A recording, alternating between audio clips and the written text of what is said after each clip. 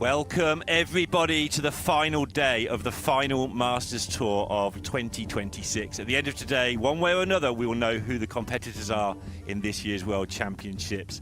And to help me through that, somebody who has won the World Championships is Pocket Train. Pocket, how are you and how will these players be feeling at the moment?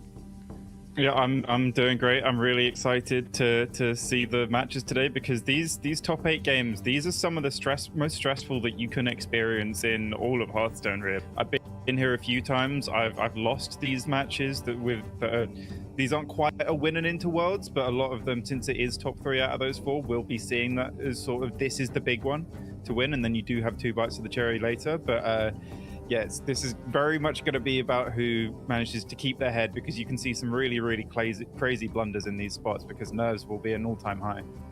Yeah, we have seen players who we know are world standard make the most basic of mistakes in some of these matches at times. This is how they got there, just very quickly. If you look at the bottom there, the players we know of in the World Championship so far. If you're wondering why the points hasn't been listed yet, it's because some of the players in the tournament today are doing well on points, and we'll talk about that more later. But basically, various players can do various things that help other people today, but it's too complicated to explain in a very short session. Just, we know it, we got it. As they come up, we'll explain them to you. This is how they got to this tournament. We have... yeah, that's how they got here. Playoffs from 3 different regions and points leaders on top of the Demo Shadow, the global points leader for a whole season, which, again, I think you've done Pocket Train, and that is a lot of hard work, right? Yeah, we do see a lot of the time the points leaders being the sort of the higher performing. I think 3 of those points leaders are in this top 8 here, only Windex being the only one that didn't make it, and then the other 5 all came through the playoffs very impressively as well. But yeah, I do kind of separate it a little bit, seeing the points leaders as the more threatening players, I think, in the tournament usually. And I do think we are seeing that a little bit this tournament with how it's played out so far. And they do tend to be the most experienced players as well. And you just described, if you've been here a few times before, first of all, you've got a little bit less to lose if you've been there before, I guess. But secondly, you've been here, you'll learn to cope with the nerves. Just quickly, in case you haven't seen Hearthstone before, because some of you won't have, we play Conquest. You bring 4 decks, you ban one of your opponent's decks, and then you have to win with each of your the exact same decks. Each. Got the W. Gabby's going to ban Banter's Rogue. like Banter's going to ban Gabby's Demon Hunter. The Soothsayer Priest won't win for Gabby. And there were 2 decks that you knew everyone was going to bring, and then it was like pick 2 from 5, and we're going to see a lot of that today, I think. Yeah, it heavily relies around your ban strategy as well, which of the good decks you're going to ban. So we've seen some deviations that we will come up to in our first series today as well, that we'll get into later. Yeah, first series today will be that Banterface and Gabby. Here's the money. Those top 3 will get more money for the World Championship spots as well if they haven't already got a World Championship spot. And this is how we're doing it. We've already done the group stages. If you want to watch those, you're going to have to be quick because we're starting the top 8 soon. But they're on the VODs. There were some pretty good matches through the group stages. But today, yeah, top 8, single elimination. But the important thing there to know, there is a 3rd place match for the 3rd World Championship spot. And Pocket, here's the bracket. Which is the best match? Pick one out of all these matches. I mean, I'm perhaps selfishly calling the McBanterface Gabby the best match. Luckily for us, we get to cast it. Both of us friends of McBanterface, and honestly, probably Gabby fans as well. I know him reasonably well as well. He's been around for ages. And also, just looking across the board, they're all fantastic. But I do think in terms of the more established names, those top 2 really jump out to me. McBanterface Gabby, and then Ikuro Kwame afterwards. Need to pay for those first. Just absolute At top first, he kept quality pretending matches to be that could be tired and not could here, honestly be but World eventually turned back Championship around and finals in their brought own them to the right. counter. Yeah, if that was the semi-final bracket, I mean, that's nothing to say. These bottom 2 matches are very, very interesting. I mean, Chionsu went to the World Championship in 2015. He came top 4. He's been around a long time. Demo Shadow has been doing incredibly well. Win Brownie's interesting. Still doing interesting. But if that top 4 bracket was the World Championship semi-finals, we would not have been surprised at the start of the year. And there's some proof that we wouldn't be surprised. Look at these players that we've all picked. Nkuru. And Raven always picks Chionsu because he heard of him in 2015 and just kept picking him. To be fair, this year and last year as well, Chionsu being a good pick. He won the last chance qualifier for the World Championship last year.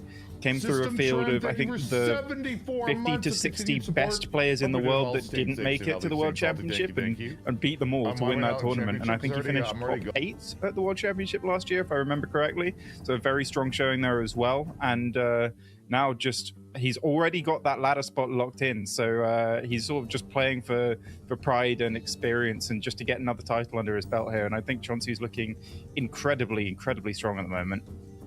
Yeah, and Edelweiss was also going to pick Chionsu and changed her mind based on she just didn't like that Dragon Warrior, which has been banned twice and won the 3rd game. So that's something to look forward to in that final quarter-final, which is a Dragon Warrior in this economy. Like, what's going on? Yeah, we'll have to see when we come to it because it hasn't really had a chance to show its deficiencies so far, I want to say. And I do wonder if one of the players here will be able to find and exploit that weakness from Chonsu's lineup. Yeah, you sort of go into these, you're like, well, I haven't got to worry about it today, so I won't. But Windbrownie's had all night to think about what to do about that Dragon Warrior, and banning it just feels so wrong mathematically. But also, banning the thing you haven't tested against isn't always wrong if you're just going to play horribly against it. So, interesting to see what happens today. We have got the bans for this first one, though. Gabby has had the Demon Hunter banned away. Banterface has had the Rogue banned away. So, we are left with 6 unique classes in play? What's happening? That is a first for this tournament, I want to say. Borderline impossible in this tournament. That is incredible. But yeah, speaking of bans, which we think may or may not be wrong, I'm not a fan of Gabby's ban on Rogue. He, Roberg, and Maverick all went into this tournament with the same lineup, planning on banning away the Rogue because I think they believe the Priest is a bit better against Demon Hunter. But the story of the tournament so far suggests that Priest is abysmal against Demon Hunter. I think he's rocking a 20% win rate against Demon Hunter, about a 23% overall win rate. So this Priest is far and away Gabby's weak link in his lineup here. But clearly he is a big fan of the Rogue. He rates it highly enough for him to ban it away from Banter. So he's confidently queuing it up into the first game. Despite, I was looking at the stats as well. Rogue doesn't have a fantastic performance overall in this tournament. It has one matchup over the entire course of the tournament that it's actually gone positive in. But luckily for Gabby, this is the matchup he's queued here against the Mug Shaman. This is the only matchup Rogue has exhibited a positive win rate in this Masters Tour. Yeah, and I think that's happening across the board. I think the win rate is dropping at all levels because when you know exactly how the Rogue is going to go off, you know pretty much all the things that Rogue can do to you because it's 2-drop, 2-drop, 2-drop, turn 5, make a giant, or make an 8-drop. If you can plan for that correctly and people are doing it better and better, it's not as intimidating as it first looks when you first run into one. It's like, what do I do against a Grommash on turn 5? I don't know. But yeah, after a while, that just becomes less terrifying. Still quite terrifying, but you know. Yeah, so I think most of the focus in this matchup for Banter will be to try and put on the pressure in the early, whelm Gabby with his with cheating out high stats worth of minions. But unfortunately for Banter, doesn't actually have access right off the bat to those mountain maps, the Blazing Invocation. Okay, speak of the devil, mountain map is probably the ideal card for him to pick up on turn 1. Fiend, not amazing because it's not immediately impacting Gabby's life total, but pretty high stats, so you're not unhappy with a decently sized playable here. Yeah, the first 2 turns of Shaman are very much about don't worry what it is, put it on the board. It's something out there. You start building for your future by casting spells, powering up your spells that need other spells to be played, to turn them into the cheap minions, and the rest looks after itself go after turns 2 or 3. Just getting stuff down of any nature. Yeah, so Gabby coining out the Lotus Bookie here because his plan is very clear. I want to play a 2-on-2, 2-on-1, sorry, and then a 2-on-2, and then 2 2s-on-3 with this coin that he's going to pick up. Unfortunately for Gabby, though, before that Escape Artist pickup, he was looking at not a very good way to develop onto this board, although the Escape Artist will just be cleared up very cleanly by this Vile Fiend from Banter. Yeah, worked out nicely for Banter in the end there. And of course now he's getting to the point where he has, he can play a 5-drop and above from these turns on. So every turn should be able to play something big if the situation requires. Of course, when you're playing minions, you're not playing spells, and he does have a handful of things that would like you to play spells right now with the double Molten Gold. Yeah, speaking of which, I think Banter might actually deviate to the Breeze Link plus Fire Breath just to preserve the health on his Vile Fiend and continue the chugging towards activating these Molten Golds and this Storm Fury in his hand. I wouldn't mind seeing that at all because it does make quite an awkward board for Gabby to clear, because we do see this Fan of Knives in hand. He runs double Rite of Twilight, and he has access to the 2-mana Imbue spell which would also finish off the Vile Fiend. So I'm a big fan of Banter just preserving the health on his board here. And rogues do not like this sort of shaped board as well. They're not very good at cleaning up sort of medium health total minions, and a lot of them. They can do stuff with the Troublemaker, but it might not kill any of them, even later on. And hit somebody for 7 or 8 3 or 4 times, and you haven't got much else to do, especially when the Shaman has so much hidden reach. You can do quite a lot of 4 damages, and this early damage to the face is going to hurt Gabby. Yeah, this Fan of Knives and the Cult. Oh my goodness, Ooh. Consecration might be played here just to deal with this 2-2 because Gabby really wants to stop the chip damage here. If you do stop the chip damage from Shaman in the early game, they can struggle to get over the line once you do have access to your Jade Guardians. So I think Gabby in the early game here correctly assessing that he needs to aggressively deal with the board and stop the bleeding as soon as possible. A real sign there of how focused Banter is. He sort of sucked that up, did not enjoy it, but there was no complaining. It was just an exhale. Okay, I'm here to do a job today. I'm not streaming. I'm trying to go to the World Championships. I'm going to behave myself. So I'm here to say different things on stream to that, I think. Yeah, I do think he is quite focused. He's someone that takes it quite relaxed, but now, with it in his grasp, I'm sure that he will be very focused and locked into the job at hand. Something about Banter that I enjoy, he sort of gave up being competitive about a year and a half ago, but when he does decide to have a go, he changes his sleep pattern, he playtests hard, he takes it very seriously. He still has that ability because he watches infinite Hearthstone tournaments and sort of criticises players, and he still has the ability to back it up when needed. So I do enjoy, you know, we meme about him a little bit because he could be in this situation on a regular basis if he chose, I think. But yes, he sort of takes it as it comes, plays his playoffs, see how he gets on. Yeah, he's very consistent in the playoffs. So in fairness to Banter, this does seem like quite a reliable strategy for him. Not wasting too much time grinding ladder. He's keeping himself relaxed, stopping himself being burned out. And then when he does show up to tournaments, he almost invariably puts up a pretty good performance. Because to be clear, that ladder grind when you're trying to beat all the other best players in the world is super stressful timing. Right? You've been there. Gabby and done needs that. something very good here off the Jade Guardians. Otherwise, he might just be dead on the spot. Okay. Put your faith in the Double Taunt is very good. That's exactly what he would have been looking for, besides perhaps a Dracorex to deal with some of these minions. There's a lot of numbers have, on Banter's side of the board. Yes, I believe he runs one copy of Hex in his deck, so if he did have access to that, could have ignored a fair chunk of this and set up lethal, but doesn't have that, so we'll have to go through this board the hard way. Rip the Blazing first to see if you can get something particularly cheeky. Yeah, like a Black Knight would be pretty good here. Have one of those, yeah. Not what you want to see. Not those. Or either Beaming Sidekick just to get something on board and perhaps let you survive one of the trades. Yeah, well, now you have to plan around really winning line this in up. 2 turns, right? You have to clear up everything you can now without necessarily like harming your own position. So the Voltaic Burst to proc the shield is what I'm looking at to just get that rolling. Yep.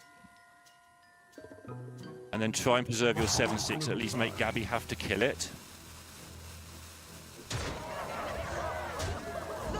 Deal with this, see what minion pops out. Thankfully for Banter, it's just a 2-2. The spell damage is pretty impactful though with this Chrono Daggers in hand for Gabby.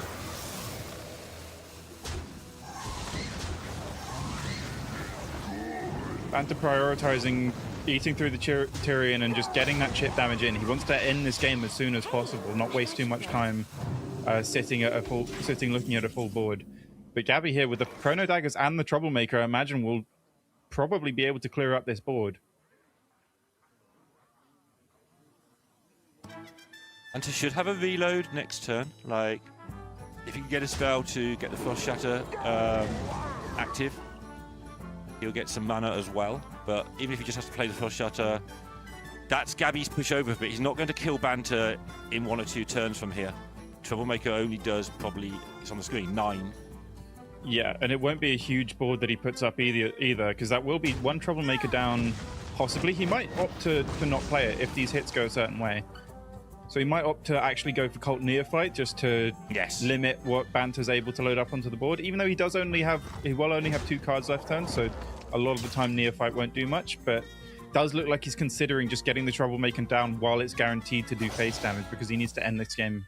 I think Neophyte, because of last hand, if Moradin's last hand is picked up here, that could be horrible for Gabby. So,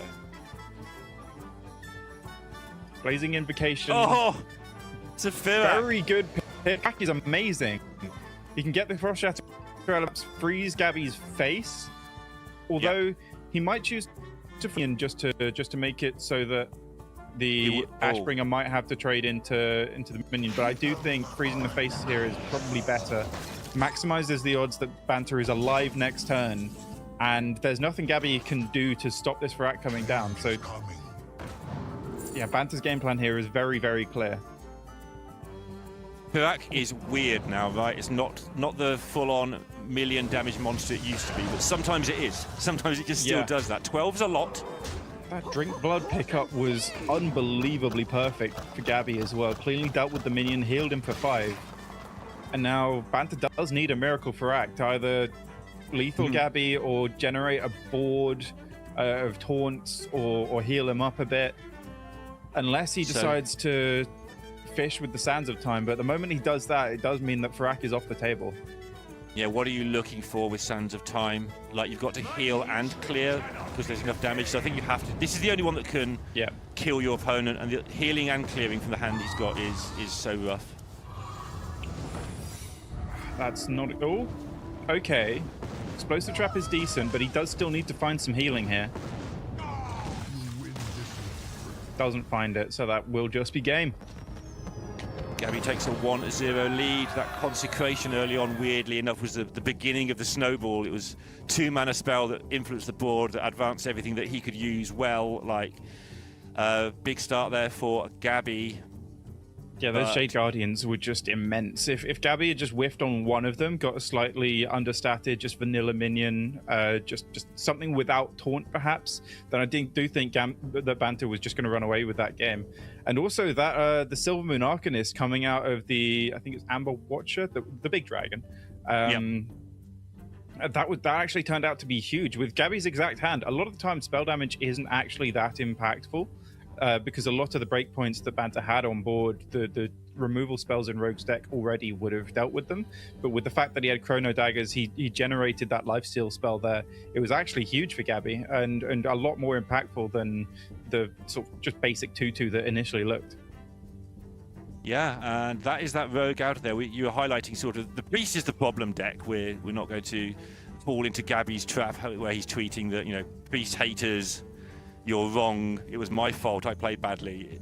The Priest deck is not doing well in this tournament, but the Rogue was another problem, and that's out of there. The Hunter, I don't think we envisage having too many issues here, so it may come down to that Priest. It could still come down to Priest versus Mage, it really could, because... Yeah, I think there have been at least 2 matches in this tournament that have come down to Game 5 Mage against Priest, and Mage has won that both times. I think the matchup has been played out 3 times total, and Mage is undefeated in that matchup. So if it does come to a battle of the bad decks, then I would definitely put it on Banter's side. But Gabby, with this 1-0 lead, I do think is in a fairly commanding position in this series because he's primed to give his Priest as many opportunities as possible to get the win. I think that's his goal here. With his other decks, don't get any losses with his other decks, just to give yourself as many chances with that Priest, because that's such a clear weakness. I said was there because this is borderline the best hand you can get against Hunter. You're going to think I'm crazy because you haven't got many Void Makers, but Void Souls, the Grim Harvest on 2 is super good against Hunter, and obviously your hand needs to develop, but you're drawing cards, you're doing the right things, and even the Shard and the Viper have a very good say in this one as well, because they slow down the opposing weapon, which is the thing that does so much damage from the beasts and the missile tripwires. Yeah, if Gabby was to pick up the shovel before playing a tripwire, then this Viper could be quite impactful. But unfortunately for Banter's case, I do believe with the makeup of Gabby's hand, he will probably get a tripwire in his deck before the shovel even comes out. So I would expect a trade on this Viper before too long from Banter. And the Underbelly network is also fantastic. Yeah, Underbelly network and Double Sister is very good. Gabby's thinks he's got the time. Interesting choice here. Yeah, it's very clean to go Coin Sister and to perhaps Tripwire, but I do like going for the Underbelly network now, because the longer you leave it, the further behind you will be on board when you play it. And also the longer it takes to click that second charge at the location. Yeah. So I do like prioritizing it here and now. Probably both not those the are very pickup that strong Banter hands wanted. that aren't the hands you think are strong. Time is up for Banter. He does now need to start getting some of the Void Shard, sort of Void Soul creators, but Yep. he's okay for one more turn. Does need to get this Portal to Argus into his deck before equipping that Axe of Cenarius, because otherwise that would just be -1 draw. I do think that very much limited his options this turn. He might have wanted to just go Axe and clear up this 2-1 otherwise, although that would walk straight into Viper, so I'm not sure if he would love that ceding the tempo loss there. He's thinking about the neophyte that he's just drawn, but I think the play is to freeze the 2-1 and play your other Void Soul and have a bit of a board against somebody who isn't drawing a card. And just see how it gets on. I love this. The temptation is to freeze face quite often here because it stops the weapon if they have it swinging, but this denies them so much tempo and that card draw. Yeah, the Neophyte here would have blocked either Tripwire being played, be it Arcane Tripwire or Coin Beast, but I do like holding on to it because I do think this is by far the best play you can make just directly to put stats on board. Void Blast is nice. With Gabby tending to be quite a quick player, the fact he thought for a long time last turn, would you pick that up that he might have Sylvanas' hand? Do you ever make that sort of hand read? Maybe. I do think perhaps it's more a nod to I have the coin and my opponent runs double Neophyte in the deck. So a lot of the time you are just looking to get that used as soon as possible. I think the main reason he would have done it is because coining Sister left him with floating a mana the turn after, because I don't think he really is in any rush to trade away this Viper, and that at that point in time was the only way to smooth out his curve. This is how you win this matchup if you do win with a Demon Hunter, by the way.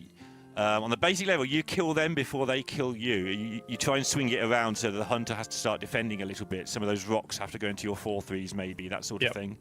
And then before you know it, actually the Hunter starts to run a little bit low, or you find yourself on 16 with a taunt in play and suddenly you're okay. If you just sit there and try and kill all your Hunter opponent's stuff without developing your own stuff, the Hunter will run away with it. It has too much card draw. I think a big thing in most matchups with Hunter are trying to get their Sylvanas out of their hand, because Sylvanas is always going to be good. Sometimes you hope they just don't have it, but in this game, we can see that Gabby does have it. So Banter a lot of the time will be putting up fairly threatening boards, going, okay, get this Sylvanas out of the way, keep me in the game. And then after the Sylvanas is gone, that panic button is deleted. Gabby won't have a great way to efficiently clear the board after Sylvanas is used up. So Banter's sort of trying to bait it out in many ways here. Yeah, you can see that from how long Gabby's taking. He does not want to play this Sylvanas here, and he's not going to. So, also saving his shard for Banter's future weapons, notice. It's very tempting just to play the shard, freeze the 3/3, you've got a bit of board, but nope. Also, would have been very tempting to hold on to the Viper, because that is such a good way to shut down the Stardust sides from Banter, but Banter's also sort of shown that he doesn't have it, for one, and a lot of the time, Vipering that weapon can be a big loss of tempo, because a Void Soul can just come alongside it, and yes, you're deleting their weapon, you're playing a 3-mana 3/4, but the Demon Hunter might just stay way ahead on board. So I think perhaps for Gabby, the time for Viper might have come and gone in this game.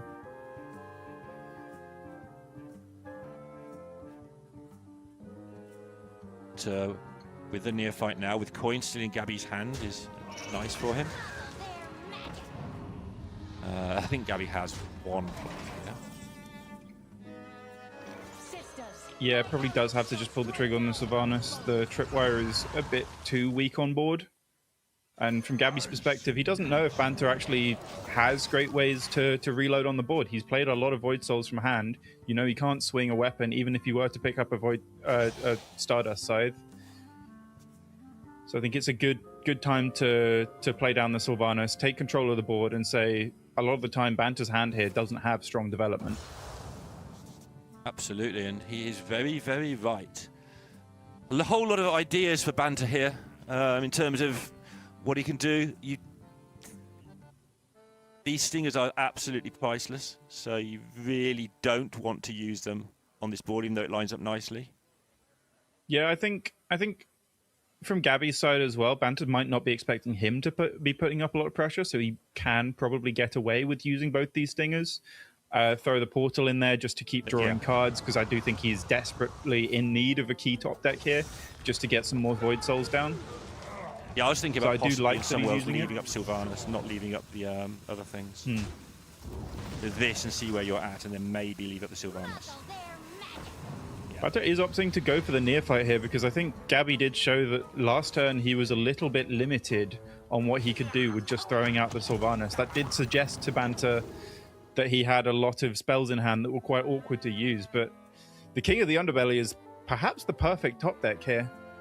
I love it. Gabby threw that out there, saw his options and sort of shrugged a bit. Yeah, these are the options you put in your deck, Gabby. This is what you're playing with today. He knew he was playing it, he just didn't know what he was going to pick, because this was just the strongest play on board, regardless of what he picks here. But I do think I probably... It's difficult. Tortola is a strong option here, considering he doesn't have the Briarspawn Drake in hand. But I do think he's also considering the Agamagan just because the moment he finds Briarspawn, the game might just end on the spot. We've seen 2 Pterodaxes picked in this tournament as well, and they both won because of it. Won't be doing that here. He's on 24, but yeah.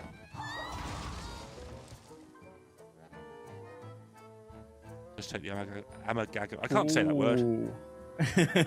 Agamamam. That is this is a big decision point here for Banta, because he does want to equip this Stardust Scythe and get more Void Souls, but it would mean overriding the Axe of Sonaris that he currently has. And the Stardust Scythe is much better the sooner you get it down. So he could swing, get that Broxigar portal now, but that does severely limit what he can do with the rest of his turn, although he would get another card draw.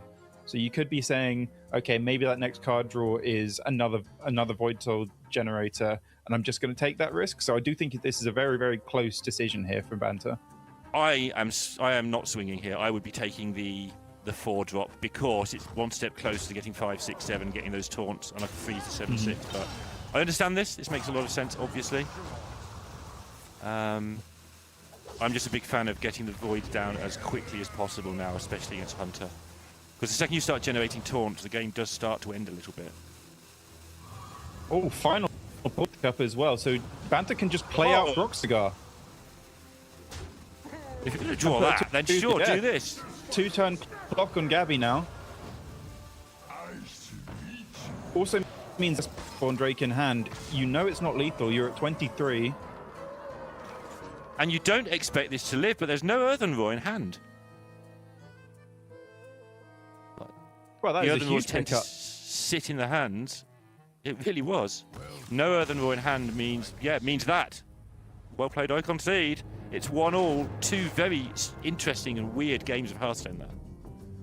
Yeah, I do think it's Banta very, very easily could have just gone for the Stardust side and gone, okay, I need to ramp up these Void Souls now, because that's what my deck does. But I do think it was great recognition there to go, actually, my portal's almost complete. If I get that, that is good. That probably wasn't his main reason for doing it, partly because he would have wasted a swing of his weapon, and he desperately did need card draw. But that was a fantastic side effect. There are so many other cards in his deck that he could have picked up that would have just generated a Void Soul there that weren't Stardust side. So I do think there was quite a high concentration of good top decks, and he gave himself that out and was rewarded for it.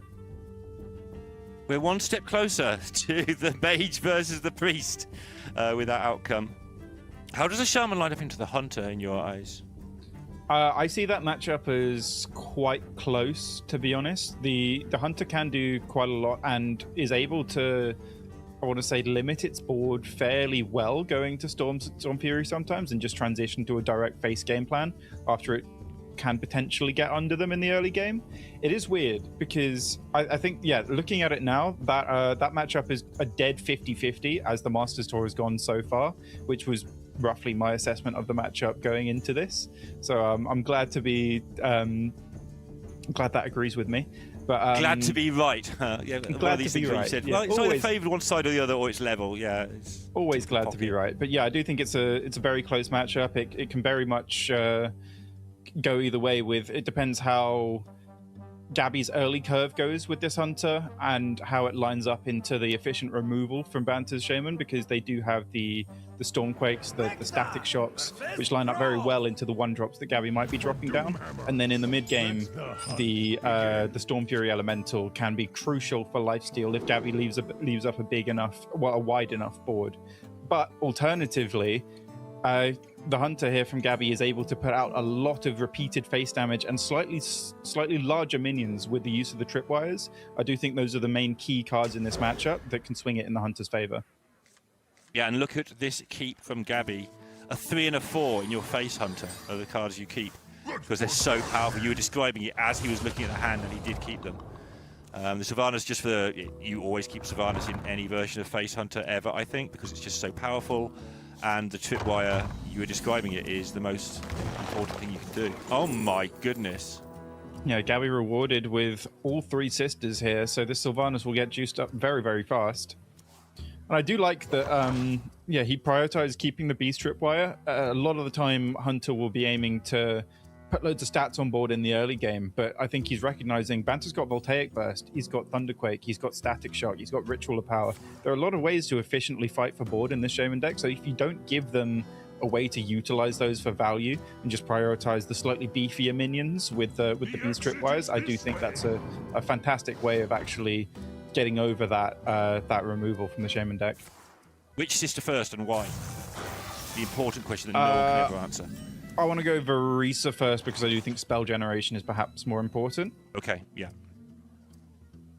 It's such a hard decision. You have to sort of factor in how long do you think the game will go, and the longer you think the game will go, the more you don't play Verisa. But yes, I do agree to get rid of Verisa first normally, which is kind of alien, right? That affects the rest of the game, +2/+2, whereas the spells are just 1 extra spell in the whole game. Yeah, I would say in the outright face Hunter, you'd lean towards Illyria first because you don't want to clog up your hand space.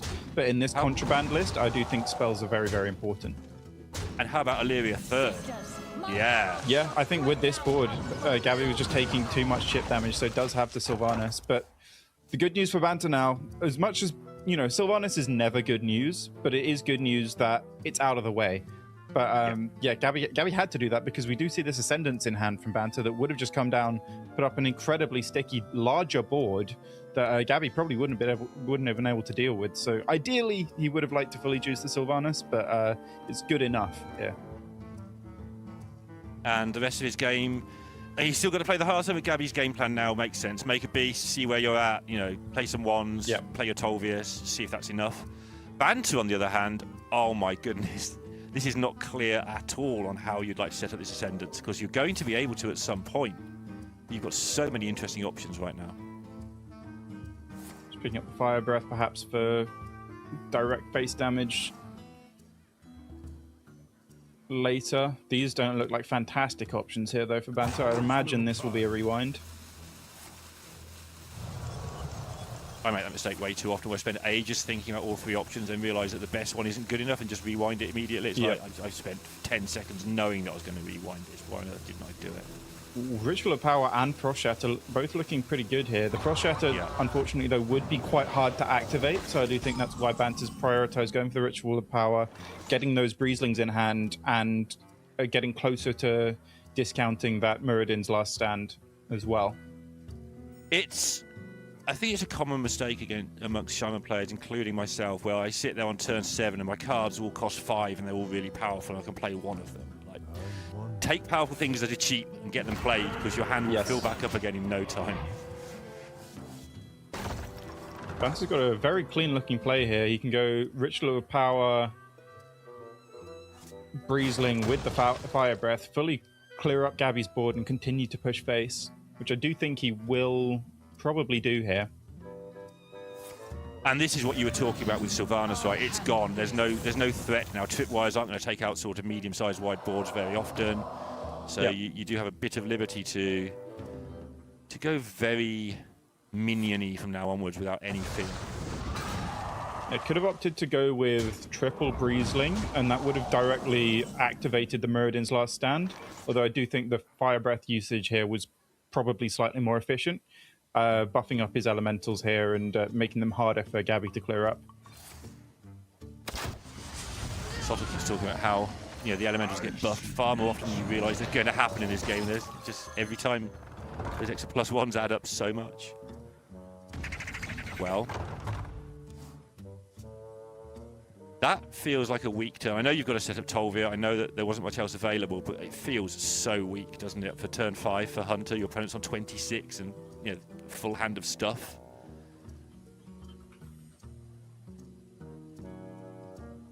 Yep, Banter working out where his mana's being spent here, because you might not even Blazing Invocation at all if you think your hand's good enough. There's a lot of 4s and 2s. They add up to 6 many different ways. That one makes a mess of it. It's a bit awkward. He'd like to Thunderquake to just deal with these 2-1s here, although that does limit the... it doesn't let him play Meridian's Last Stand, but does just opt to go for Kragwa now, which I don't mind at all. Honestly, he's getting quite far through the Heralds. He's on to Herald number 3 now, so this Ritual of Power is getting a lot stronger. Yeah, I tend to forget that, and then suddenly, things start getting massive buffs. Like, where's that come from? Yeah. You forget that there's no Alakir in the deck, but the Herald is actually still quite a strong effect once you start ramping it up. I forget how powerful it is. I'm like, oh, it's just going to get +1, I'll be okay. And then suddenly they start ramping up, and I'm like, oh my, this is actually scary. Yeah. You can get to the point where they're just dropping 4/8s that buff everything by 4 attack, which is crazy. But yeah, a couple of 2/4, a 2/4 here would not be bad at all for 2 mana. You'd really like to find a way to get Tiny Power played here. It's such a powerful card, especially against Hunter, where it quite often just gets to sort of... There's no taunts in the way, so you just get to swing it and get the effect, basically, for free 3 times. I think speaking of taunts in the way, Banter would very much like to get the 3-drop taunt from Tiny Pal here to make sure that Gabby has to actually take some damage in order to draw off this shovel. I think that's the main thought process here. You do want to be wide after this turn, right? You know there's a good chance of getting more missiles, so... Yep. This is about Tolvir time. When the Hunter's hand starts getting down to 2 or 3 cards, it's usually Tolvir time. Oh, it does opt for Battle Cry instead, which I find very interesting. I've seen a lot of players go for Battle Cry this weekend when that wouldn't have been my instinctive choice.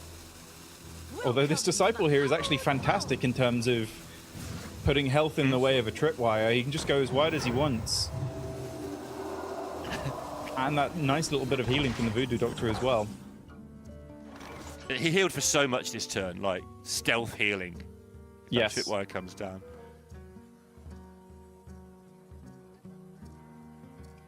I want to see the Sister played here. I want to get my 3 spells and see where I'm at, honestly. I think Gabby might go for Tolvir instead with the way that he's ordering this.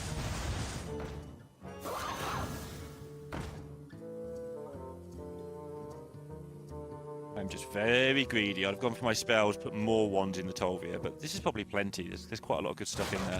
Could get the extra charge.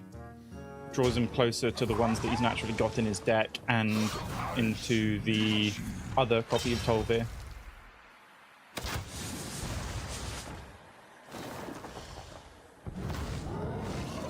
And I do think this was a good time for Gabby to build the board.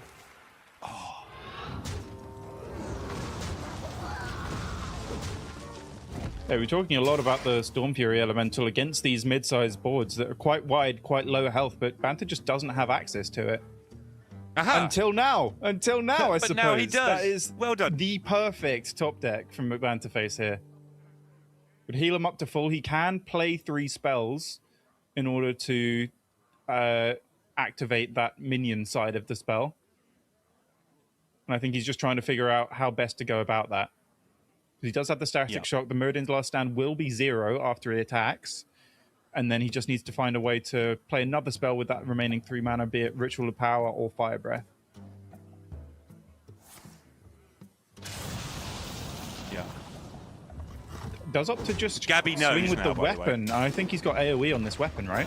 Oh, no, okay. No, I think he's got I got to get better at recognize the weapon. They all look like each other to me.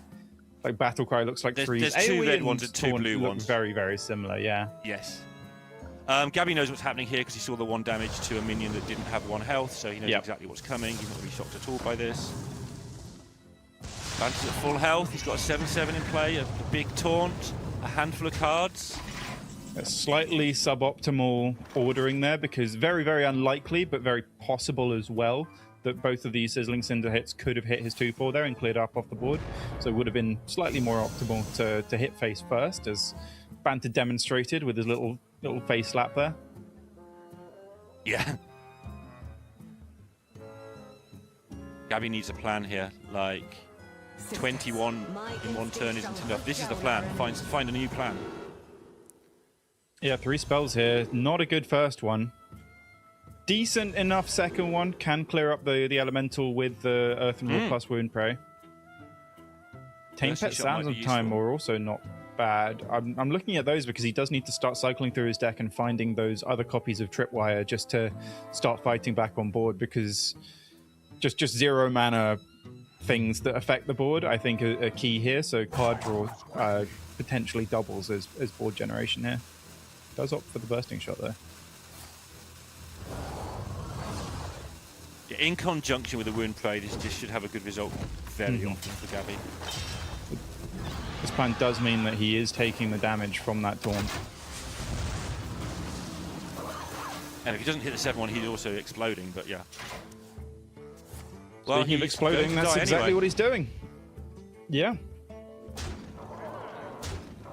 Interface 2-1 ahead, but still has that mage. Reminder what we're playing for. If he gets through this match, he will be in the top 4 in a 3-seat qualifier, but he will feel very confident. They all will. 75% of them will get through, so he will feel very confident if he gets through this match. And you'd rather hopefully be 2 not on too it than confident. Not. Yeah, I think in this spot, you know, Banter knows that Gabby has the Priest left. If he queues Mage into Hunter, he will probably lose. Not guaranteed, of course. No matchup in Hearthstone is 100%. I'd give that Hunter possibly upwards of a 60-40 swing in Gabby's favor, though. And in these top players' hands, sometimes those win rates get even more skewed in that direction. But very possible. But Banter will be very comfortable because he knows that his Mage is very favored against this Priest from Gabby, that Gabby's just deciding to queue right up here. Because, yeah, he's saying, okay, I've got things to do today. If I am going to lose, let's make it early, and I can just go about my day after this. He also knows that we have to commentate on it.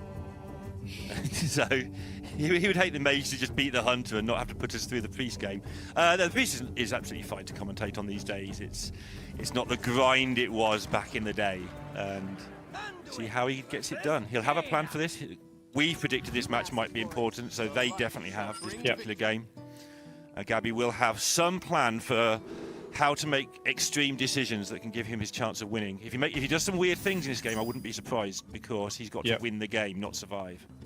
Very nice opening hands from both players. The Winterspring Welcome and the Altar Time are both fantastic ways to progress the quest here from Banter. Gabby, I think, opted to keep the Twilight Influence, just I think to make sure that he's maintaining some level of board presence and not taking too much chip damage from Banter's little Discover minions in the early game. And this Scrappy Scavenger picked up at the top is also fantastic. I'd imagine Banter will probably opt to go Scavenger plus Whelp here. That's usually the best thing you can do on turn 2 as Mage. Although he is opting to just go Coin Kwanzu, just to put as many stats on possible on board. I think a lot of the time in this matchup, you're maybe just aiming to give Gabby a terrible spell that he doesn't want to play, just because this Priest is so limited with card draw that if you can limit that, it's such a one-card deck as well. It revolves so heavily around Soothsayer. So if you can just stack their deck with more useless cards, then that can be very, very good here. Yeah, if you're a big favorite in a game and you make your opponent have one less chance to get lucky, you're doing the right thing for sure. Yep. Especially with your hand like this. Crit map picked up just because it says a lot of Chinese Discover. players play this deck. Yeah. These aren't great. Probably the Platisaur is not planning on playing anytime soon, but it's the only card that has potential to do anything, I would say, for Banter's game plan. And none of those say Discover. Yeah, looking at probably the First Flame, Banter does run 2 copies of Techisaurus in his deck, so First Flame generated especially is a fantastic way to start discounting that. And here with the Altar Time, Banter's looking for one thing in particular, and that is Devolving Missiles. If he finds Devolving Missiles off this, the game can just end if he devolves the Soothsayer. These are not great options, though, at all. I'm trying to find one that's even card I would play. Yeah, honestly, I think Arcane Defenders is the only one that has potential to do anything. Later on, if Gabby builds a sizable-ish board, then putting some defenders in the way, because Priest doesn't actually have access to great ways to dealing with just your opponent's board. Their best removal in Medivh's Triumph is symmetrical. I fancy myself a Potion of Illusion. It's no good right now, but if you can pick up a Stonehill or something later on, after the quest is complete, or to defend to the quest, then that would be ridiculous. Yep. So let's have some of that. Yeah, I think Banter's just saying here that it's the one that has the most potential. Much like with the Arcane Defenders, it's not ideal, but it's the one that you can actually see a use for. Into the tideways. Behold your future. Yeah, we definitely the just crux of the game right here. trying to Can hit Gabby his do second enough? Soothsayer as well. Okay, there's a Discover for Banter. Quite an expensive one. I think he's perhaps 2 ticks away, so might honestly opt to go for... I think he's 1 tick away. I might be wrong. I'm one? fairly sure he's 1 tick away. Okay.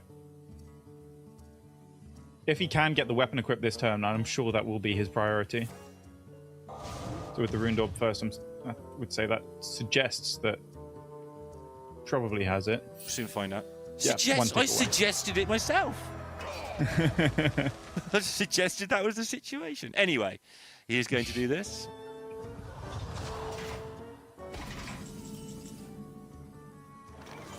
It doesn't bother storage scuffling this Stone Carver, because if this Soothsayer takes any damage this turn, he's not that bothered. It means the 6 damage probably isn't going face and he's trading into a 1-2. When your deck does one thing, Gabby, kind of the problem, right?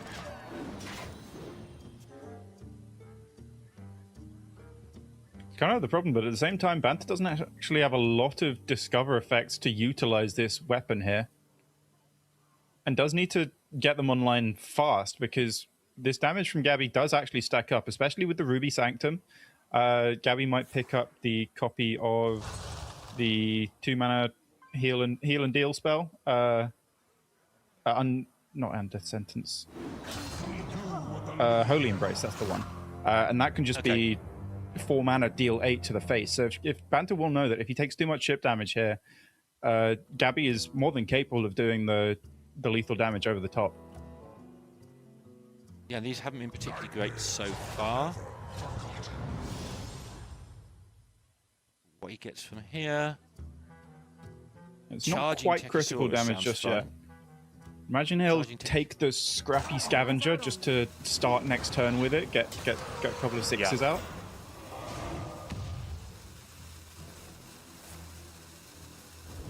Yeah, this is annoying enough. He's taking a bit of damage off, so that critical might take 11 next turn has been thwarted for the time being. Plenty of his own damage on the board as well. Cease to Exist, I'm not a big fan of in this deck, because you do get so many spots like this in this meta where there's just such a wide board and you're so unlikely to hit the target you like. But Thessarian, honestly, not a bad hit there. I think Gabby, considering that he didn't trade first, was definitely prioritizing trying to hit that taunt and guarantee the 6 damage going directly to Banter's face. But I don't think he'll be too unhappy with that.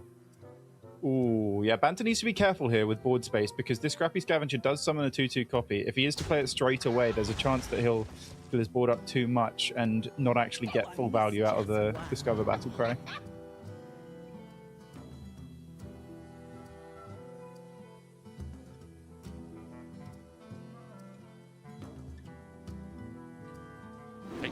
Oh no, it takes a Chrome. I think that's perhaps just because he's struggling with hand space as it is, and Sure. doesn't want to... Every time. Living Plague, yeah, I had a fun game so I helped Banter prepare a little bit for this tournament, and I played a few games of this Priest against him, and Living Plague was a card that I had a lot of fun against him with. I think I shuffled about 60 Blights into his deck. He drew, I want to say, about 5 and just killed me. Banter's I love how the more than truth comes familiar out on with this card. broadcast. Like you told us there was none off stream. Like, yeah. Well, When you're more you careful. know, Oh, it was Relic over of the Kings course was of in that box. a few turns. But I don't think he was actually able to get the Discover in hand.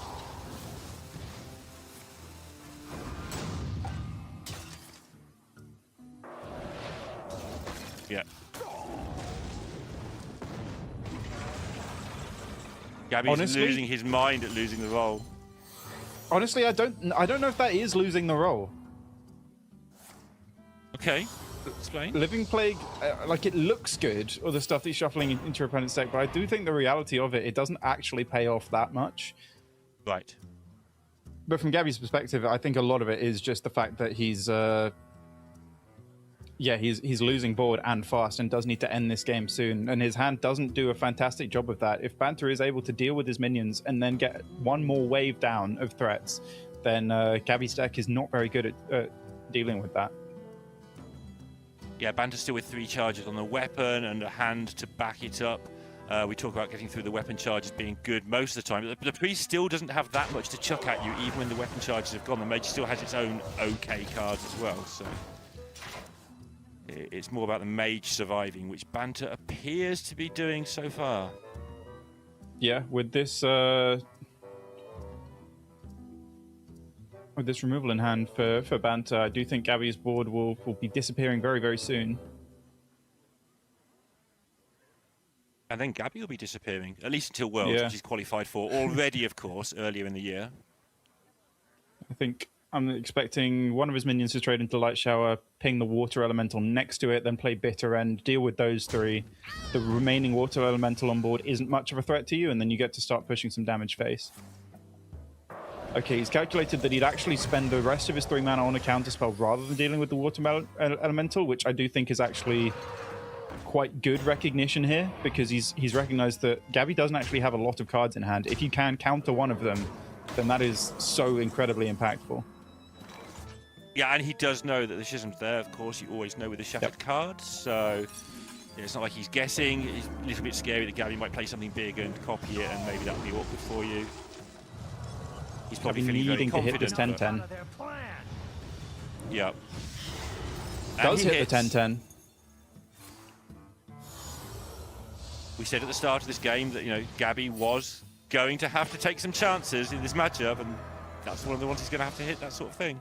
Although I'm looking at Morchi Potion of Illusion in hand for Banter here, so a lot of the time he could be finding lethal, especially with this Raptor Herald pickup. He doesn't need lethal here. He can just wipe this board from Gabby and perhaps put up his own. But a lot of the time, Morchi is able to find lethal. There is actually a surprising amount of damage from rewind spells here, with Chrono Daggers and Aeon Ren in particular. Yeah, Annihilation wiping up the board just so that Morchi is guaranteed to get any damage directly to face. Aeon Ren will do it. That's it. Banterface is going to the top 4. If he does get to the top 3, he'll have home advantage in the World Championships at BlizzCon. One more game to go, one more match to go for Banter, and very close to job done at the end of the year. And we'll see him later in that semi-final. Always a shame to see Gabby go out of these tournaments, but again, he is already qualified for the World Championships. We will be seeing him again next month. That's the side effect of Gabby. Every time he loses, you know he'll just be back next time. You don't get that with a lot of other players. Just Gabby will qualify on ladder for absolutely everything. The World Championships on, he's probably already qualified. If he wasn't qualified through the first Masters Tour, he would definitely have been getting there with points. So, yeah, Gabby fans, rest assured, he will be there live in person in BlizzCon regardless. I'm very, very happy for Banter. He looks calm, he looks assured, he looks confident, and I very much back him to get the job done and be playing on that stage at BlizzCon. Yeah, I enjoy watching try-hard Banterface. He's a good time for me. Glad to see him get there. I think he had a couple of near misses where he decided to give it a couple of weeks and sort of ended up losing out the last minute earlier in the year. So getting through, well, he's not through yet, but getting into a very strong position in this tournament now, especially as a few other things could go his way as well. He's going through. Yeah, Gabby, you mentioned about Gabby and how he always keeps coming back. I think when he won the first, or when he got through the first tournament, a lot of ladder players were like, okay, well, that's Gabby out of the way.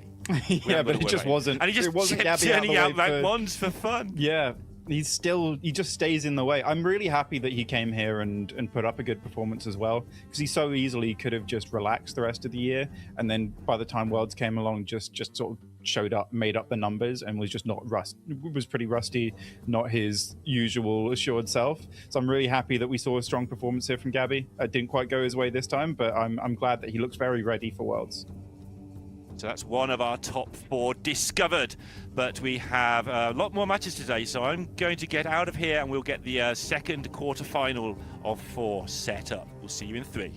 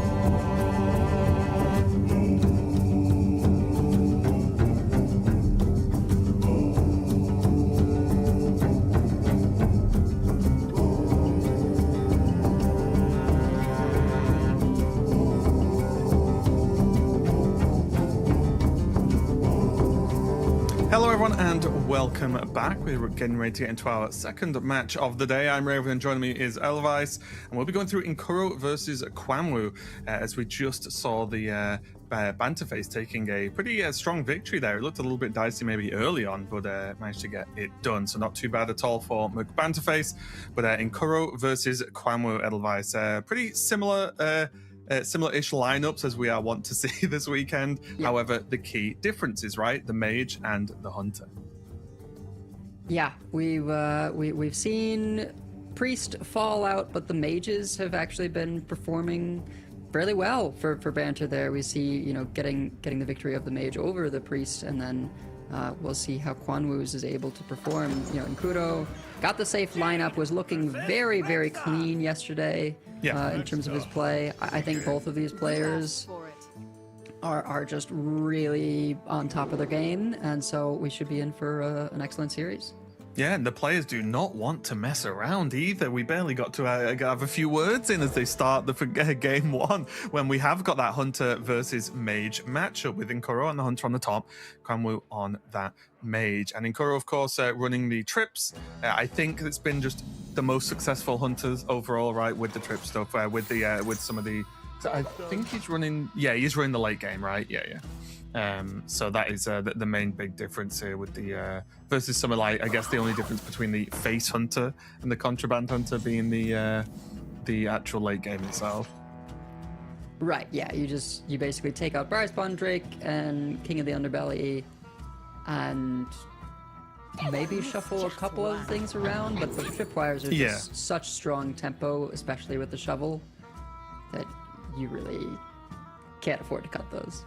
Yeah, it'll be very interesting going forward, like in the the next, I don't know, expansion or two in the future, if the trips stay core, because they seem, sorry, that was the bad word usage there, stay vital to Hunter. Core is a different thing, but yeah, stay vital to Hunter because they feel so strong. It would be hard to imagine Hunter not utilizing them, right? Because that little package just does so much heavy lifting with the deck, and I imagine it's going to be the case for a while yet. But so far, Kwanwu has got off to a pretty decent start, getting the scrappies out nice or having access to them at least nice and early to get this quest cooking. Whereas in Kuro, really I think for me, maybe I like it too much, but whenever I see this location as Hunter, I'm always happy because it's like, okay, I'm going to have some presence, but I'm also going to have steady card draw that's basically unstoppable, right? They can't really stop it.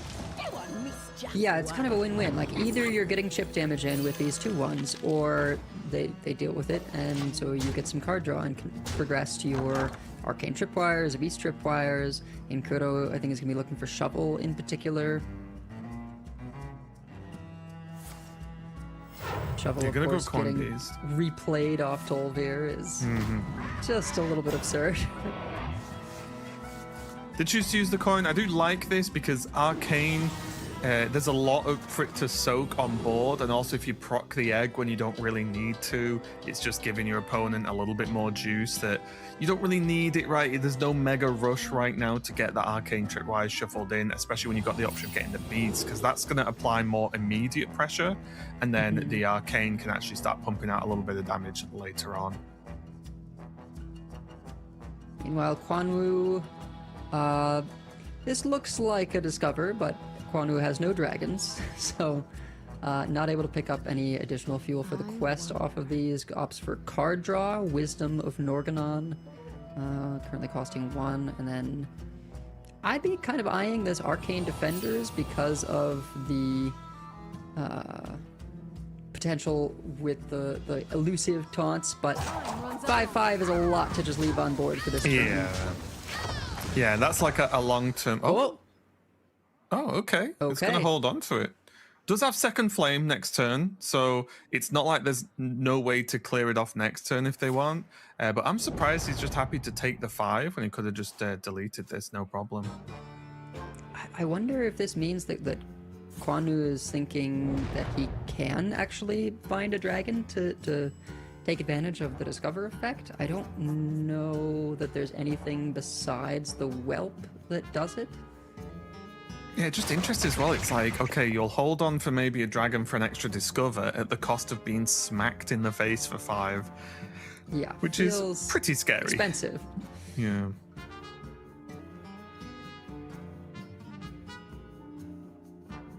Yeah, that could be another location for Inkuro. Could just get the weapon equipped, get that shovel swinging nice and quick as well, which looks like it's going to be the case alongside the Wound Prey to clean up the dragon. And this is, I think, a very interesting recognition from Inkuro, not sending that 5 damage face, but actually using it to clean up the egg. I think it's unexpected that you would pass up 5 damage as the hunter, but with the Viper in hand, Inkuro knows that he actually mostly just needs to buy time, right? The damage will come. And there will be far fewer things in the way of the arcane tripwires if he can set himself up comfortably to be able to destroy the weapon and not have a massive board facing him. Yeah. Also, we forgot about Informant, which is hilarious because Kwanwu, the ultimate hold, and Kwanwu just drew it off the top to activate Breath, which is hilarious and pretty good for Kwanwu, right? Like, it's a nice little bonus there. Not too bad at all.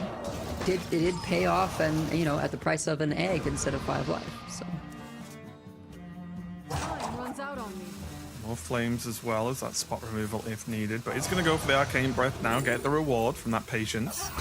Storage Scuffles, nice free removal spell, could come in handy at a later date.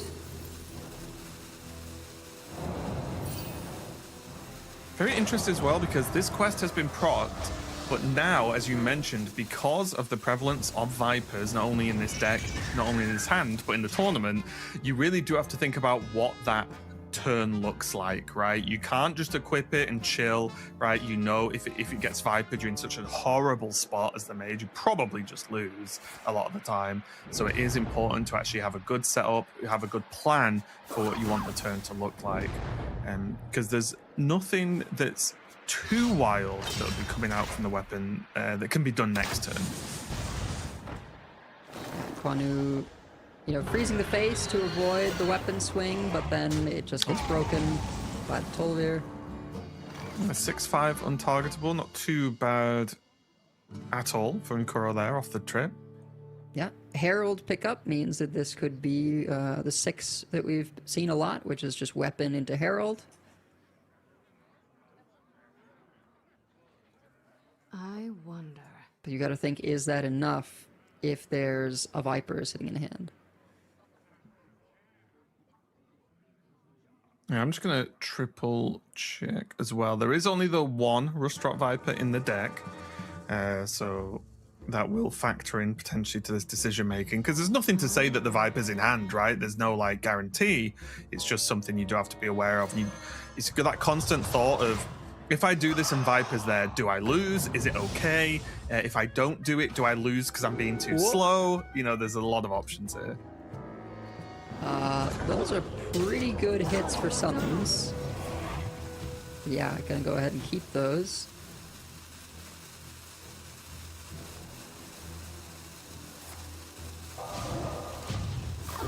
Throws out the Scuffle. You know, Krug sets things to 1/1, but it doesn't actually remove them. In this case, I think the face sets are actually okay.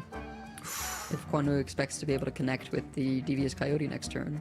Yeah, Earth and Raw just picked up for Nkuro though off the top, so not terrible timing, I'd say. Yeah, pretty huge pickup there. Gonna make removing the Krog much, much easier. You have to play the weapon, and this is something we talked about previously, was that Hunter actually has often the best windows to use the Viper because you can Earth and Roar and clean up a really big minion. No way to handle the stealth, but the Krog was the bigger threat. And now Kwanu is going to have to piece together a plan just bit by bit with these discovers without getting the tempo from the weapon. Yeah, it's really tricky, and people might look at this and go, well, that was a terrible decision from Kwanu, right? Just do one discover. It's good, but not overwhelming, obviously, and then the weapon's gone. But that's only because the Viper was specifically in hand and there was an Earthen Roar available, right? Like, the second one of those two things doesn't happen, Kwamu's still in a really, really good spot. So just a little bit unfortunate there. I do like just going for it, locking it in as early as possible and saying, yeah, if the Viper's not there, even if the board's cleared, then Kwamu just has a heck of a turn on turn 7, right? If the weapon's still alive. But just worst of both options there for Kwamu. He's going to have to piece something together. Yeah, solid clear here with Remorseless Winter and First Flame. I wouldn't be surprised to see the connect for 8, as often the secondary plan for the Quest Mage is just burn. So yeah, taking this 8 damage where he can get it healing back up to 30, he's just going to be looking to, keep the board as clear as possible and figure out some kind of burn plan. Yeah, and also as well, this board now is very arcane tripwireable. Right, yeah. Definitely a word I've just said. But very clearable, right, with only 4 total health available. Is going to swing the weapon first to guarantee the beast. But Earthen Roar going to come out again, and here comes Arcane Tripwire number 1. And potentially number 2 as well. Yep. Just interesting if you want to develop behind this instead, right? There is still the Sisters in hand. There is other options, but could just take the 5 to face and say, yes, I have 4 castable tripwires in the deck, which is an absurd amount of damage. Yeah, I wouldn't mind seeing one of the Sisters or even Underbelly Network, though you float 1 mana, just because locations take a while to wake up. you know, it can be nice to just get them rolling as soon as you're able.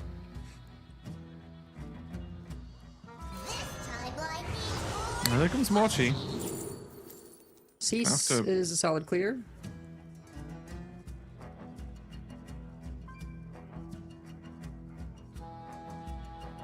He thinks he's got good enough clears. He could always take Mend the Timeline for kind of emergency heal later on.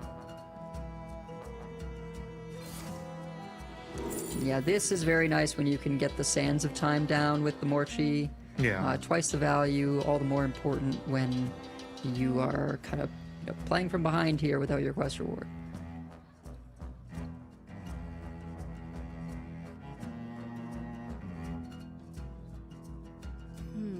There's some pretty weird options here, honestly.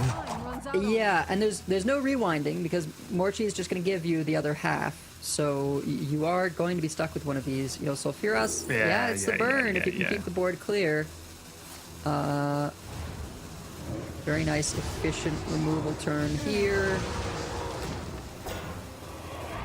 And this is the sort of funny problem, right? Of like, even though Kwanwu lost the weapon quick, there's a good amount of health on board, so again to soak trips. Inkuro is not going to be expecting a random 8 damage hero power, right? If that's going to be able to work. However, now double sisters this turn are basically making the trio. Means that Sylvanas gets to bat away this health. And Sylvanas, such a key piece in this scenario, right? Where you've got arcane tripwires, you don't want tons of high health minions on the board on your opponent's side, but Sylvanas can bat it away whilst dealing damage to the face as well. So basically just ticking all the boxes you want to tick. Yeah, and that was perfectly timed top deck there for Inkuro. Not a lot of draw going on. You know, does finally get that second location down. I think Kwanwu was hoping to be able to make a little bit more of a push with those minions. Instead, is going to have to clear away some of this. Gets the good hit, and I think with that good hit, decides to just go for this this hero power. Hey, always It's the face. 8.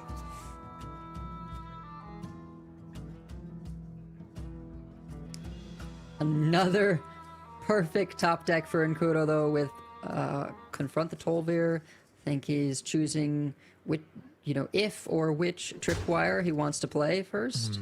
I think with the hero power available for Kwanwu, I would look at Beast, honestly, because you just want stuff on the board, right? Because if you take 8 for 2 mana from Kwanwu, you are very potentially dead next turn, because there's many ways in which Kwanwu could access just a little bit damage from hand and a ton of mana available. So I would just really focus for Inkuro, just make a big board, then there's still Trip, Triumph, Bursting Shot next turn. But no, he's going to go for Trip, just going to try and go for basically a kind of sort of lethal setup.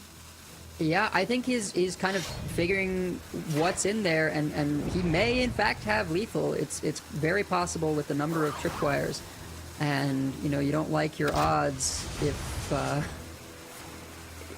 there is that hero power to deal with. There are a bunch of the rush minions, so those can get cleared up quickly. Still playing all the things here. And there's about 8 billion damage for Inkuro next turn, but is there going to be a next turn? Yeah, I was thinking that there was a second weapon and that this one was going to break. You know, then you know that you cast one of the tripwires, but no tripwires drawn means you're nowhere close to that lethal. And Kwanwu really just needs a whirlwind effect to get over the line here.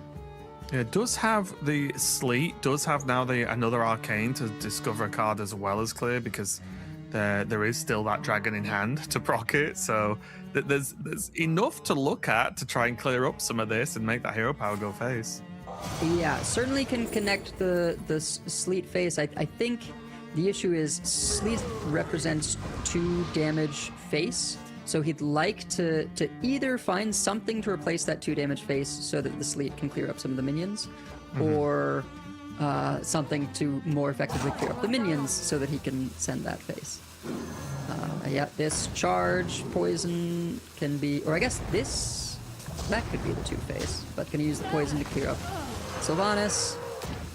And yeah, this Should be. is just going to be a hit, right? 50-50. Oh wait, yeah, it's once. Yeah. Okay, classic rag.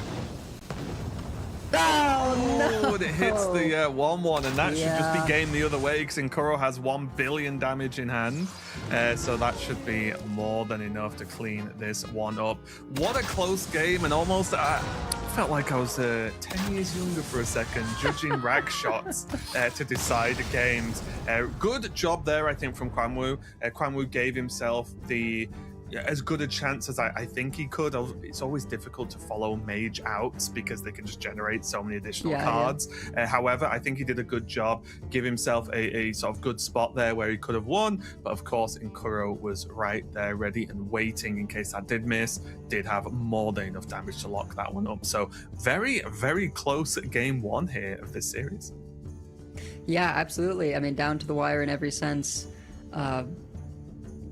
I think that, you know, there may have been time to discover a few more things, but the thing is with Mage right now, there's not actually a lot of ways of clearing a lot of small minions cheaply, right? No, like Arcane Explosion and things like that. Exactly. Right? No Arcane Explosion, no like Consecration-esque effect like the Volcanic Potion of old, and even things that generate arcane missiles, it's like you've got to pay that 2 mana up front to get the 3 wands that are the 3 arcane missiles. So that probably would have been sort of the closest to like something that you could clear up a bunch of little things.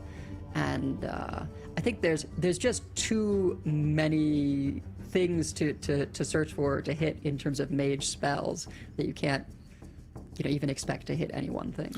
Yeah, I think the difficulty as well is when you look at the sort of flow chart of the turn, you have to start somewhere, right? So then even deciding where to start with the discovers is a big question in and of itself. So yeah, really interesting game, really tense game to kick off the match. But we are diving into game number 2. Both players going to be on Shaman, and this is at least I think one of the spicier mirrors because so much of it relies on how good a start one, both, or neither of the players get, right? Because there's so many explosive starts you can get with this deck. If one player manages it and the other doesn't, it's actually really difficult to come back with this deck. I think this deck really excels at being ahead. Yeah, I think that's right. You sort of leverage the mana acceleration of the early turns like that into, you know, as much face damage as possible, such that, you know, we've seen more and more lists have, you know, of course you're going to have the Molten Gold because those turn into minions, but then they've also got double Fire Breath for more burst. And so it often is just about how much you can get done in those early turns. And Earth Elemental, yes, it does skip Kwanwu's next turn. I guess he'll have a 1 mana for Voltaic Burst, but what's killing that? Exactly. You can do good work actually with having a minion in play already, and Kuro has that benefit. It's going to take basically everything to take this out, though, and Kuro is going to count himself lucky that he's able to. Yeah, important to know as well, just in case it comes up a bit later, Nkuro rocking 1 Hex and Kwanwu having 2. And at least the quick difference I can see here is number of, is it number of Fire Blast? Yeah, it's different. Anyway, some minor differences, but yeah, the hexes are definitely important based on if there's any really big awkward minions. Oh, there's one, for example.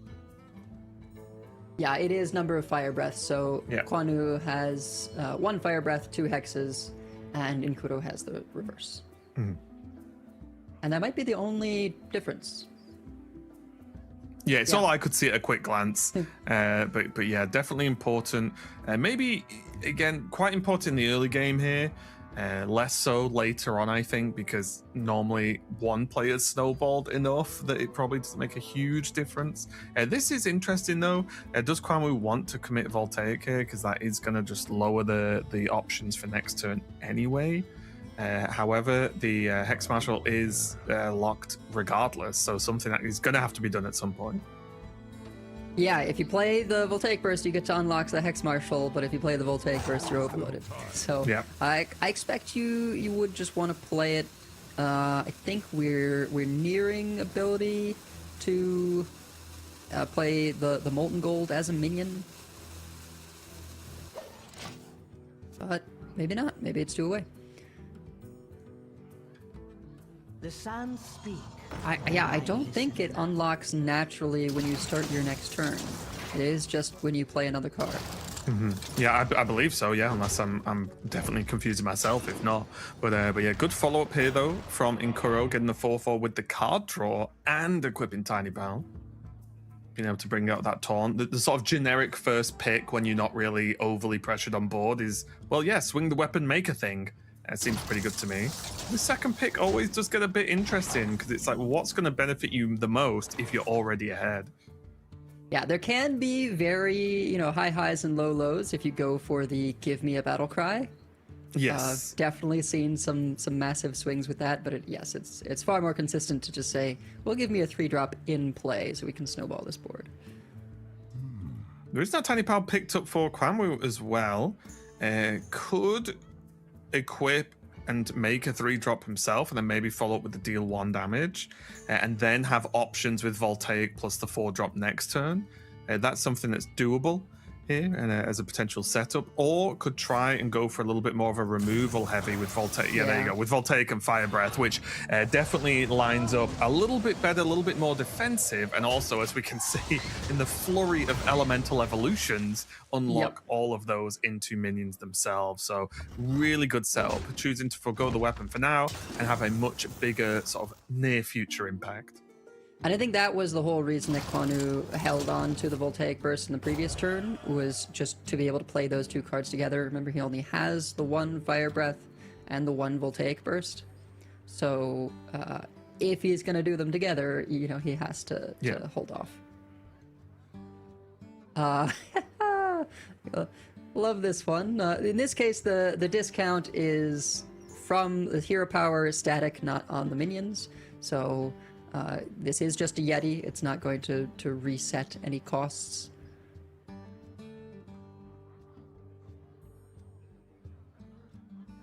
But we've definitely seen some Wisdom Truth Seekers taken off of maps that really ruin the days of anyone trying to prepare cards.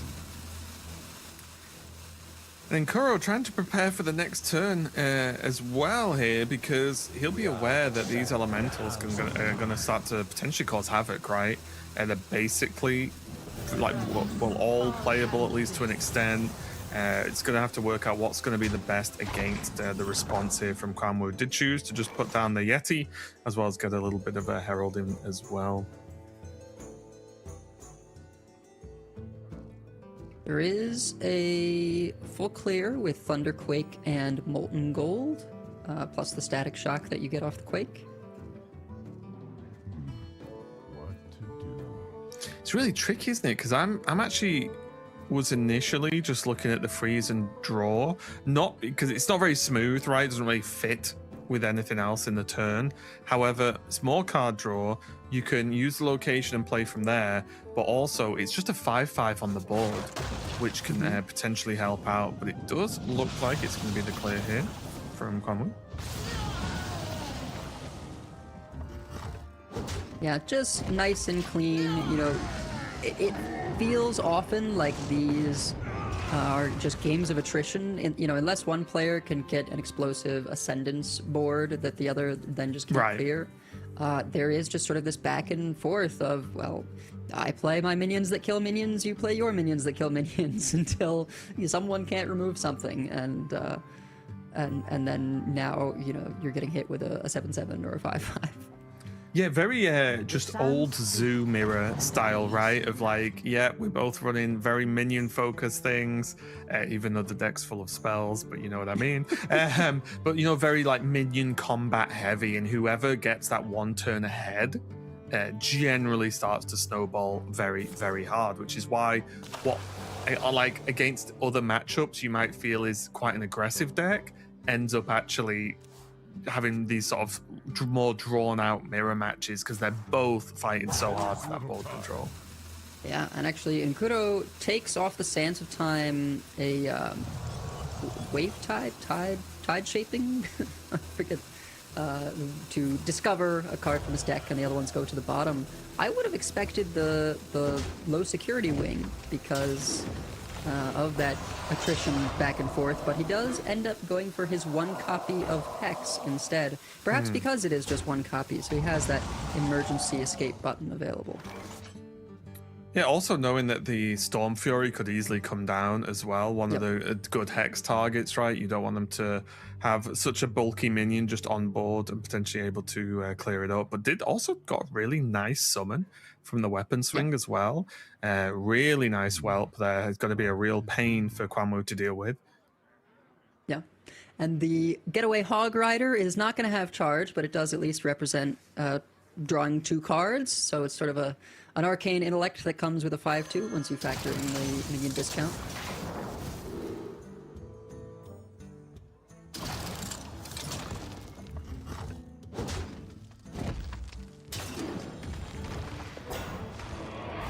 Okay. That is, I think, not going to draw a card in the end because there's... Well, can it draw spells that started in your deck? Or just copies? I think just copies. There is little time. Let's see, Ratcatcher. Yeah, I'm stumped now because I'm like, I think it's just copies, but now you've made me question everything. This is kind of the trouble sometimes when they shorten sentences for brevity, not clarity. Yeah, it's the trouble with words. Yeah, Battle Cry, copy all spells in your deck. Death Rattle, draw 1. So we're drawing a spell, or we're drawing the spells you copied? Well, we shall see. Yeah, that is a good... You know what? I've never noticed. I've never even thought about it when I've been playing it, obviously, in Hunter. Okay, just draws any spell. Okay, yeah. Nothing has been copied. Crater Experiment. Excellent target for Ascendance, honestly. Pretty reasonable hits, but the most important thing is that this is a sticky board, and so this is that moment where, you know, Kwanwu sitting on a Storm Fury, but it doesn't do a ton of like damage. You can piece together most of a clear, but it is gonna take a little bit of doing to pick through all of this. Yeah, it's why the players are fighting so hard for the board, because if you land this, almost anything that you go into minion-wise is sort of irrelevant, right? Like, obviously there can be good rolls and bad rolls, right? But it's just the fact that you've got a multi-layered board that's very difficult to deal with. I do wonder if there's any setup here with actually freezing and Hex instead, just to try and really slow the game down. Because, as you mentioned, Storm Fury does a bit of a clear, obviously heals, which is nice, but it's the one minion, right? Like, it's not going to do too much like after it's already been played. It's probably just going to be moved aside, it's going to be ignored. So yeah, it'd be kind of interesting. I do like this. There's Hex, there's still some other options with the statics as well. Gonna have to move quicker though. Yeah, I kind of would have liked to see the Hex come down on the 7/5. Just going to remove it with minions instead. There is the Whirlwind effect on the weapon, so this is going to clear up the 7/1, put it back to a 3/4. Still significant pressure in play.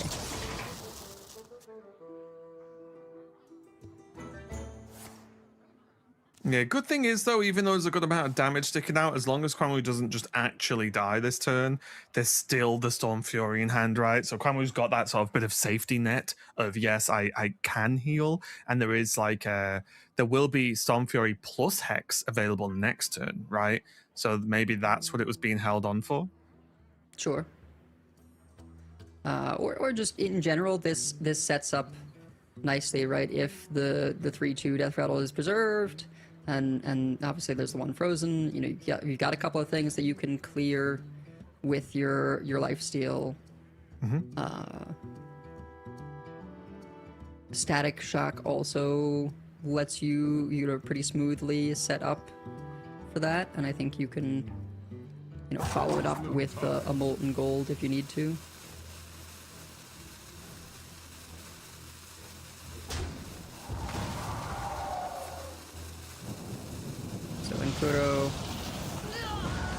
cleaning up as much as possible, reducing sort of the minion print here, trading off the 1/1. You're going to commit the Hex as well, which is a big Oh, deal. this is clever. Just, I forget sometimes which things allow you to freeze face. Oh, right. Yeah. Yeah, the freeze is very nice. Just locking out some options with this weapon swing. So that means Quan Wu can hex the 5/5, I suppose, and still go for that Storm Fury. It'll resurrect a 3/4. And do you recall what was in the robot there on the far end? No, not at all. Unfortunately, I'm going to be completely honest. No, I don't think it was nothing. It was nothing huge, though, right? It was only Right. It's a small. it was a 3-drop. Yeah. So yeah, gonna go ahead and set up maximal clear and lifesteal here. Not gonna benefit from the +1 attack part of Static Shock, but this does sort of clear the most. The poison has come back. Forgot about that. Yeah. Yeah, very tricky to deal with. And also, there's Storm Fury on the side for Inkuro, but also just trying to see, is there just a world where this 5/7's just dealt with because there's just enough damage to just sort of bat it aside, right? And not have to worry about lifesteal and then just push more damage? It's interesting because the poison is just very clean, and you know it's 5, not 7 life, and he gets to advance his board state and pressure here. I feel like with the Ascendance, I'm inclined to say just take the trade because it is such value to use the Reborn, right? Yeah. And then you do Ascendance again, and when it comes back, it'll come back with the Reborn, I believe. Yeah, I think with the Ascendance draw and it fitting so well, that changes everything, honestly. I think this makes this so much better, and wow. Yeah, holding on to Those the are Voltaic minions. Burst was thinking about... I might have made the 2 drops, but it is quite powerful alongside Fire Breath. Yeah, these are going to be a little bit tricky to deal with, but 3 pretty chunky minions here for Quan Wu. Yeah, the dragon does have a downside. It gives all your enemies' minions taunt, but he's got pretty efficient ways of clearing those up anyway. Yeah, Inkuro just needs a board or a relevant board to stick because the backup he has for it is insane, right? His hand is actually magnificent when it comes to just, okay, I've already got a board, I need to push through some damage. Which of my many options do I use for that, right? Because like the hand actually looks so good for Inkuro right now. Yeah, and even though Quan Wu can buy some time with the weapon swing for freeze, he's still going to take a hit from the Light Shower Elemental. That being said, buying a turn might be all that he needs, because that is a Farseer Woe in hand. Interesting. Yeah. Not gonna swing. Yeah, there is the Kragwa in hand might be a big deal as well for Inkuro, right? Oh, yeah. Like he can go not as spell heavy maybe as he'd like to this turn because the Neophyte, but can just go heavy with spells to try and remove stuff this turn, and then say, yeah, I'll just get them all back again next turn, and that can actually add up to so much extra damage. I mean, he could just drop both elementals this turn. True, also. true. Like, Yeah, that would clear. Yeah. Yeah, I think he is going for the spells because of the Kragwa, but even without the Kragwa there, just going for the couple of elementals, now it's even more board that Quan Wu has to deal with. I like the cheeky little buff on the 7/7 now as well. I think it's possible this is just lethal. Oh wait, yeah, because he had 2, Yeah. right? Oh, I was looking Yeah, at yeah. one of the golds, right? Yeah, of course, Yep. I'm being silly. Yes, Yeah, it was that's a gonna lot of damage sitting in hand. That's why I was surprised that Quan Wu didn't go for any kind of freeze, right? If he had the Yeah, opportunity yeah. to Molten Gold, the taunt, and then finish it off with the weapon, freeze the other 2 chunky minions. Yeah, and I wonder if that might not have made things pan out completely differently, strictly because of the Farseer Woe in hand. When you can have Farseer Woe and you can kick off the chain with a Static Shock, there's a lot of healing in nature spells from the past. There's a lot of cheap damage as well. Torrent is a nature spell that deals 8 damage to a minion, and if you played a nature spell last turn, it costs 1. So yeah, there was a few options. I think there were honestly a lot of interesting turns there for both players, right? And I think when both players with this deck have decent hands, right, you do end up with a lot of these options, not managing not only the cost reduction for the first minion, of course, but also just managing all the different spells and interactions that you can have. We saw obviously in Kuro choosing and digging for the Hex earlier on as well, which came in pretty handy to gain some tempo. But things got a little bit difficult, and to be fair again to Kwanwu, like Kwanwu nearly held on through like multiple ascendancies, right? Like, which is very difficult when you're also not doing it back to your opponent. You're the one who has to try and fight through all of this. So it did a good job, but it was not good enough. And in Kuro, currently leading 2-0 and just has Rogue to get the victory with. Although I will say, and maybe this is just my view on it, but I've not overly been impressed with Rogue so far this tournament. It feels like it's one of the classes that is regarded the highest, but also compared to that struggled the most. Yeah, it is that kind of 50-50 deck, right, where you get your edges from, you know, being the player you are, and then a little bit of luck, because Jade Guardians, it can give and it can take, right? Like, there's times where you get Archwitch Willow and King Togwaggle, and those are not the things that you wanted to throw out there.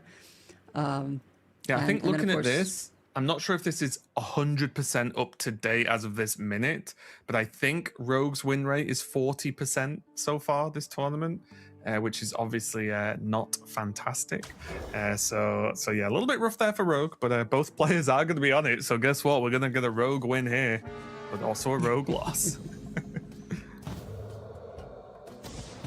Yeah, Pocket thinks I'm crazy for this, but my co-host over on the podcast said, well, what if you've got all these twos, what if you just played Aya to fill out the curve every time? And so I was like, well, okay, we'll swap Maya for Aya. Been playing a bit of that on ladder, and honestly, it feels good knowing that every single game you can go coin 2 into 2. Yeah, that's true, actually. We're going to see the pretty aggressive Rock in hand ready to go. In Kuro running that Picklock and also this Rock Skipper being able to just push for a little bit more damage, have a little bit more flexible tools. Because as with a lot of decks in this current meta, there are these interesting flex spots where we are seeing a lot of the players, like obviously with a relatively short time to prepare for this tournament, but definitely undecided on what like those extra few tools can be. Yeah. Picklock, not my favorite one of them. You know, it is flexible in that you can fill a curve with it, or you can get a 2 in a pinch if you need. Maybe it's a tech for like Demon Hunter or something, because it is another removal tool, I suppose. But Rock Skipper, I do really like, because the rocks are 1 mana. It lets you fill in the curve at points. It gives you extra either removal or burst damage later on, since you do have the Blood Mage Thalnos that we see there. And so Rock Skipper has felt very, very clean as like serving a similar purpose to the Imbues, right? Where you, as an odd rogue, essentially, you are going to have on the odd mana turns, an even rogue. You're on the odd mana turns, you want to fill in with 1 mana stuff. Yeah, and it's always like you said, especially about the Rock itself, like it's always going to do a job, right? You're never upset to see that card in your hand. So as long as you can get it down, which again is progressing you anyway, yeah, I agree. It's not looking too bad at all. And speaking of filling out the curve, bit of an awkward turn here for Kwanwu, which is just going to likely be 2-drop pass, which does not feel amazing. Probably going to look at developing Maev, yeah. And just say, well, if you rock and trade into this, fine. Right, like whatever. That's like a good chunk of the turn. What if you Thalnos rock? Well, that's worse. You can't look. A rock hurts enough to give it extra damage with a magic spell. Just clearly cannot be fair. Yeah, I want a ruling. Why do rocks benefit from spell damage? That seems. Yeah, just enchant it to deal more damage, easy. There you go. It's a +1 rock from the slingshot. Yeah, there you go. Yeah, they're going to be a pretty straightforward neophyte follow-up here for Quanwu. Always go in with backup. Kingslayers, with how few legendaries are in so many of these lists, I think you were mentioning yesterday, Kingslayer makes lane show up a lot more than it feels like it used to. Yeah, pretty reliable. Like, you swing twice, you probably should just play Corona at that point because it's so likely to hit. Yeah, and with it for both players, certainly these life totals may not be long for this world. Yeah. Both players fairly even, which you do expect in the mirror just because of how the decks are built, but fairly even on their troublemaker counts, which is important just to keep an eye on. But again, because so much of the decks are 2s, it's going to be pretty close anyway. Yeah, and Quanwu going ahead and doing play I'm a big fan of. You sort of make more 2s, right, out of your Jade Guardians, so you can get that big swing next turn, and then those 2s will then make the ones from the second Jade Guardians, which he actually drew both players' shadow off of that weapon swing. So yeah, everyone's gonna be playing with a full set of Jade Guardians this time around. The dream! Okay. I did this yesterday. It's the best feeling. That is gonna be Nkuro juiced for the foreseeable future, as the Guardian's gonna proc every time now. Oh, Grom, great. That's So a weapon clear swing, if you- Garona Grom, go. Yeah, I mean, close. loads of ways to proc it. You can Twilight your own Grom, and that's certainly a damage plus. Also ability to board clear with Marithra into Disciple. True.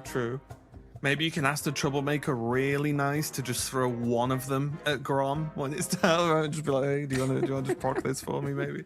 Obviously not actually real. Before someone in chat's like, this person doesn't know what they're talking about. Wouldn't be the first time, won't be the last. Here though, Quanwu under a lot of pressure right now because, as you said, what do you even do? Because the difficulty with this sometimes is you've just played a 9-7 and kind of that's it, right? Sort of. However, it's a 9-7 on an empty board, so Quanwu has to respond whilst also realizing that there's going to be an endless wave of giant minions coming at him. Yeah. I actually, I get why he did not do this, but I would have maybe liked to see muster for battle into the Primordial Drake, which then gives you more corpses to like fill this board with even more taunts. Oh, sure. Okay. I think this is still a good amount of taunt and minions. It only would have been a few additional, but realistically, I don't know how much he wants to swing the other part of this Kingslayer to just draw them both King Lane. Maybe he figures that he needs to have that option for himself to be able to swing things back. But yeah, in Nkuro, I wondered if this might come down. Marithra fills the hand with dragons, which makes Disciple much, much better. Yeah, and then there's still just follow-up, right? That's what's crazy about this turn. And he gets to burn the lane. He knew that it was the only legendary draw, so the full hand. And then swing at the weapon. Yeah, just follow up. Yeah, just Wait, there's also. Okay, I didn't know whether we were going to see the Twilight that turn as well, just to go spicy with the Grom, but this is fine. This is tons more damage. There's now going to be additional cards. What do we get? Okay, so there's 2 more big cards being able to play it out next turn for 0, bit of board clear as well with that Primordial Drake. Now, Quam, we're really going to have to dig deep here. Oh, those are some of the worst ones. Heron gets a couple of coins at least, so that is, draw and mana acceleration for this turn, but is really going to have to now dig deep into his deck with map to. I don't think there's even any way to clear this. I'm actually trying to think of like what is the out, right? Of like what actually does the job here. It's got to be just the other Guardians, right? Well, or discovered spells. It has to be Yeah, discovered true, spells. true, of true. some Yeah, kind. yeah. I mean, yeah, Neophyte's not gonna do it. He can Toru for King Lane in a bottle. Yeah, this is.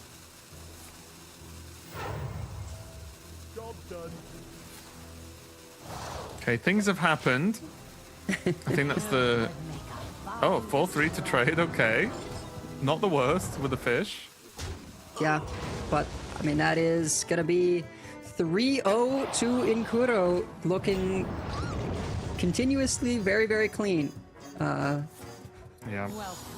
Yeah, really, really smooth games. We obviously had the nail biter in game Yeah. 1 with the Hunter versus Mage that Inkuro ended up getting the better end of the stick with on that one. But again, yeah, the Shaman, I think it's just a great series, even though it was 3-0 and maybe a little bit less on that last game just because of how powerful the interaction with making Jades and Aura, basically, or, you know, repeatable spell, whatever. But other than that, I think like the matchup overall was actually really great. It's just that Inkuro was just that one step ahead in the games, right? I think actually both players did a really good job, really tense games. The Shaman mirror was very back and forth. Obviously, we had the nail biter at the start there with the Mage and the Hunter. So really great match. Huge congratulations to Inkuro for getting the 3-0 victory, and a rough one for Kwanwu. Yeah, keeping the dream alive for half of the caster picks. Yeah, true. For a massive portion, and there's only me and Chonsu standing in the way, but we'll see about that one. But yeah, really good match. Just our second match of the day, and we've got plenty more coming up. So don't go anywhere. We'll be right back.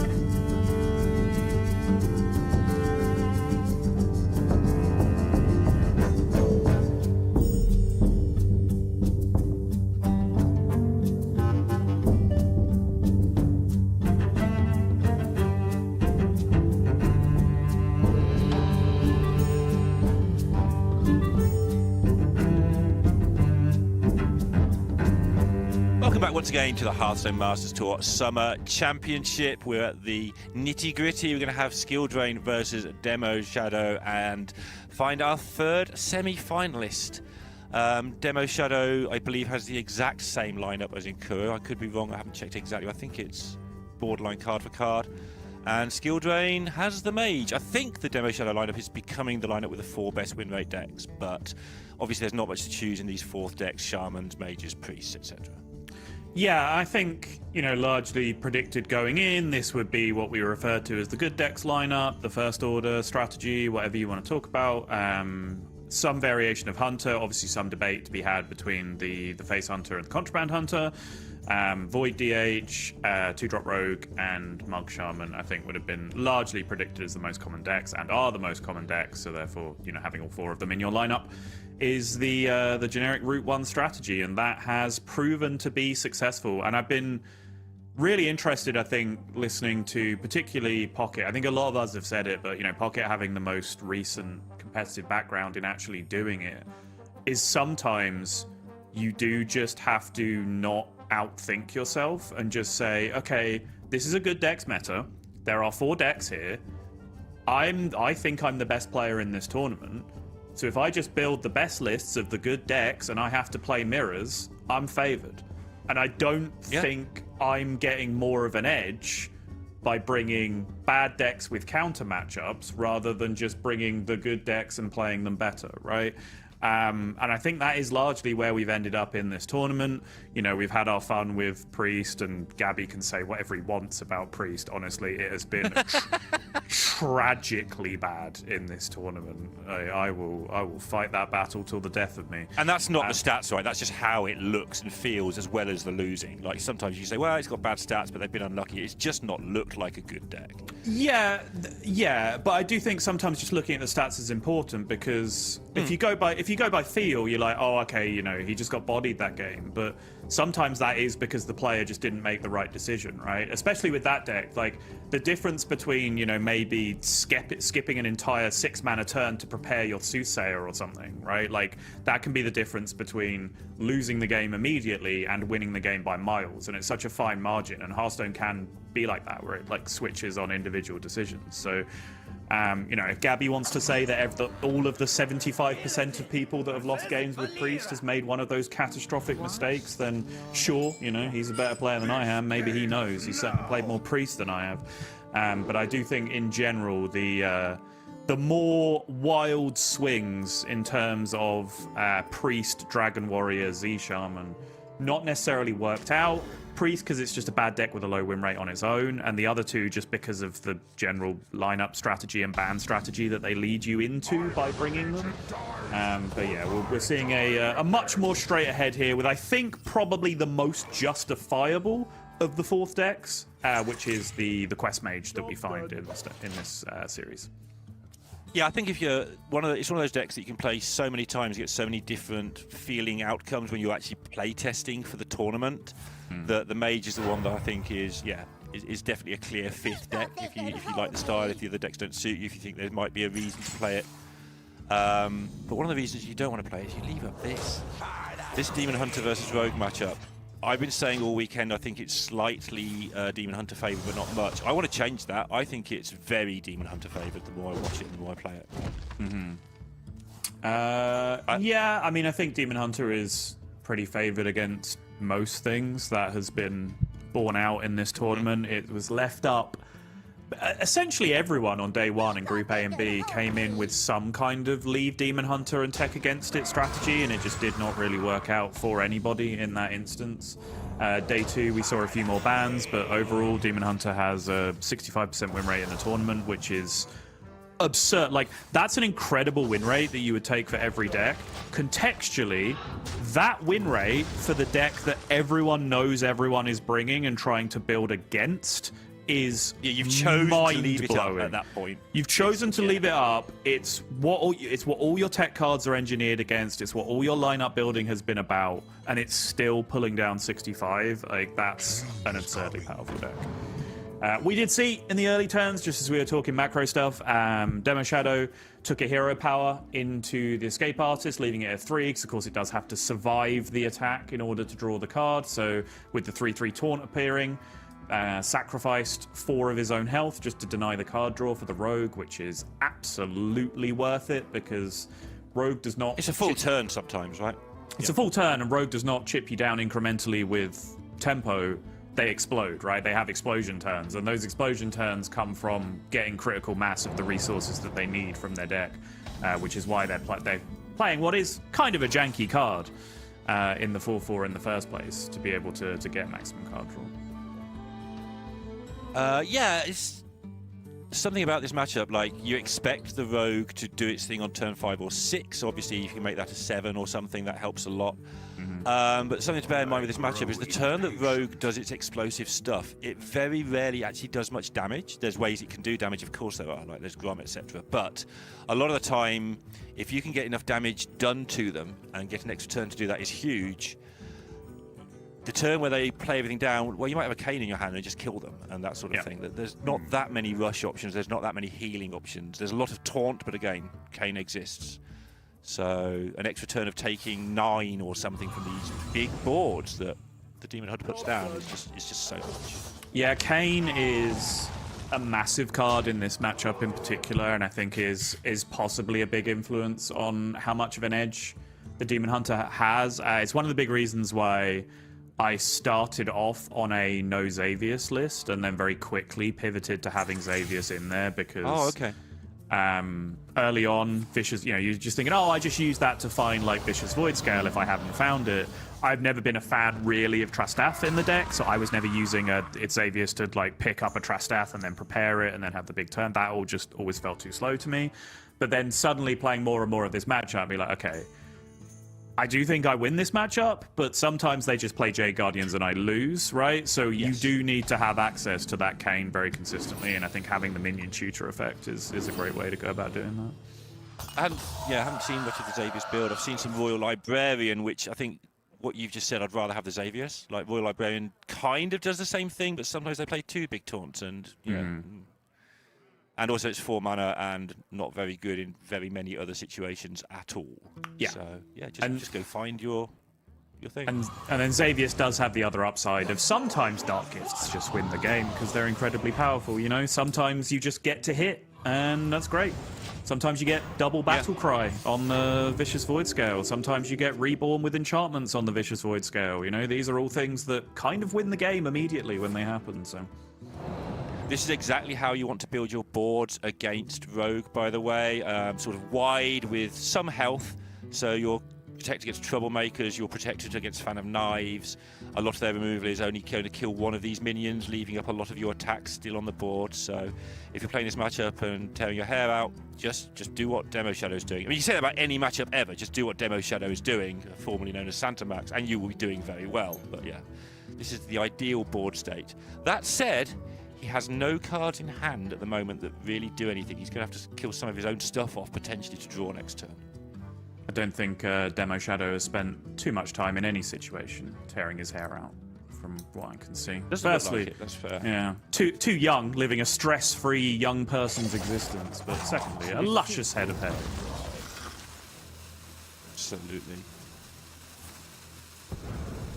Just bored as well. Look at this damage. He's going to be up against the turn 5 Jade. And this is what we were talking about with without the Cane, things look a bit different suddenly. Yeah, and this is a spot actually, because Rogue has been able to be relatively defensive and stay at a relatively high health total. I think this is actually one of the biggest arguments for the Royal Librarian. It's not a second copy of Cane that wins you the game immediately. It's that Cane doesn't actually do anything here, really, right? You get to push this damage for 1 turn, but then your Cane is dead, and you have no solution long-term for this. So the ability to Royal Librarian something like this and just ship all that damage, and then they need to have more taunts to follow up, because their 1/6/10 non-taunt is just far too slow and irrelevant to be dealing with your board. That's where the Royal Librarian can come into play a little bit more. Just highlighting that it's fairly obvious when you've seen this matchup a few times, but he did take 6 damage to protect a 2-2 there. Because again, these wide boards, this extra chip, these tempo is so key. I wasn't paying attention, was the one attack breakpoint important for setting up the Broxigar's breakpoint specifically to as get well? one card draw off Broxigar, yeah. Because the hand was dead. He started that turn with Broxigar, nothing, right? He had to make a Broxigar's last stand turn happen there. There was just no other choice. Shout out to Skill Drain, who will be very relieved to have had a day or so to recover after his exploits in his qualifying match, in his decider match, where it was 2-2 and had an internet issue or something, and he came back looking significantly less calm than he does right now. Yeah. I think he'll probably be glad to have a good few hours to calm down from whatever occurred there for him. He came back looking significantly less calm and significantly more pixelated, which probably had something to do with each other. It looked like he'd had been in a time machine and gone on some adventures and come back and had to pretend he was not been anywhere. It was great. I think he's impressed us as well throughout this tournament. Somebody we don't know much about. He's sort of only been, recording ladder legend results for 9 months or so. Yeah, I've enjoyed today, honestly. Banter Gabby was great. Inkuro played fantastic. Inkuro had that wonderful Hearthstone combination of being great, playing great, and getting really lucky as well. So, that's hard to beat. Gabby versus Banter was a really high-level series as well. Because I do feel the first couple of days, there was a lot of inaccuracy just from some players that we don't necessarily know whether that's in character or not, and then from some players that we kind of expect better from as well. So it's nice now as we get down to this top 8 to really see players locking in and playing some high-level stuff. Yeah, I think it's nice as well to see some of the players come through the playoffs who they're not bad players at all, and some of them will be better than they've shown, but sort of top 200 type players who have come through the playoff system, got into this, and we get to show off how good these very top players are when they come up against people who are strong at Hearthstone. So, Roberg, being one of those sort of lesser known players, has tweeted that he'll be back. We'll be seeing more of him. Yeah, sure he will. So, Lorinda, obviously you're the world's leading expert on how this entomologist works. Would you like to explain it to the audience? Yeah, basically you get some jars and they sit in your hand for the whole game. Okay. And you never do anything with them. Okay. Have you actually not remembered, or are we... I have remembered. I'm just firing it back out. You can do your job. I don't care. You're the analyst here. I feel like explaining what cards do is more play-by-play than it is analysis now. Not that these roles really exist in Hearthstone, if we're going to get into it. But that is very true, yeah. You play the jars, and when they break, the big thing pops out of them that you put into them, which... good luck. Yeah, mostly it's just a minion that you get into play because it has some stats on it, and you got it for free from your Jade Guardians. Yeah, you better play it, really. You're going to play Jade Guardians, you better play what it gives you, because it's your only card that does anything. I guess you could argue Troublemaker in some matchups, but not so much.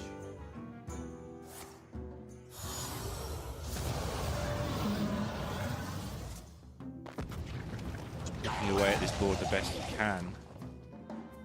But without a big taunt in play, the weapon damage adds up so quickly from the Demon Hunter as well. We concentrate talk about the board, and obviously generating the Void Souls, but just the damage chipping away so much. Kind of functional here in a weird way. Yeah, has he done it right? Yeah, well done. So many top players have done that wrongly. Yeah, you have to be a knower, because I could definitely understand reading that card and thinking, okay, I click on a minion and then a discover box appears and I pick one of 3 minions that it gives to me, right, as an option to transform into. But no, it's literally pick a second minion on the board. Actually a pretty good roll there in that spot, turning a 1/1 into a 5/5 lifesteal taunt. Very nice. I grow impatient.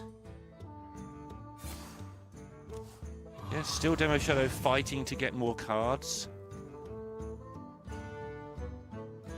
You'd love a Doomguard to pop out of this 5-mana Void Shard. A very timely reminder a couple of series ago to actually keep an eye on these portals, because I have not Broxigar'd a great number of people while playing this deck, but Banterface saw the lines a couple of turns out for sure and really turboed through those portals in a game that looked like he was losing by a massive margin. He was able to get that 12-12 charge down, win the game immediately. I've had one chance to do it, and I was on 1 health and had no way of blocking it without putting my face into it and dying. And I would have won. I'd been on fire. That would teach me being accurate earlier in the games, wouldn't it? Talking of 12, skill drains health total. Could be super important.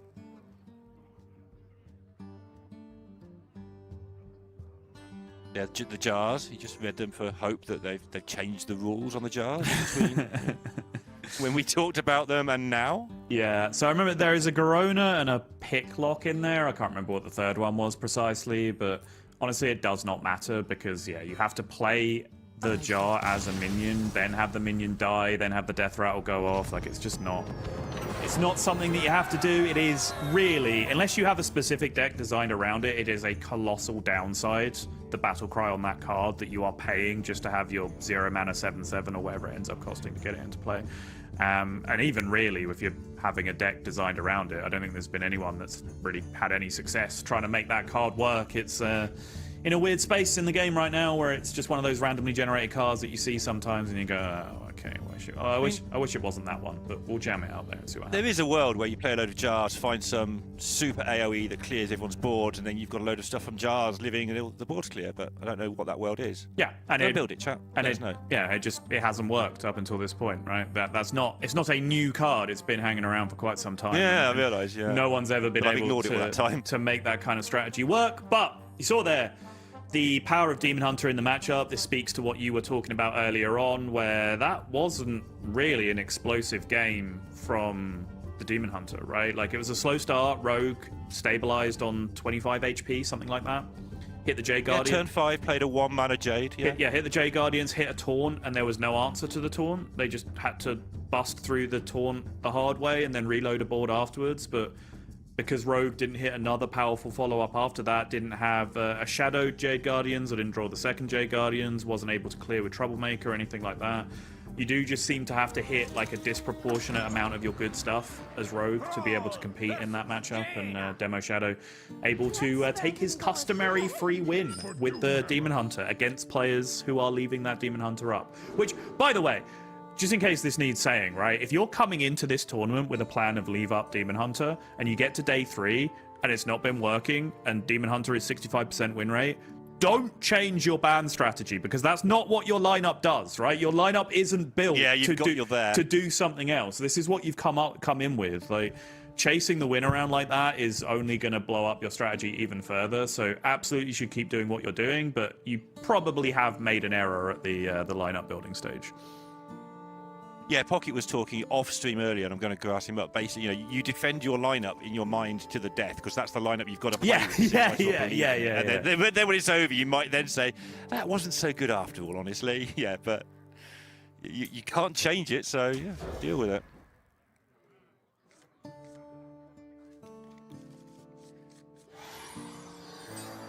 Okay, Shaman, I think, has performed better than I thought in this tournament. It's been fine, which is all you want from these additional decks, I guess, outside of the Rogue and the Demon Hunter.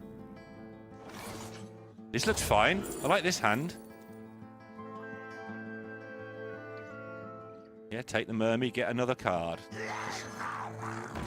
Things down. Truth Seeker! Wow. Go on, miss just one. It's just certain words that just demand that delivery.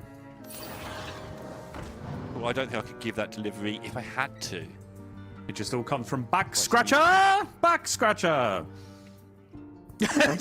Derek is in Discord, immediately on my wavelength. Yeah. I'm so lost, as always, with any reference to anything at all, ever. Yeah. Note here of importance, obviously, Demo Shadow with the location. By not playing that location, he has less value, but look at the board he's generating already because of it. You don't need more cards in Shaman a lot of the time. So if you've got a hand that says you're probably not going to need more cards, don't get more cards and spend mana getting more cards until it's easier.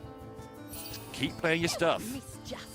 I was a little mad because I can't remember what series it was, but you know we saw Truthseeker single-handedly win the game against Priest earlier in the day because it was like a whole prepare turn on a Soothsayer and then bam, back to 7 mana. I had that one in the locker as a talking point about how the best Shaman tech card for the matchup actually wasn't Hex, it was Mountain Map. And then, yeah, it came up. It came up before I was able to talk about it. We believe you. Yeah. I hate it when that. It's so annoying when that happens, honestly. It never happens to you because you just fire out all of your bits in your first cast within the first 5 minutes. So you've never held... Strategy, mate. You've never held back on anything in your entire life. Easy dub. Okay, skill drain is facing a lot of damage. And again, you have to do this to the mage early. They have some defense against smaller things. But if you're making them do this, they're not advancing their quest. And then you can do it again and try and make them do this again. And eventually, you might force them to play like the Stonehill Defender to advance their quest and survive. And if they're playing that before the quest is complete, they're not getting all the value out of it. So all this pressure is snowballing in Demo Shadow's favour at the moment. Yeah, so my follow-up point there, until we devolved into trolling you, as we quite often do, was that Truthseeker here, selected by Demo Shadow, obviously you have it in your... It's such a cool effect. It's such a gotcha moment when you're able to hit your opponent with it. And you are playing against Quest Mage, who does play Story of the Waygate. You do find Primordial Glyphs and various other things that give you discounted cards in hand, right? So there might be a temptation to say, I'm going to hold on to this to an opportune moment to blow stuff up. But no, two mana Yeti. That's what it is in this matchup, most importantly, if you get it off Mountain Map, because you want pressure in the early game. It's the most important thing that you can get against Mage. If you're too tunneled on disrupting, even if you're a Viper gamer and you're too tunneled on disrupting, you might just give them too much time to set up one absurd turn with the weapon that most decks just don't have the power to compete against. The best thing you can do against Mage... Yes, very good. Lovely bit of business. The best thing you can do in most matchups is just pressure the life out of them. By the way, he still hasn't played this location, which even I might have done by now. He's just buffing his minions on the board, putting damage into the face. Yep. This is how you do it. Just have... Yeah. It's so easy, right? I sit here and I watch these players year after year, and I understand what they're doing, and I talk to people like, yeah, all you got to do is put the biggest thing on the board you can. And then when the cards are in front of me in my own games, it's like, yeah, but that location looks really good right now. No, put the biggest thing I can. But what if it is the biggest thing I can do? And then I end up with a handful of rubbish that I can't play. Weird that. Weird how Demo Shadow sat there winning Hearthstone games, and I'm sat here talking about Demo Shadow winning Hearthstone games. Skill Drain's got a bit of a hand drain issue right now. There's just not much happening up there on that hand.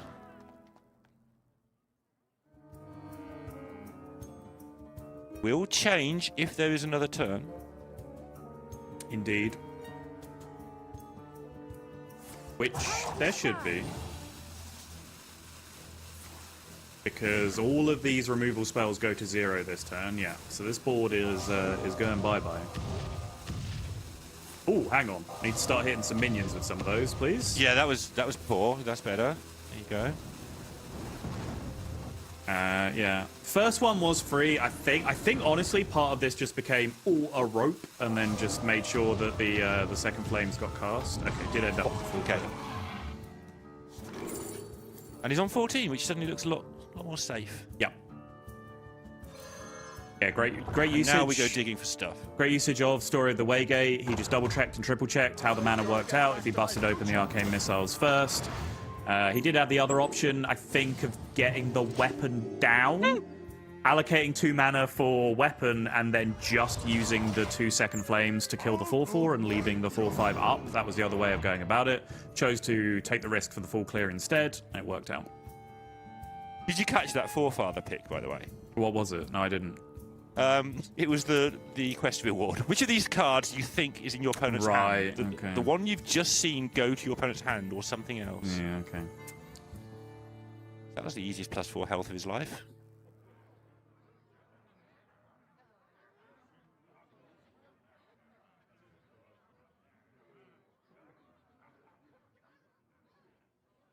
Interesting. Sticky board, hard to get through board, some armor. Have 2 of those. I was gonna say, is it interesting? I feel like you're clicking Blob of Tar all of the time. I'm not quite sure what the big think was there. You might have wanted to put Cairn in your hand because you can still play it next turn and you have the blob immediately now just being a nuisance. Isn't Cairn a bigger nuisance, though? Guess that's what he was thinking about. Well, I think the answer to that question is fairly transparent. I think that's a fairly rhetorical question. Two poison minions instead of 2 5/5s is at least worthy of thought, I think. Okay. When your opponent's could be playing 7/8s and things next turn. State your business. Okay. 4 12s.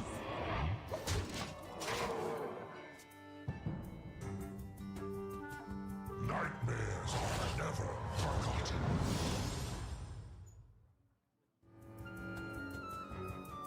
Oh. I like this a lot suddenly. As you tend to do when Mage completes and it isn't dead. What was the Dark Gift on the Raptor? I didn't get that far. I was still looking at Kyonzu. I was looking at the others as well. Oh, okay.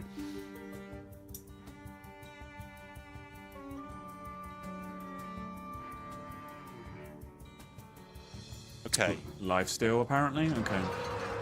Thank you. And it's gone from Demo Shadow looking, fairly good position. Skill Drain not really having, he's sort of playing off the top to some degree. To obviously this board state, which is out of range of burn, pretty much.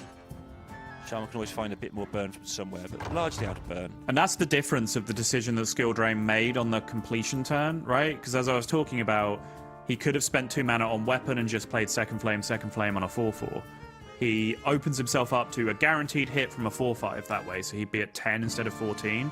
But his board state would be slightly better now because he'd already spent 2 mana on having the weapon up instead, right? So he could have had a better first weapon turn. I think he's picked the right of those 2 options because I think you'd rather be at 14 with this board than 10 with 1 more minion on it, right? Like that seems like a fairly good strategic decision to me. Yeah, there's a lot of ways of doing 4 in the Shaman deck, and being above 12 seems nice to me. Yep.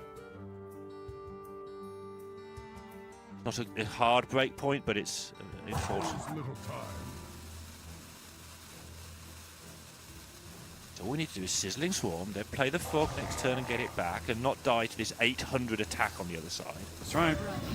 We'll be fine. Getting through a large chunk of it, to be fair.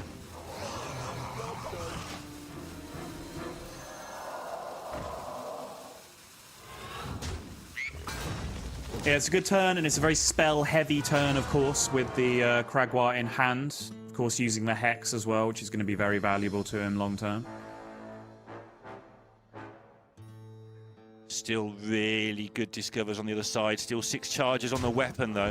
This is one of the swingiest cards in the game, though. That's not too bad.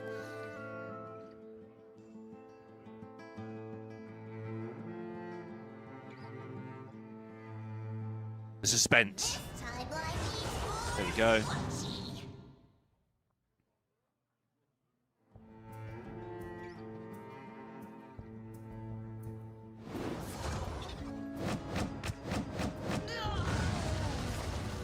Yes, please. Have some of that. Not there. No, well, okay. You do you do whatever you want. Thanks for showing up, buddy. I appreciate the effort. Thanks for showing up. Well, you're part of the team. I just hope you feel valued. He's adorable. Yeah. I have him on my team.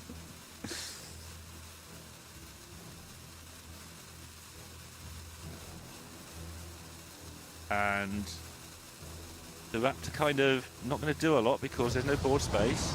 No, you have to remove now. Yeah, we'll have that. Yeah, you just have to. And he's removed himself from the game. Has Demo Shadow Skill Drain leveling it up at 1 apiece.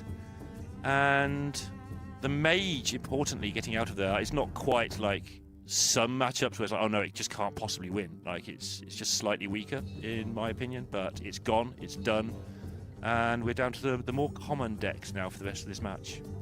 Yeah, where do we stand with Quest Mage in the tournament right now? I think it might have just cracked 50% based on that win, or just gone to 50% in terms of actual live win rate. So turning out there, but it was in the sort of mid-40s earlier. Yeah, so turning out to be, you know, a pretty successful bring to the tournament. I think, you know, generally as a pattern for the stats to go in, if you're a little bit sub 50 in groups, but then as you get towards top 8, you've got to 50% or a little bit above, then that's probably an indicator of one of those decks that, you know, Gabby's been talking about. Sometimes it's not the deck's problem, it's the player's problem, right? Of like, yeah, okay, a lot of people brought Mage, but, you know, Banter brought Mage and arguably played it better than other people and then got through to top 8 and then got through to top 4. So if the win rate of a deck starts increasing towards the end of a tournament, that is an indicator potentially of a skill gap difference.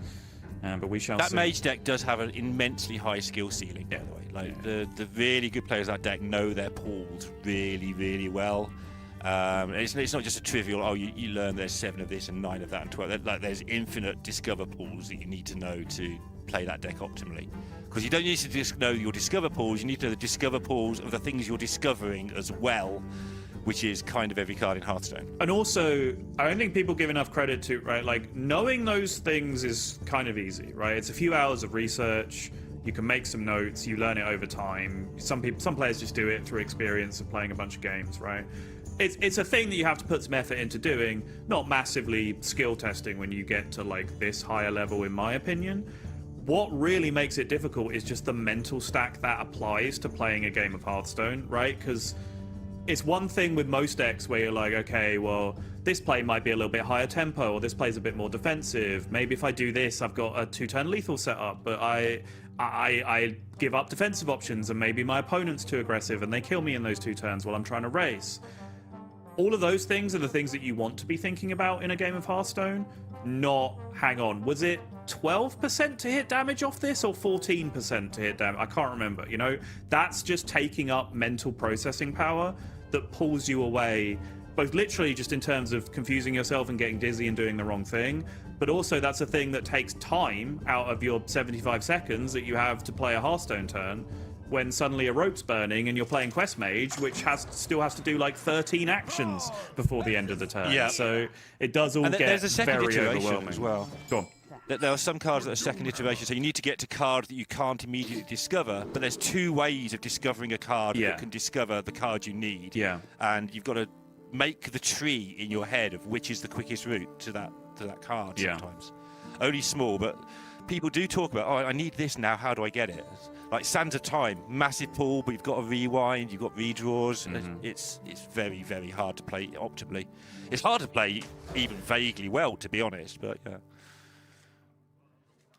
And I think what you were talking about at the very start of that yap was that... Excuse me, I yapped. I was the yapper. It's fine. I'll accept the yapping. Is players like Banter know those odds because they've not only played so much Hearthstone, but watched so much Hearthstone and thought about so much Hearthstone. Yeah. Yo. And also, if you've not played these sort of tournaments before, there's so much pressure. Like, you're spending half the time thinking, just trying to settle yourself down and think about anything. Oh, yes. There is nothing better than not being allowed to play minions in your deck and then still playing a your class activated Discover a spell on turn 1 that offers you 3 spells you play in your deck as options. Yes, please. Yeah.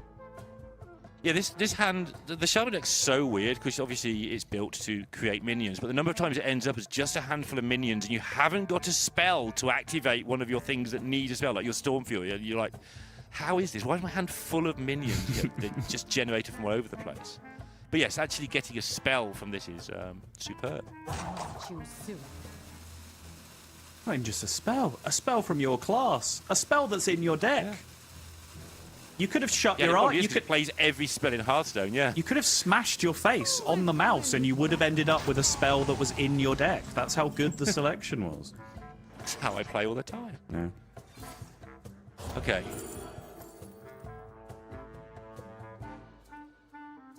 Xavier's probably less good in this deck than the last one I was talking about. Is playable now, though. Wonder what he's going to hit. Nice. Oh! Oh, that's so good! That's so good! It's specifically reborn with enchantments. That's crazy. All right, we fixed Boulder Fist Ogre. I've figured it out. Would you give it reborn with enchantments? That's right, yeah. Yeah. And -2 cost. Yeah, exactly. And it's still be a nice, pleasing 6/7. So yeah, we can have that. These turn 3s, the more I see them, the more they're horrible. For Rogue, it's a super expensive turn that achieves very little other than advancing your mini quest of playing a lot of things that cost 2. Yeah. This is how I envisage this deck looking every turn, every odd turn when the card was released, like the Jays were released. Yeah.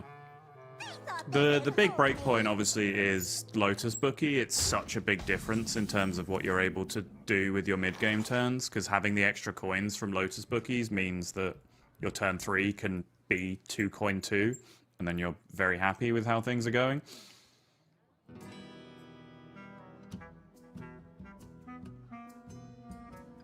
Like it's going to be an excellent turn, but it's not easy to spend your mana this turn. Isn't it? There's a card there that costs 3. That's the best card in your hand. Sorry, I was looking at ways of killing the 4/4 and not freezing it, yeah. This was very efficient and very easy. Yeah. I should have seen that. Yeah. It's right there. It's just there in front of me. Yeah. It was hiding behind some of the other cards. That's my excuse. Right.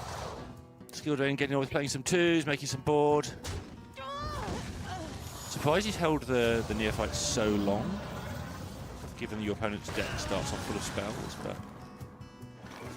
hasn't really had an opportunity. And this is just better because you get more stuff down.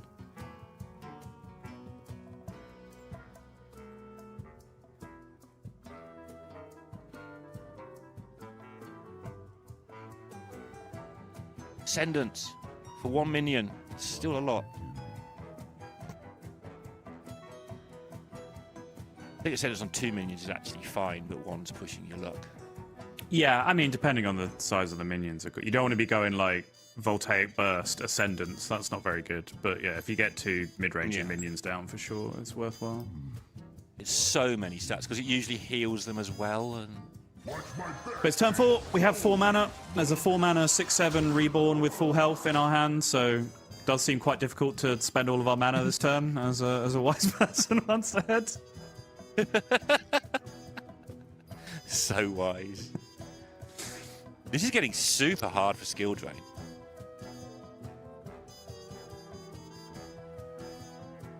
Elisho does have that hex for the emergency that he knows will come at some point, because they always do against the rogue. There's always that moment where you have to deal with their things. Yeah. No matter how far in front you are, something horrible can happen to you. Yeah. A couple of Meadow Striders and the game changes so quickly.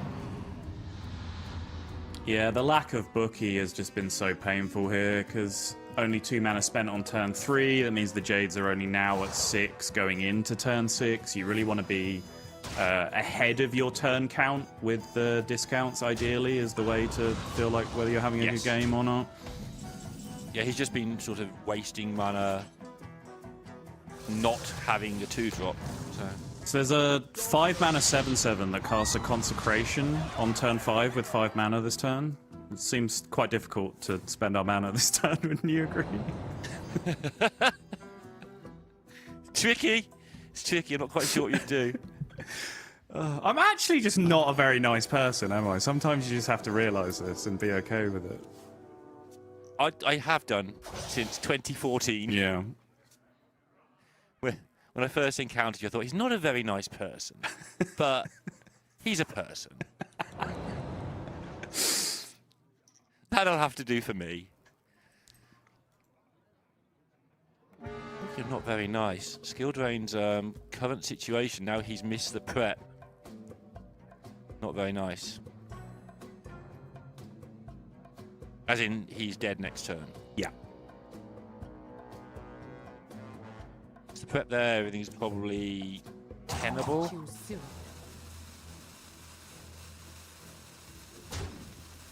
Yeah, you hit the end turn button and hope that the Shaman with 9 cards in their hand hasn't got, you know, any damage, which they wouldn't have had if I had my way on turn 3. But there we go. 2-1, Demo Shadow. Still looking calm. And why wouldn't he? He's just beaten everybody on ladder solidly for 2 years. So why wouldn't he fancy his chance in a best of 5 against anybody in the world? Yeah. The only caveat I can throw against that is that he does have Rogue left to win with, and that's not been going particularly well. However, even in that proper dooming scenario, your opponent still has a Rogue as well, so that doesn't even work. So yeah, I think Demo Shadow is going to be in a fantastic position in this series from here, but we might be coming down to one of those famous Rogue mirrors. Absolutely. I didn't get to do the Demo Shadow thing. He had 2 months when he sort of burst onto the scenes. He was one of these players who went, 3 months at rank 2000, 3 months at rank 200. Then he went October the 21st, he got rank 1. October 24, he got rank 1. Then December 24, he got ranks 1, 1 on 7 in the 3 servers. And then the next month he went 1, 2, and 2 on the 3 servers the next month after that. And then he calmed down a bit. I think he sort of went, this game is a bit too easy. I've proved all the points I can prove. Let's play some tournaments now, because what's the point in winning the ladder every month? Yep. Yeah, I mean... And they just settled into a sort of pattern of top 3s and 7s where he's just turning up, getting a top 10. That's all he needed, and yeah. Yeah, and a point you will often hear is that, the very top end of ladder, the top 5 ranks and fighting for that rank 1 are the most skill testing thing that you can do in Hearthstone, just because it demands the highest sample of games, right? And that is the most skill testing metric to go by. You do tend to hear that the most from the people who play ladder all day and therefore get rank 1 finishes. I don't know if that has something to do with it, but I'm just pointing out that is a thing that you hear a lot.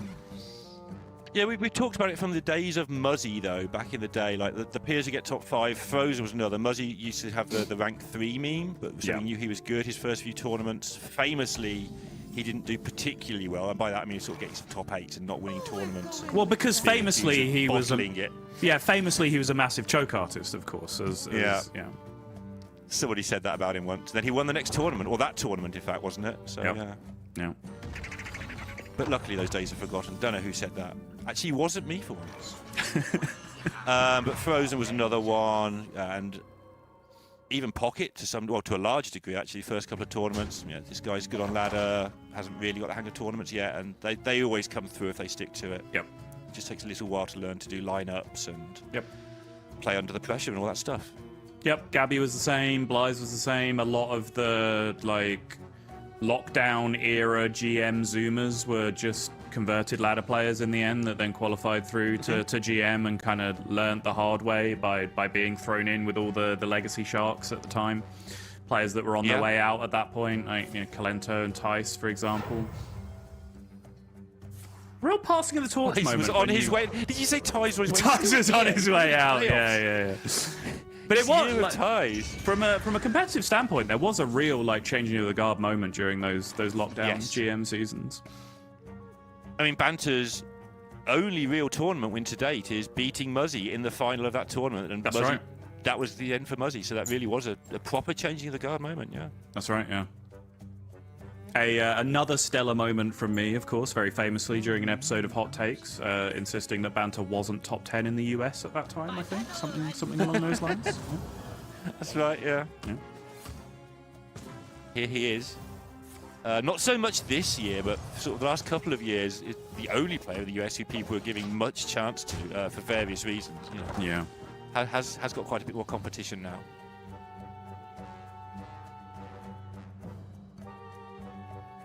Skill Drain being one of those people.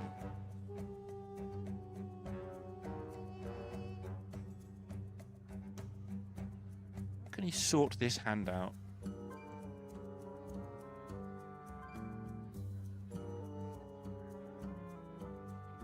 I think you've got to start playing your bigger stuff, like get a beast in play or something. This can't go on, can it?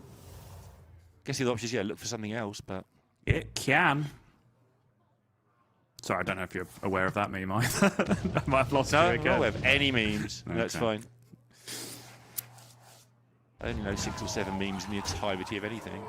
Thank you, Derek. Can you just come join? Can you just replace this person I'm with, please?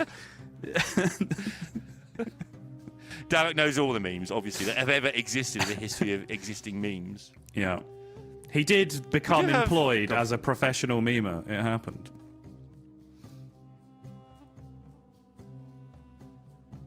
So Demo Shadow's taking his time these last few turns in particular because he has the chance to use 3 Jade Guardians, but his 2 drops are spells.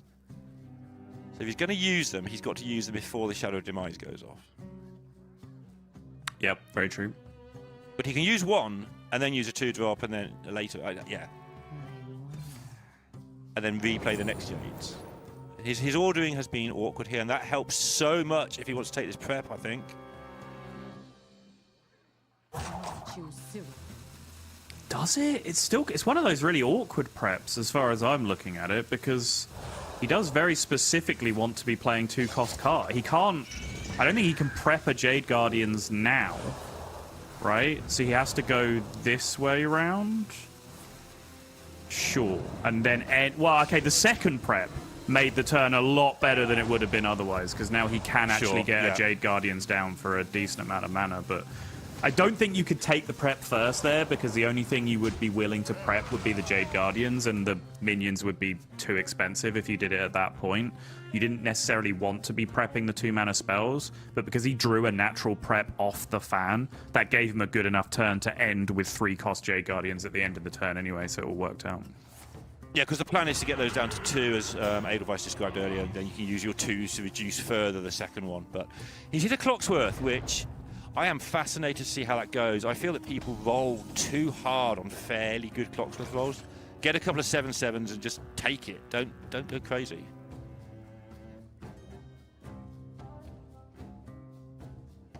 Double Earthen Raw in hand for skill drains, so he will be able to fight off some pressure for quite some time from these big minions. Does have a Tolvir as well, so As well. it's going And to a be a Wound real. Prey.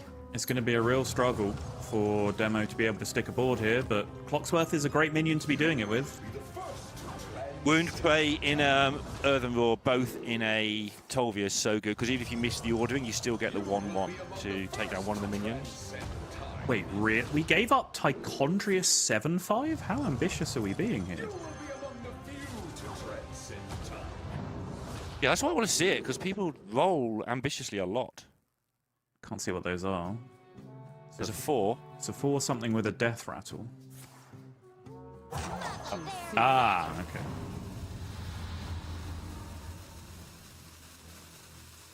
Hey, what happened Incredibly here? annoying minion. Sorry? Very odd. What, that he didn't keep the big things and then stuck at the end when they're kind of... Yeah, I mean, the Tendril is obviously a very annoying minion, as you were talking about. Let's see if we can... yeah, there we go. Gives you a little bit of protection against some big AoE turns. At least your opponent isn't going to be able to like stick a board and push through. Like, gives you some Sylvanas protection as well from being able to have the board cleared. But having like bigger minions than this also gives you protection against those kinds of things. Yeah, the Tindrill's usually used in more attacking things because you don't want to kill it, and then it's going to hit you for 4, and yeah. Yeah.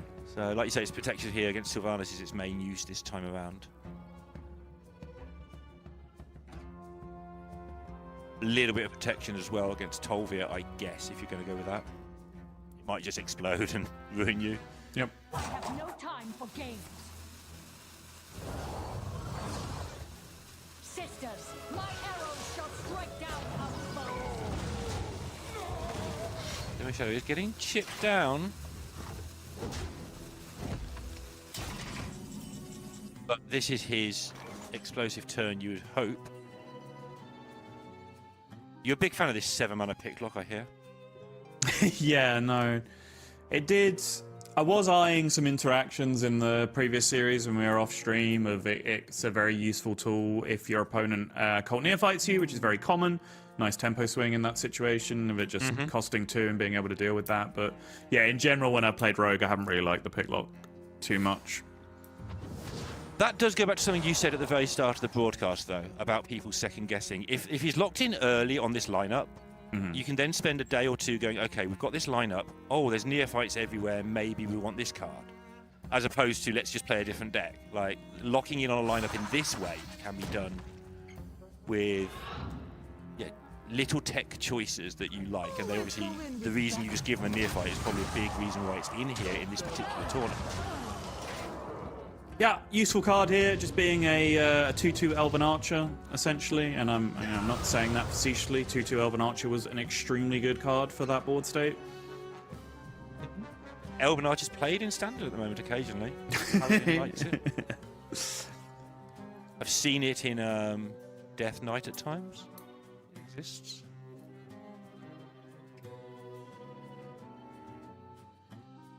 There's that one person in chat right now saying, well, I've been playing Elven Archer since it came out. I've never stopped. Good for you.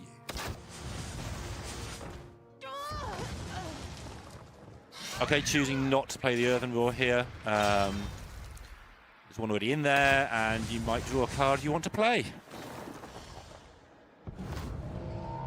Yeah, no point making the Serpent 1 HP twice. Tame Pet, there you go. Yeah, good ordering ideas. Yep. Rewarded with the 1 cost. Drop a Tame Pet. Obviously still had tracking and wound prey and various other things that you could have found there as well.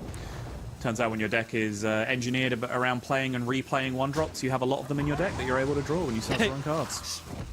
How strange. And Shadow ticks down to 15. It's been really tortuous for Skill Drain piecing together damage, but it is getting there. Finally gets to play a Guardians for 0 and gets probably the best selection we've seen so far. Wouldn't mind that that Elven Archer back at this point, I think. Yeah, it'd be nice, wouldn't it?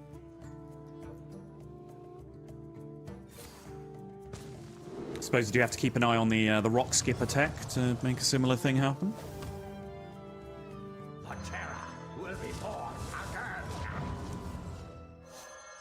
Double cookie, yeah. It costs -2 mana, always nice. They've not been great, have they? But like you say, this selection wasn't too bad.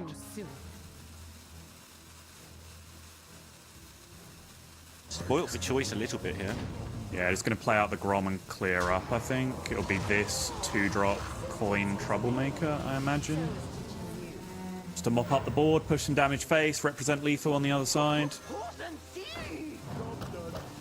And represent a top 4 finish as well, Soto, which would be just 1 step away from the World Championship spot.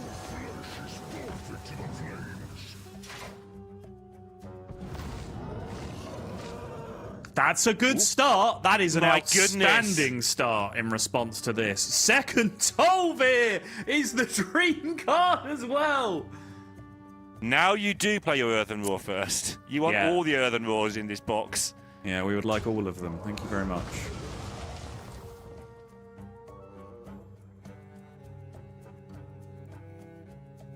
Better.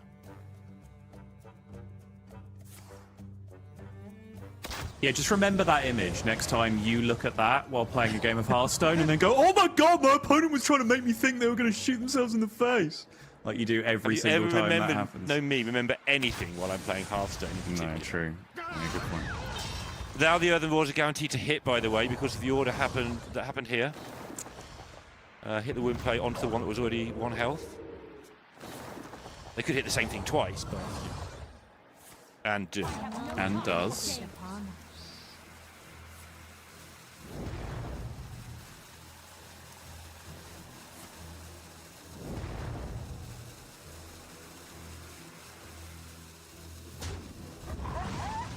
Marithra looking, actually.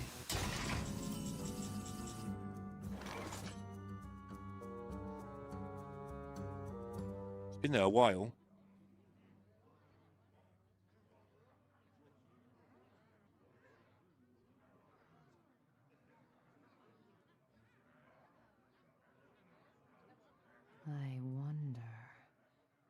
ugh. The more I look at this hand, the more it's just a bit awkward.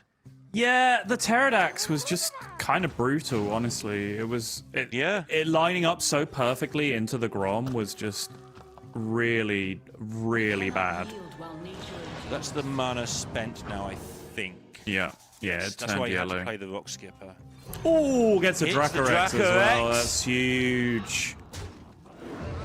That's as big the other way as we were just talking about there from the Pterodax. Yeah, potentially even bigger just because of the amount of stats it loads into play as well to be tanking Arcane Tripwires.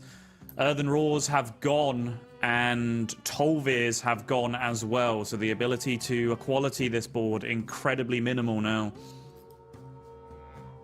He has never had the chance or the time to play the King of the Underbelly. He's just been constantly trying to force any damage through. He's had little opportunities to do small amounts of damage repeatedly, but never really had that payoff turn that you'd hope for with Hunter.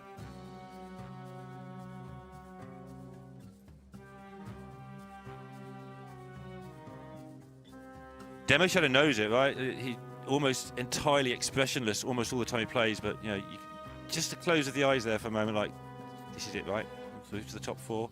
Because every one of these players who gets the top 4 will believe they are in the top 3. How your brain works, right? It's certainly been an adjustment for me this year that these top 8 matches just aren't straight up winning ins, right? So players that have been here before will be a little bit conflicted on what things are doing. Hmm. Yeah.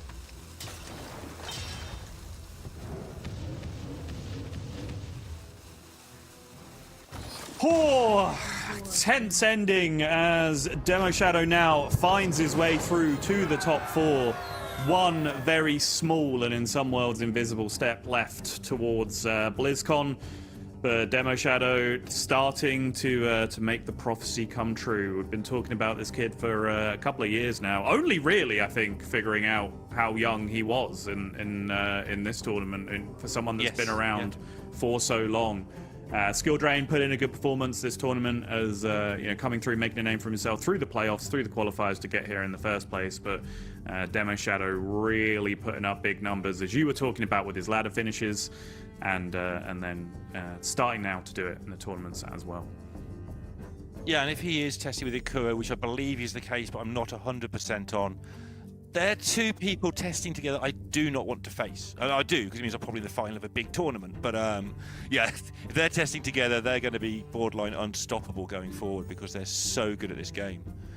But that's only 3 of our quarterfinals, Soto, and I think as much as people love listening to you, and some of them even like listening to me, I think they'd much rather watch the next match. So I'm going to get out of here, I'll take us away, and we'll see you in 3 minutes with the final of the quarterfinals.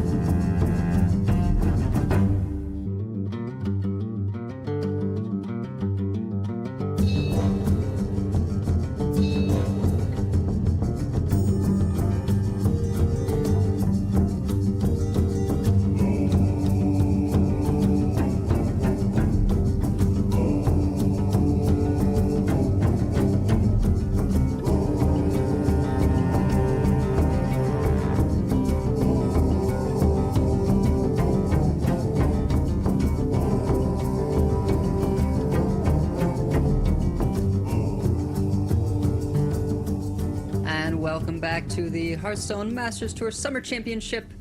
I'm Edelweiss, joined by Pocket Train, and we have got the quarterfinal match for you after a bit of an anticlimactic ending there of the final series. We were just discussing, you and I, that a bit odd that Skill Drain didn't at least sort of go for the outs of, maybe enough shots go face. Yeah, the probably sub 1% that you do get there, but it existed. It wasn't 0% that he was winning that game. So I would have liked to see him actually play it out, because he had very few cards in deck, loads of tripwires. Anything could still sort of happen, but yeah, a little bit of an odd ending there. But very happy for Demo Shadow. Played fantastically well, and very worthy progression into top 4 here. Yeah, I think we're really going to have, it's always excellent players who make it to the top, but sometimes people do get sort of luck that outweighs some mistakes, and this time I really feel like the cream has risen to the top in terms of who we've got for this top 4 coming up. We'll see who's going to round it out between Chonsu and Wind Brownie. Yeah, I do think, as opposed to the other series today, I did have sort of a clear favorite in my mind going in, and all 3 did win. This one very much up in the air for me, because we do see Wind Brownie, I much prefer his lineup, but Chonsu just has staggeringly good results lately. So I do think this one could really very easily go either way. Staggeringly good results, and the experience gap, at least in terms of tournament play, is substantial. Wind Brownie, I believe, coming over from an arena player, very, very strong arena player, but have not seen a ton of him in terms of, competitive. Yeah, you see the smile. He's got King and Briarthorn in hand, along with a Beast Tripwire. So very, very slow start. At least picks up the 1 drop. Is kind of on one game plan here and hopes the top decks will support it. Yeah, it's very similar to when you're playing the Rogue and you keep like a Jade Guardians and you're hoping the top of the deck will just feed you with the correct 2s. When Brownie's in that spot, sort of, with a lot less good options to choose from. But Earth and Raw, it's okay. At least you can deal with this Maev. Although Wind Brownie might just go for the double 50-50 trying to snipe the shots here, but I do think you're probably forced in a situation here where if you don't Earth and Roll this Maev, the game can just spiral out of control too fast. It can, although I've come down on Maev for the Rogue, specifically because in the early game, which is where it's strongest, when you're full of 2s, you're really just getting a couple of upgrades. Yeah. Yes, it's a lot of stats, +3/+3, but the fact that they are dormant for 1 turn means that you end up in very, very odd spots where you've got a lot of stats but coming on the delay, you can't attack for a while. Yep. When Brownie nodding his head, that is the exact card that Chonsu is intending to block with this Cult Neophyte, and he finds it off the top. Would have been perfect to play this turn had the Neophyte not been played. Everything seems to be going Chonsu's way so far. I do think touching on that Maev thing, a lot of the time it's not so impactful, but with Wind Brownie's exact hand, where we would have just had to sit there and take it every turn, I do think killing the Maev there and then was perhaps the most optimal time to ever clear it against Rogue. That was the most threatening Maev I've ever seen from a Rogue, possibly, because a lot of the time it does seem a little bit underwhelming. Yeah, we've seen how, ended up getting eliminated, but Z Shaman is where the Maev really shines, where you've got the, the 0 mana frogs and things that you... Yeah, that deck is so incredibly explosive. You can win on as soon as turn 1. I think Lorinda had a couple of wins like that. You just throw out the Maev and just spew stats on board that the opponent can't deal with. But, yeah, Chonsu, after that reasonably fast start compared to Wind Brownie's very, very stalled start, has just sort of run out of gas here a little bit, although has picked up that Jade Guardians to hopefully play some 8-drops quite soon. Yeah, it sort of worked out for Wind Brownie, not able to get the full clear here because of the freezing trap, but I think you're sort of happy to get it out of the way with a mere Hyena. And very rapidly now, he's going to be on this King of the Underbelly into Agamagan and Briarthorn Drake, or Briarspawn Drake, rather. The only problem is not enough face damage has been done for that to seal the deal alone. Yeah, he really would have liked the Stormrook to connect face, and that would put Chonsu under lethal pressure for possibly the rest of the game. Although this flash heal picked up is actually very, very good here for Chonsu. So it does seem like the King of the Underbelly into Agamag and Briarspawn Drake is the most realistic avenue for victory here for Win Brownie. And if Chonsu does stay topped up on his health, that just won't be a possibility. Yeah, Flash Heal and then Bashana Room Totem could also potentially find healing. I believe it is keyed to Druid spells specifically, even if you are another class. No, Bashana's nature spells. Could be anything. Oh, is it really? Oh, okay, nature Yep. spells, sure. All the same.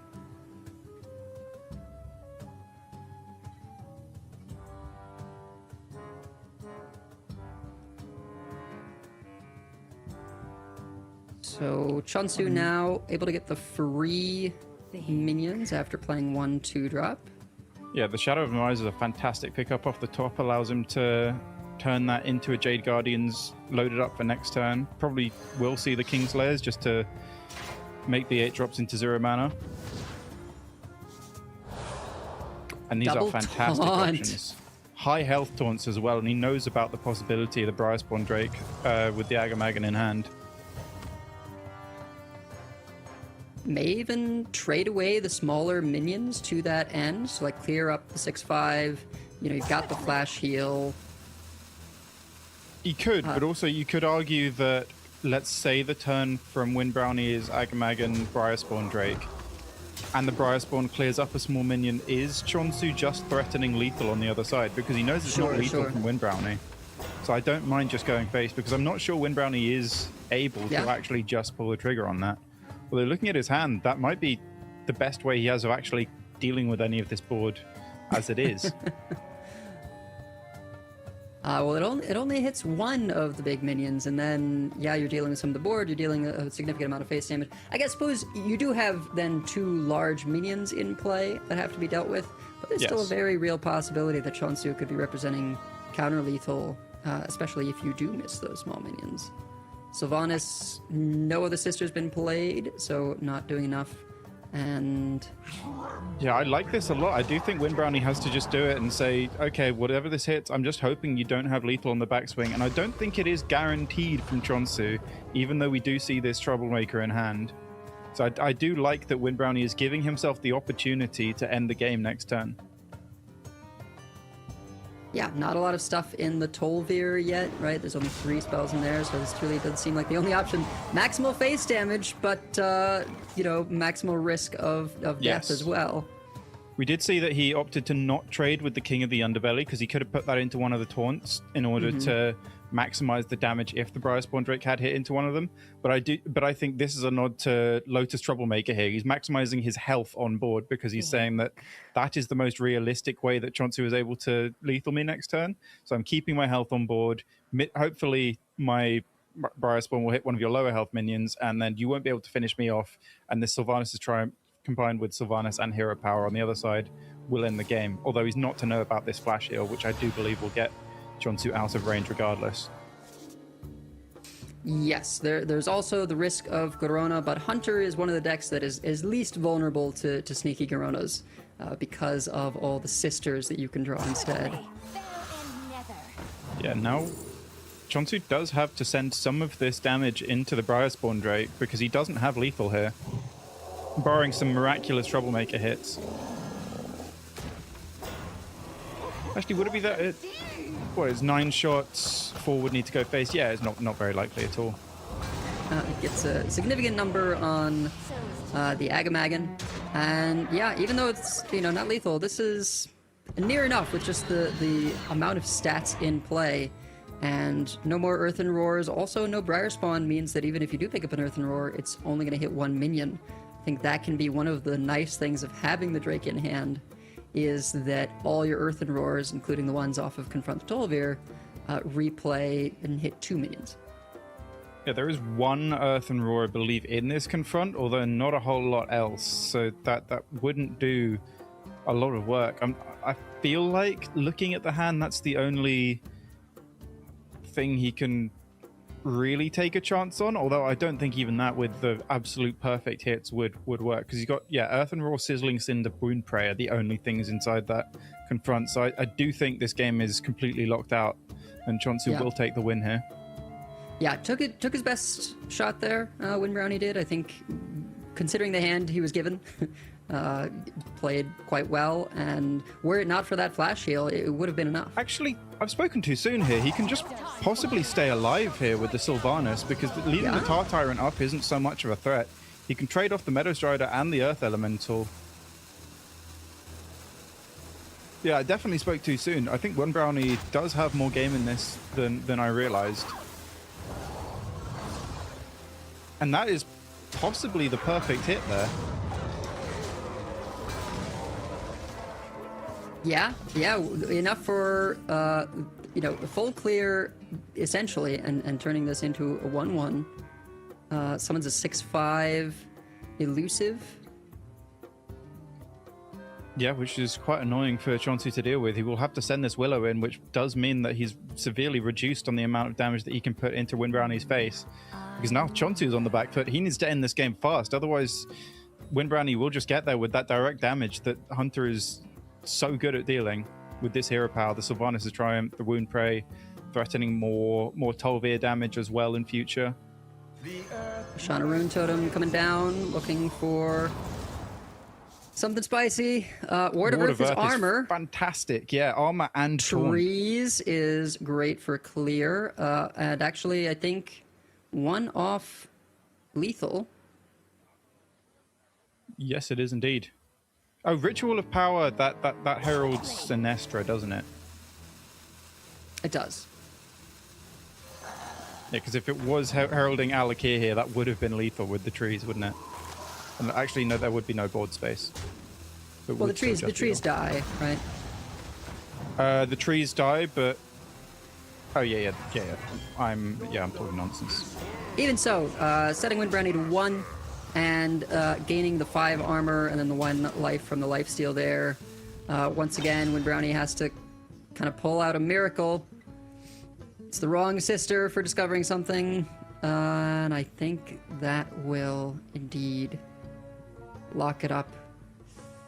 He does have a couple of tripped arcane tripwires in his deck, so he can go underbelly and shoot his own rat, and I think that's the only option here. It's the only one. A second Triumph would also allow a clear.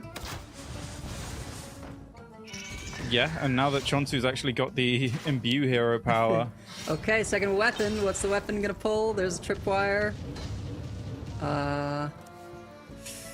Needs Triumph, exactly. That's not it. Yeah. Good recognition of, it was the only way to maybe find something. I think all around, just sort of playing from behind, finding, outs that we didn't think were there last turn, but still the extra turn just not quite enough. Yeah, with how slow Win Brownie's hand was, I think it was really, really impressive that he recognized going for the Agamag and Briar Spondrake, even in a spot where it looks like you might just die from the other side. There are a couple of really high health minions on board. He did get a slightly fortunate hit from that, but it was good recognition that this is the only way I can win the game. And on Chonsu's side, he did manage to find that flash heal, that Ward of Earth, just to keep him slightly out of range. But that game got way, way closer than I thought it ever had any right to be, because Chonsu looked like he was completely running away with it in the early game. Yeah, absolutely. I mean, from the very beginning, when your hand starts with a 6-drop and a 10-drop, you're going to be in for a rough one. So yeah, and I think finally top deck the playable tripwire on 3 just after you've been neophyted as well. Everything seemed like it was just going as badly as it possibly could. So getting Chonsu that close to lethal is impressive in its own right, even though Win Brownie didn't quite manage to take the win there. Yeah, and I think crucially is when those kinds of losses happen, obviously, you don't feel good. You wish you could have pulled out a win, but it doesn't hurt the morale as much, right? Yeah. You sort of figure, I did the best with what I was given, and it didn't pan out, but, it would have been hard for anyone to work their way out of that. Yeah, Win Brownie looks like someone whose morale is quite hard to hurt. He seems quite high spirits, having a good time the whole time. And also, looking at Chonsu's lineup, your morale's probably going to be fairly high because regardless of what happens here, he still does have that Dragon Warrior at the end, which I do think is the big question mark over his lineup here. Yeah, and Wind Brownie, no quest mage, right? Nothing unusual going on in Wind Brownie's lineup. It's just sort of your standard 4. So nothing particular for the Dragon Warrior to prey upon. Yeah, although I do think it weirdly has an okay shot against both Rogue and Hunter, so it might not look like such a liability as we have seen from particularly Priest throughout this tournament as one of the slightly off-the-wall decks. Yeah, I mean, for all our shade, the Dragon Warrior is twice banned and once win on the first game, so... Fantastic starts for both these players. I love the Embuscade Whelp here from Chonsu, allowing him to ramp into the Mugsy on turn 3. And a very fast start here from Wind Brownie as well with the double mountain map. Brightwing just to get a playable merch seller possibly for turn 2, and then a coin Mugsy as well. I feel like this is the fast start we haven't seen a lot from the Shamans today. Yeah, with the reversion on Invocation, Blazing Invocation, with no longer having the 1 mana discount, you basically have to hit a 2 to get those immediate starts. Whereas before, off Invocation, you could get 3s. And being able to, play off the map, not only get the additional minion, but also the legendary, really just locks in a lot of minion plays for Brownie's early turns where the mana discount is sort of the most impactful. Yeah, I hadn't even noticed the Opu. That's actually not bad at all in this matchup when Chonsu might be putting down quite a few low health minions with things like the Ritual of Power to Herald and this Whelp and some of the early game things, and this Slag Claw that's just being picked up might line up very well for the Opu. I would imagine that Wind Brownie will keep that in reserve rather than throwing out too soon after of course playing this merch seller out and disrupting Chonsu's top decks for the foreseeable future. Yep. Ice Barrier, not exactly what you're looking for. Not fantastic, no. Sometimes it does just annoyingly give them quite a good spell, but this Ice Barrier I think is one of the worst options, because this matchup is almost always decided on who takes control of the board. Yes, you can, plus 8 health, you're not going to say no to if that was free, but the vast majority of time, whoever takes control of the board will just completely snowball and overwhelm this game, so having a little bit of extra health isn't going to be a deciding factor here. Yeah, and I think we might see Wind Brownie take that coin Opu line. We'll take Burst. There's the risk after you kill one Cinder that you lose the other Rush Elemental. I do think, it lines up really, really nicely into the Mugsy as well, if Wind Brownie is to coin it out. Assuming the Opu doesn't die, I'd assume you'd have to trade the merch seller off first, because it is perhaps a little bit too likely that it dies. And as long as all 4 hits don't hit the Opu, Wind Brownie would be preloaded with a perfect answer to a turn 4 Mugsy from Chonsu. Time is Not seeing anything else that stands out is good. It's deciding whether or not he wants to take the face hit and keep the effect 1 more turn, or maybe keep the effect 1 more turn, or the trade to get the 4 clear. I like this. Makes it much less likely that the Opu dies, and in fact, none of it dies, and he's rewarded with the static shock for the full clear all the same. Yeah, that's a fantastic pickup there for Wind Brownie. This might have honestly been the better overall play. I was too beelined on what is the worst thing that can happen, and I want to avoid that happening. But Wind Brownie saying, just sort of playing the numbers, saying, yes, okay, this could go disastrously for me. I could lose my merch seller here, but this does give plenty of opportunity for me to just be in a commanding position here, as we do see him find himself in. And now Chonsu gonna play the Tiny Pal. I think freeze is reasonable, but then you're maybe leaving up the merchant seller again. 1 damage well, you can cleanly. Take freeze and tank the merch seller. That's not unreasonable. Sure. Taunt also does a similar job there. Yep.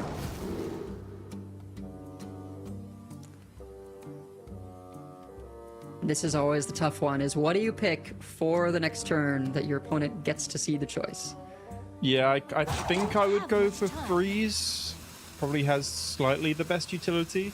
Although, to be honest, with predicting these, I've been completely wrong almost every time. So many players are really opting for... I believe he did choose Battlecry, even though it does look very similar to Freeze, and I'm trying to get better at recognizing these, because I've got them wrong on so many occasions this weekend. But yeah, a lot of players are opting to prioritize picking Battlecry off this Tiny Pal, which I do find quite interesting. I think in this position, Chunsu just has the Muggsy as a minion to play next turn after... throwing out this Blood Cell Raider he took around turn 2. So he kind of wants the extra juice. Maybe figures he needs to get a decent high roll, which is possible off this weapon. It reduces by 2 mana the battle cry you get, and then you have another 2 reductions, so you can get some really cheesy plays where you play an 8-drop for 4. And Brownie not happy with something he's done here. Maybe the fact that I doubt it's as simple as he thought he could play Muggsy alongside this and just didn't. It might be to do with the overload blocking the Storm Fury next turn that he's not thrilled with. Something hasn't gone according to plan with this turn, although it does look completely fine to me. Yeah, I think it might be that overload, as you say. Could also be that he thought maybe I wanted to save the Opoo and keep it stealthed, but I think that comes with a fair bit of risk. Yeah, I like cashing in the damage here because Chonsu is getting into Storm Fury Elemental territory, so this 6 damage you would like to get in while it is there and available. I will say, Freeze would have looked pretty good here. Interesting options. No, He's just going to get the best Battlecry minion imaginable. Yeah, of course. Or a Hex. It's not bad. It's not bad, but it does sort of keep him behind when I think Chonsu's probably looking for a way to swing the game in his favor. Hexing the Opoo is decent on board, but it does severely limit what he can do with the rest of his turn.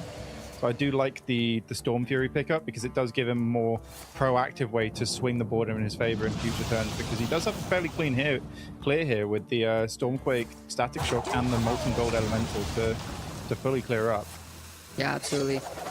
Seeing that transformation, and of course then receiving the mana cost reduction as a minion. We're gonna check what the battle cry is first. He's actually not far from Dodo territory. Yeah, I mean, all he needs to do is swing the weapon into something decent size, and that will be active for a pair of 10/10s. Very, very tough to deal with. And suddenly Windbrownie finding himself behind on board and doesn't have a very clear way to come back here, apart from perhaps just plonk a Muggsy on board and just try and fight back with vanilla stats of his own, although that is not a good feeling. And this Ritual of Power as well, with his hand so full, can't actually access the 2 Breezlings unless he finds a way to dump something maybe off of Sands of Time. But I'm not seeing a very easy way to navigate this hand here from Windbrownie. Yeah, and I, perhaps that is why he was shaking his head about the what we think is the overload, as it has limited the options significantly on this follow-up turn. Gonna just go ahead, throw out the Muggsy. Yeah, I think it's the only play that really made sense here. All the others are too dependent on certain outcomes, and it does sort of distract Chonsu to an extent. He does need to deal with this, and you do know that Chonsu's range of hands is quite wide here. It's like you can't expect him to have something specific like a Hex, because that merch seller does have the twofold effect of, yes, it gives them kind of rubbish cards on average off the top, but it also reduces the odds of them drawing anything specific for the rest of the game, because it delays their drawing through their deck. Because as we see, Chonsu has 22 cards in deck to Windbrownie's 16. He has to get through a lot more of his deck to see the whole thing. So I think very specific answers here aren't necessarily going to come down here from Chonsu, when he can have a pretty strong read on what Windbrownie has in his own hand. And I like this, going for... Oh wait, it's 10. I was thinking it was 15 for the Dodo. Yeah. But still kind of inching his way towards that potential life total. It's still really, really awkward here from Windbrownie. He does have the Hex for the Storm Fury, but doesn't really have a lot else to do with his turn.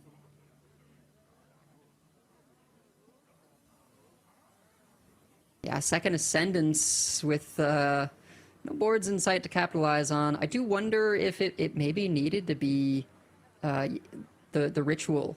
You know, even if you only get one Breezeling, because that gives you another attack to reduce the Murden's Last Stand. And now you don't get any clear out of the Storm Fury. Yeah, yes, not you got a just Hex yet. for the other one, but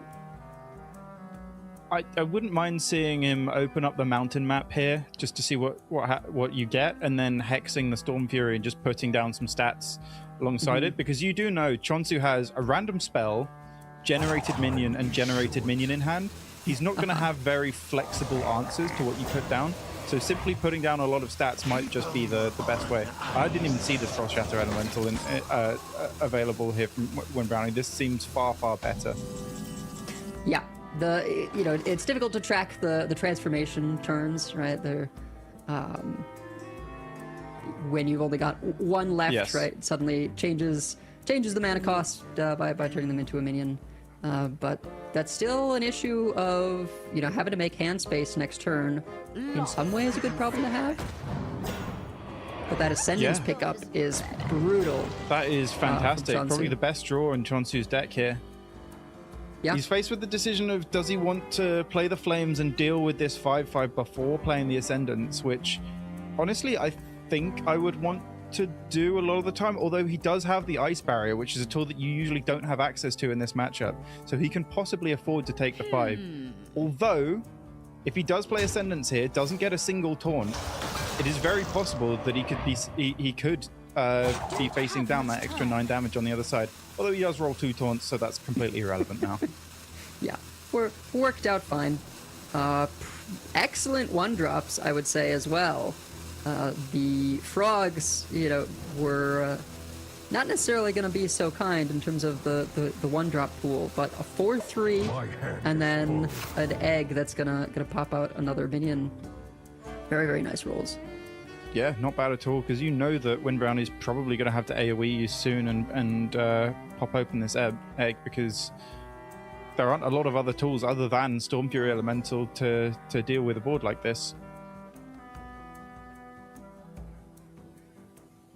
And that'll be maybe Thunder into Storm Fury. You've got the Static Shock as well.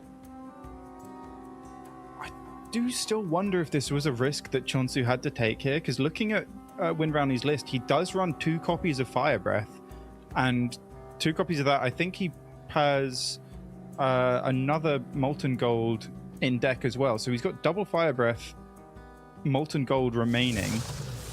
So he very, very realistically could have died if he hadn't rolled a taunt there. So I do wonder if that was a risk he necessarily had to take, although it is possible that he could have just said, I'm not generating a big enough board to actually win this game, I do need to go for max stats, which I think has turned out to be true. And Brownie, nice ordering here to make sure that Thunderquake clears up the minions that do get summoned off the death rattles, leaving only this Infernal, with the death rattle up. And I don't know timestamp wise how that works out. I guess it would deal the 3 and then it would summon the dodo. I want to say that too.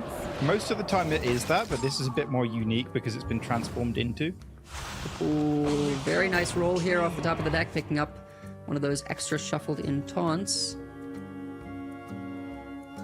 And this might just be time to throw out the barrier. Yeah, very possibly. The Hex isn't looking like it's that useful here. And the barrier could also be any mage secret. Wind Brownie isn't to know that it's necessarily an ice barrier, so it does give him some problems to worry about. It could easily be like a Flames of Infinity, which would work very, very well against a frozen Frost Shatter Elemental here. Storm Fury Elemental, rather.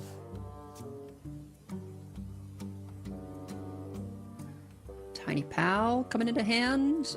Might have to do freeze with that. The attack would discount Murden's Last Stand, although cards is not really the issue for Wind Brownie. You could attack into the 0-1 and then, freeze, hopefully 2 minions. Glacial Shard, another solid pickup there. Yeah, not bad at all. He could do with Torch. drawing into his second Storm Fury, but Torch is fantastic. Can deal with the Infernal and then deal with the rest of the board on the other afterwards. And he knows that that's not a counterspell there because he did throw the Blazing Invocation into it. I think as partly a test to just say this is the most useless card in my hand, I'm going to throw it out. If it's not a counter, then nice. If it is, then also whatever. Yeah, I can freeze the 5/5, torch down the 4/2, or else, you know, if he wants to ritual clear with the glacial sharpening down. That, yeah, just you know, this was something that we saw before. 2 minions. Whoa! 2 minions with an Ascendance when you've got 2 Ascendants, right? This just makes the board that much more sticky. So you can land the next one. Chonsu having to use that Hex. Believe he's only got... Oh no, Chonsu is one of the people with 1 Fire Breath, 2 Hexes. And this was that outcome there, getting a 8-drop that actually directly impacts the board, because we did see that the Hex was going to come down, was actually such a big deal. It means Wind Brownie doesn't need to worry about that 5/5 at all, because he was going to have to account for that somehow this turn, and now he's only got 1 minion to deal with rather than worrying about 2. Although Chonsu here has stacked up quite a lot of his burn in his hand out of absolutely nowhere, is drawn into multiple instances of deal 4 damage. Yeah, Molten Gold and Fire Breath, plus if he takes Aeon Rend here, you know, there's no guarantee that it goes face, but presently there's not a lot of minions in play. You can make the same argument for Infested Breath, because if you count that's 10 damage, and then if Wind Brownie's face is the only thing on 1 health, then that would guarantee the leech going face. So I do think that is why it's such a tough decision here from Chonsu. Yeah, absolutely. I think I'd lean towards the Infested Breath, though. Yeah, the guaranteed target feels like the way to go. It's also cheaper, so it means if you top deck something, then it gives you a bit more flexibility. Not so great hits from the map. Tortotem can be nice in the early game sometimes, where you just sort of, if it sticks around a bit, you keep generating minions, but at this late stage, I think you're kind of taking a pass on all of these. Yeah, Wind Brownie honestly needs to find his second copy of Storm Fury. But looking at what he's likely to do here, I don't think he's actually going to do anything to stave off this lethal from Chonsu. I'm not expecting there to be a 1 health minion on his side of the board at the end of this turn. Yeah, you don't typically run out the elementals and just sort of leave them in play. You know, he can deal the damage here to make the torch active. Oh, very possibly. This does deal 3, so he might torch and then unbeknownst to him, survive lethal by dropping this Breezling on board. Yeah, just running out all the minions. And he does do it. Yeah. I mean, it's funny. This is kind of classic Arena play, right? He's seen a lot of answers. Never mind. Oh. You know, I think it was the correct line with Chonsu running out of cards to just exert maximal pressure there. But unfortunately, Chonsu with the Static Shock is able to clear path. Wow, yeah, no, that was... I mean, Wind Brownie obviously wasn't playing around exact damage leech for lethal, but it was good spot to say that Chonsu is low on cards. A lot of his deck is potentially burn, so you need to stack the board up, end the game as soon as possible. So giving himself the maximum chance of lethal on the following turn did actually double as the most defensive play as well, but unfortunately for him, not rewarded for that with the Static Shock picked up from Chonsu, so we will never know if that 50-50 would have actually gone face. Yeah, and you know, kind of an awkward game in terms of how it played out for Wind Brownie. I feel like you don't typically see it where the Shaman is actually struggling due to too many cards in hand. Yeah. It was weird. The guy with Merch Seller was fine in terms of his hand wasn't clogged up with anything, and the guy without was just stuck there, stranded with loads of... I mean, there were loads of 1 mana things in his hand, but all of them generated something else, and it just didn't seem somehow for the curve to come together, and it didn't feel like he was doing anything particularly wrong, but just somehow it just got very, very awkward during that game. Yeah, I think if I were looking back at a turn, I would wonder about the Mugsy drop into a couple of minions in play that were able to just go face. I feel like maybe there was some searching that could have been done there for some kind of clear.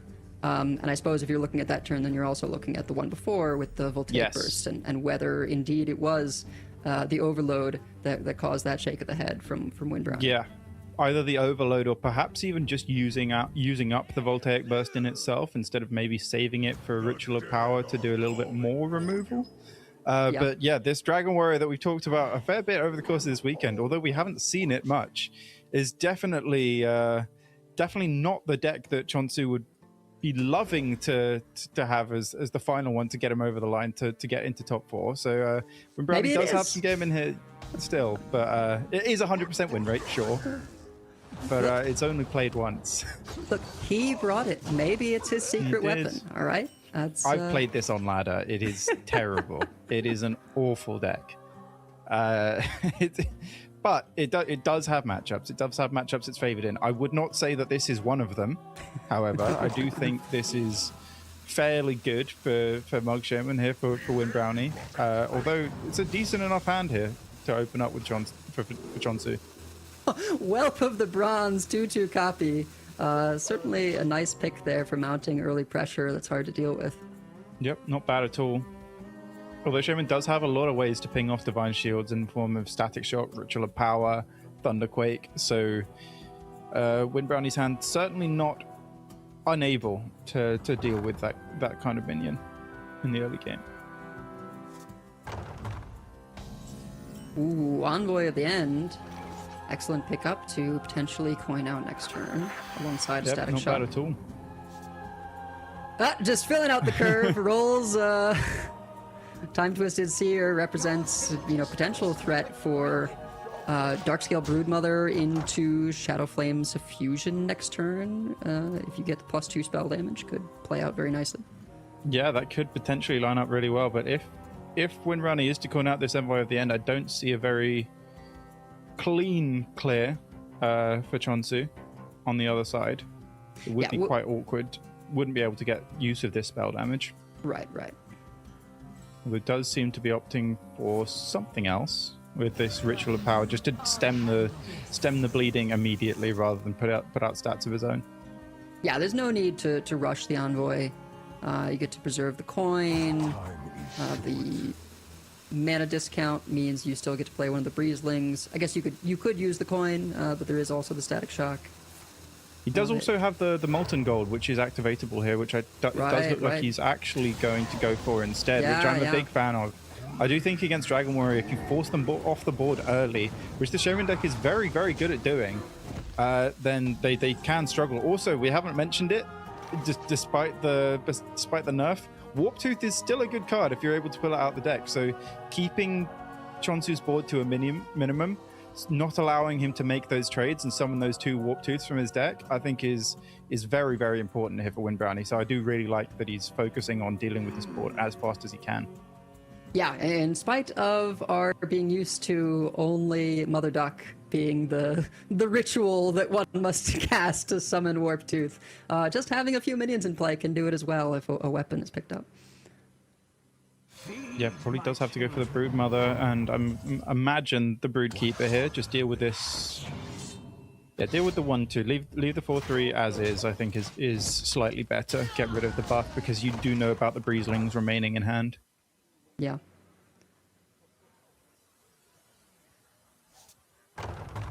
Check what's in the box.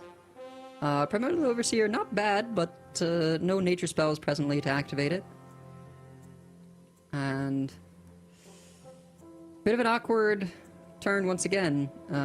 Yeah. Can play the Envoy, take 1 trade, but the Breezlings go back to 1 mana, and no ability to take advantage of the Herald Soldier before it likely is removed.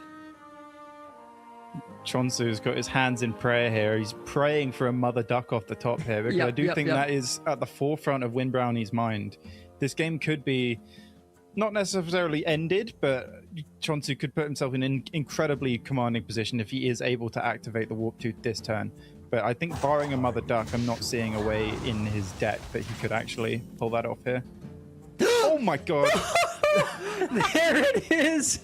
Yeah, it's been summoned into being, and these poor little ducklings are going to call forth the great beast that is Warp Tooth.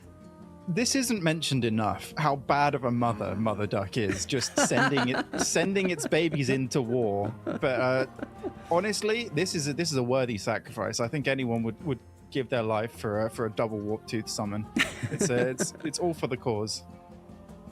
Yeah, and between the 3 ducklings and the 1/2 able to cleanly clear off the 6/4, and Wind Brownie, has done his best, but knows that this is not looking good from here on out. A pair of 3/3s coming out of Chonsu's deck, able to cash in on immediate damage, and no one runs Lightning Storm in these shamans, so there's no clean answer naturally.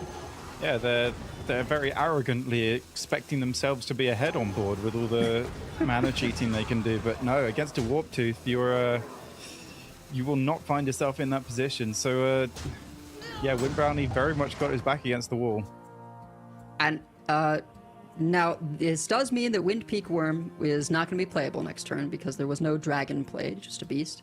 But I think that is a strong enough tempo swing that you're perfectly fine with following up with a Whelp of the Bronze and Shadow Flame Suffusion play. These don't look fantastic.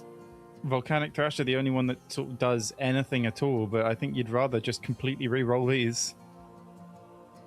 Fire spells in deck don't really look like they would do a lot to deal with this board. You're looking for like double Thunderquake to pair with Breezlings to start chipping away at the board. And honestly, Wind Brownie really could do with a Storm Fury Elemental in hand like yesterday, because it would line up so incredibly well if he were to be able to survive this one turn, but he just doesn't have it available to him. Yeah, and that may just mean a swift 3-0 for Chonsu. Picks up a Fire Spell. It's not enhanced in any way because no Kindred activation. Can throw out a 2/3 as well and hope to just soften up these minions for next turn, being able to pair Fire Breath alongside a couple of Breezlings. But meanwhile, Chonsu full reign to just pick apart this board and push a fair amount of face damage as well. You seem like the kind of person who would know this. I believe you do see the animation in the Shaman's hand if a minion transforms, right? Oh. So Chonsu... I think so, yeah. Yes, if that... I've been operating under that assumption because I believe I've seen it. So Chonsu would have the information that there is no activated Storm Fury Elemental in hand currently for Wind Brownie. So from his perspective, I would love to just say, I don't care about your board. I'm going to play Suffusion, I'm going to play Whelp with the Bronze, and I'm going to go full face and say that this game ends next turn because you do not have the only card in your deck that deals with this. Yeah, I can't be totally positive about that because as, casters, we've been seeing both hands this whole time. Yes. But I think it's certainly possible. Barricade Basher, an interesting pick, but none of these are fantastic. Yeah, I think that's just the only one that does something ever. So you pick it and you don't expect to be playing it. You are playing the Whelp of the Bronze this turn because you do want to activate that Wind Peak Worm. Yeah. Yeah, even though it looked like a really nice clear, you play the Basher, you hero power, get to clear up this 2/3. The 2/3, grand scheme of things, not a big deal. Morchuk is a big hit, but not playable for a very long time. And Breezlings plus Fire Breath can only do so much. Yeah, I think Wind Brownie knows that, so he's contemplating, do I just dig with this mountain map again? Are there any Battlecry minions that deal with this board? I believe we would need pre-nerf of I don't even recall the name, it's been so long. The shaman minion that froze everything and +1/+1. There's the new guy that you can play on either side of the board that AoEs your own board. The warrior Sure, guy. that is warrior. Yeah, I don't think Oh wait, yeah, Brownie you can can't find that. discover warrior cards, can you? Yeah, obviously. So, gonna take the roll on Ascendance, hope for some taunts. Does not hit, Nope. and that is gonna be a swift 3-0 for Chonsu. Off the back of Warp Tooth, Warrior 100% win rate. Yep. Hasn't taken a point of damage as well. Absolutely dominant. Best deck in the game. I should never have doubted Chonsu. We'll have to see how it manifests in the top 4. Yeah, maybe the deck is just fine, and I'm just terrible at Hearthstone because I cannot win at all on ladder with it. Yeah, I might maybe we'll just have to hold my hands up to the better player in Chonsu, who, yeah, completely looking unstoppable in that series. I don't think Win Brownie necessarily did a whole lot wrong, but he also just did not look like he could get anywhere near Chonsu that series. It was complete annihilation. Yeah, every single game, it felt like, you know, I was fine with most of Win Brownie's plays. Was you know, doing mostly the right thing, but just couldn't bring it together, whether from his hand or the strength of Chonsu's hands and plays. And sometimes that's just how it goes. You need sort of the unification of luck and skill, and perhaps a little misfortune for your opponent. Yeah, I do think that there were slight. It did look like Win Brownie looked ever so slightly marginally more shaky. Like he had the little shake of his head during the second game, where arguably a mistake, maybe not. But Chonsu just looked a lot more controlled, a lot more assured, and that's why Raven and I think we before we saw the lineups very much thought we'd see Chonsu in this top 4. And yeah, we shouldn't have been turned off by that Dragon Warrior because Chonsu's been looking fantastic in this tournament so far. And I think this is an incredible top 4 with McBanterface, Inkuro, Demo Shadow, Chonsu.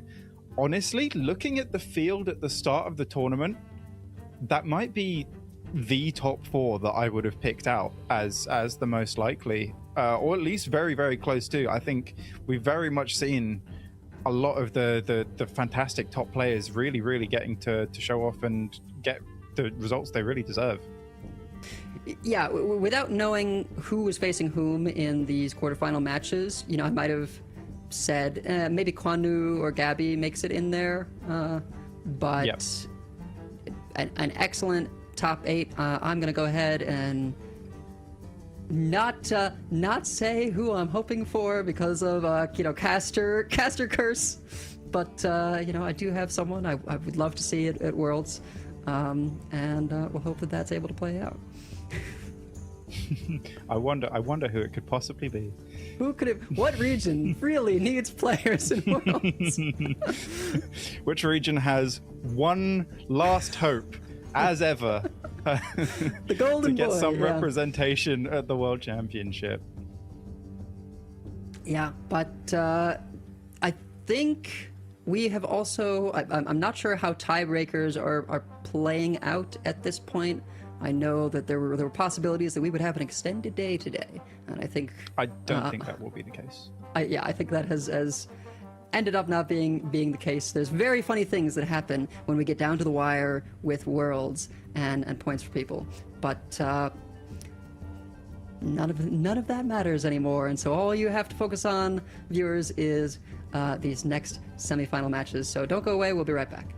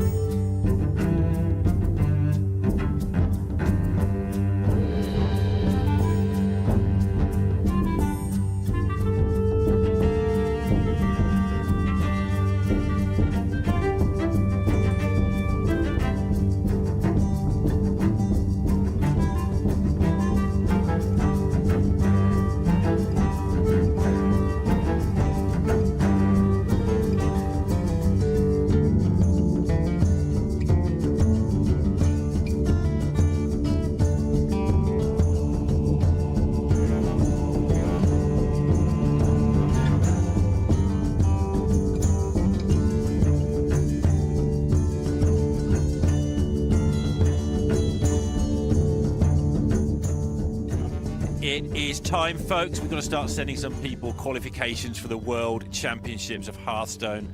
We've got the semi-finals. There's 3 will qualify, 1 will not, probably.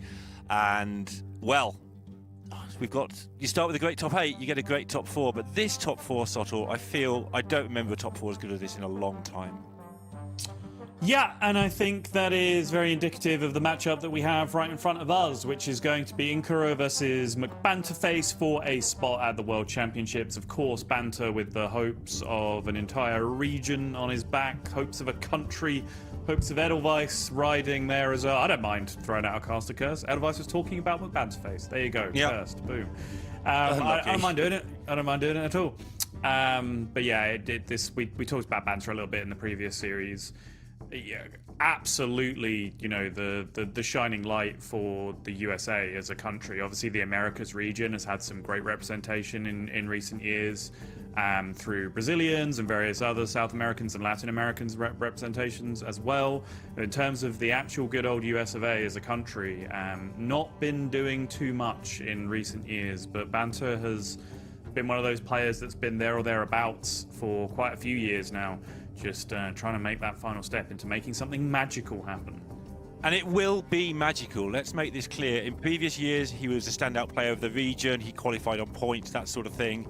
This year, focused a lot more on his stream, a lot more on sort of commentating on the China events in particular, but also just talking about other players a lot.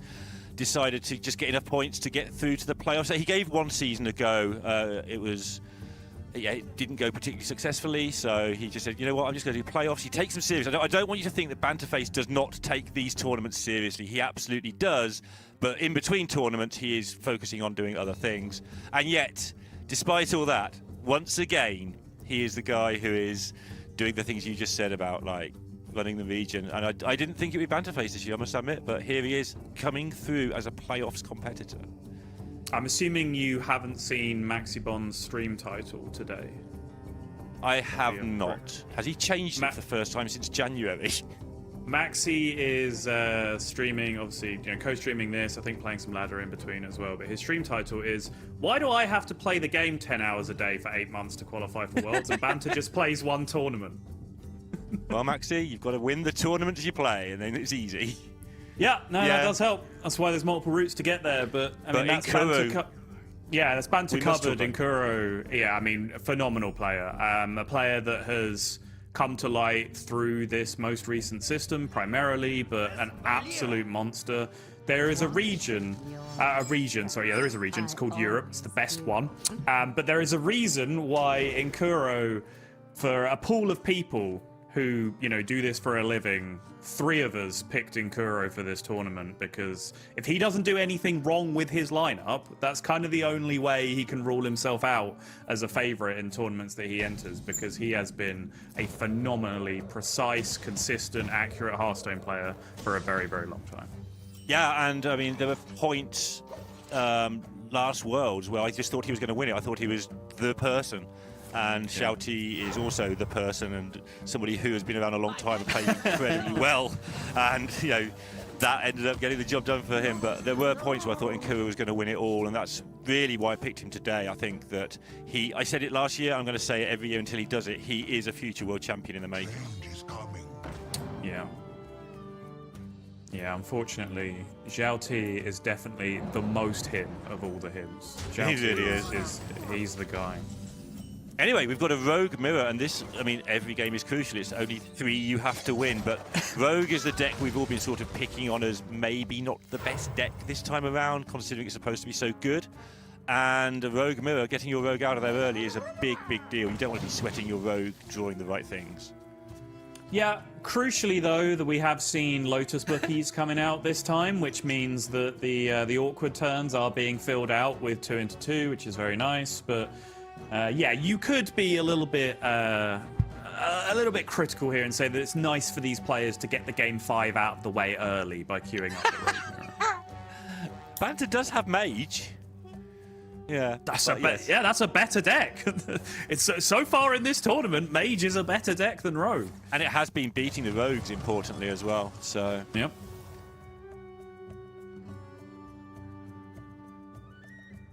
Need to note at the moment, I mean, it will probably change, but no Jade in hand for Nkuru yet, which is a rarity for all of the players in this tournament, I feel. There is that troublesome pick lock. Very, very nice tempo play here, but I can feel a shudder running down my spine as my brain formulated this sentence, but I'm not necessarily sure tempo swings on turn 4 are matchup defining in this matchup particularly, especially if they consist of spending turn 4 playing a 4-mana card instead of 2 2-mana cards. Yes, your chip damage when in 2 turns' time you're going to be hitting each other with 4 12s and 8 8 is probably less relevant than in some matchups for sure. I'd agree with that. Yeah. Like, don't get me wrong, if you can play a pick lock for 2 and it shoots a 2 health minion on the other side and your minions get to go face, that's great, because that is still tempo and Hearthstone is still a very tempo-focused game at the end of the day. But I think following your side quest is probably the most important thing that you can do with this deck. That's a twisting nether. That might be important in a later series. That might be important in 2014. Who knows? No, in the world where you haven't got your Jades yet. Yeah, might be handy. Yeah, I mean, as it stands, you're not wrong. Like, Nkuru looks like he is going to potentially be on the defensive, but I still think you would much rather have that change by drawing a Jade Guardian than you would goodness, yeah, like you don't want control to pass your turn. Yes, I agree. But you'd rather pass your turn than get hit for 26 or whatever it will look like on turn 6. Because Banter has drawn all of the Jades, all of the 2s, and a prep. Which, if you're new to this deck, is very good. You want to do that. You should do it all the time. Choose soon. Considering whether he can prep here to get another card, but there's no point. It's a beautiful setup he has in hand, right?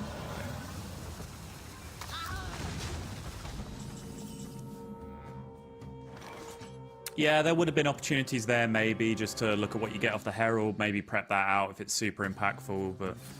Yeah, we were talking about this a little bit on a previous turn in the previous series, but prep can be an awkward card in this deck sometimes, just because, again, it's that same tussle that I was talking about before, right? Of, like, all of your experience of playing Hearthstone is, well, mana cheat good. Mana cheat equals tempo, tempo kill opponent. That's how Hearthstone works. Yeah. But when you're making 2 mana cards cost 0, that can sometimes be detrimental to your game plan, even though on that one individual turn, obviously you did a more powerful thing. Takes the prep here in case he needs to nether next turn, by the way. It's not the only reason, but he's aware of how dangerous this is getting. Yep. But again, not a spot you want to be in. I'm not poo-pooing the plan whatsoever, because you need to play the hand that you have here, but it does mean that if this kind of stuff comes down, even if you are able to Twisting Nether, which, joke's on you, there's a Cult Neophyte coming alongside it, all it means is your opponent has to have Shadow or the second Jade Guardians, and you're straight back in the same spot the next turn anyway, so... You can only imagine how excited I am now, though. Because now he can Twisting Nether 2 turns in a row. Oh, all the turns. Oh my god. Wait. He can just nether forever. Wait, all right, okay, get out the face paint and put on the clown shoes. We're going to the circus. I don't know what's happening this game. I think he has to go to that circus as well. I think you are probably right, yes. Like, his hand is not very good, except he can just stop the game from happening for 3 turns, 4 turns, 3 turns, 3 turns. He can't do anything for those 3 turns apart from try and get out of this mess that he's in, not having any 8 drops. And Banter can't do anything for those 3 turns. We just have 3 non-turns. My favourite band.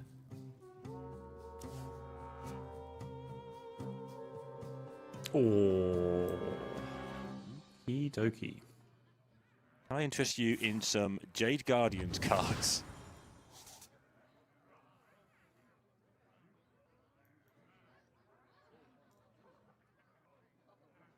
Nkuru looks very thoughtful, by the way. Like, he's looking at his hand and sort of thinking, this is really what I have to do? This is going to be very silly.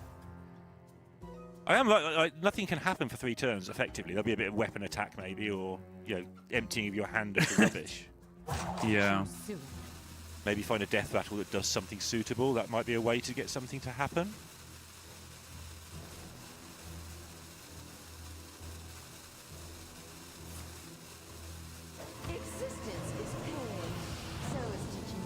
Archwitch Willow comes up like 8 times more than any other card.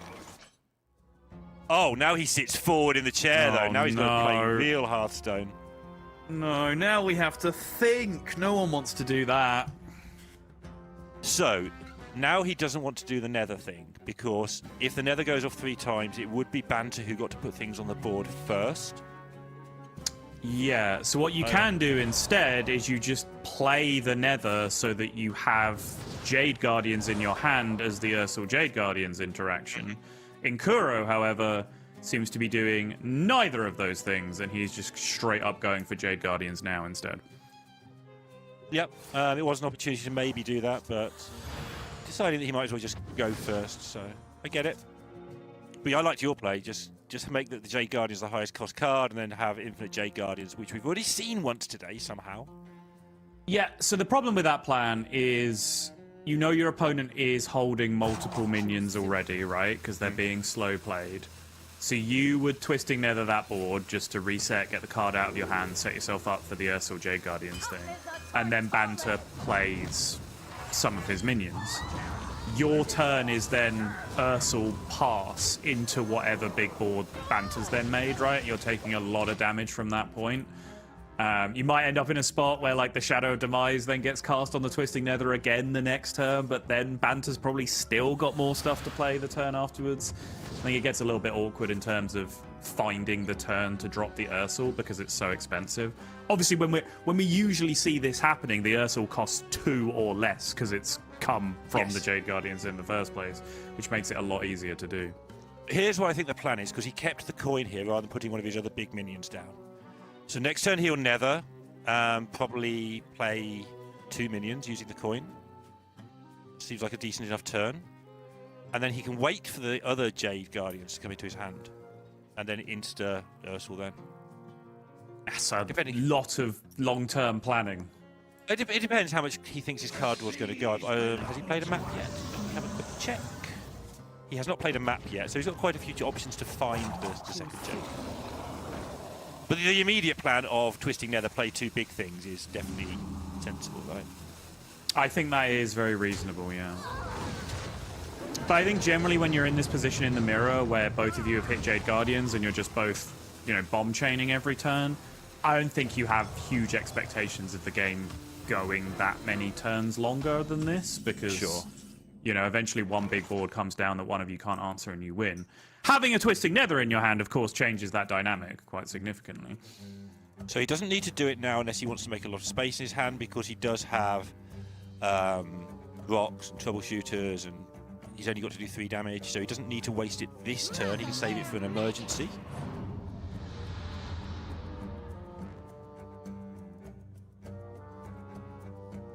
I feel like we're spiraling towards a game where it just never ends up being played. It's not probably going to be played. I need somebody far less sensible to cast with for this situation.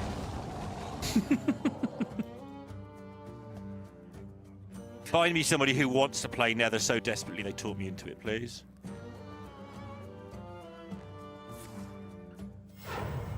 Constantly checking out my Marithra.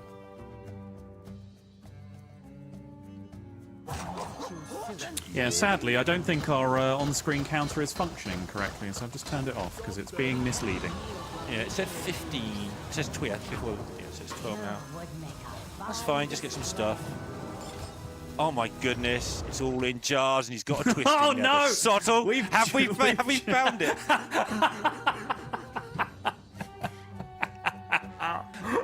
We've done it. We've done it. We've talked about how it's impossible all day. The thing is, they cost 1 anyway, so this is the same as just nethering and then playing the minions for 1. This hasn't done anything. Well, it's allowed him to play Marithra at least and not spend 15 mana. You have just put a 7/7 in play. That's what it's done. It actually hasn't done anything other than that.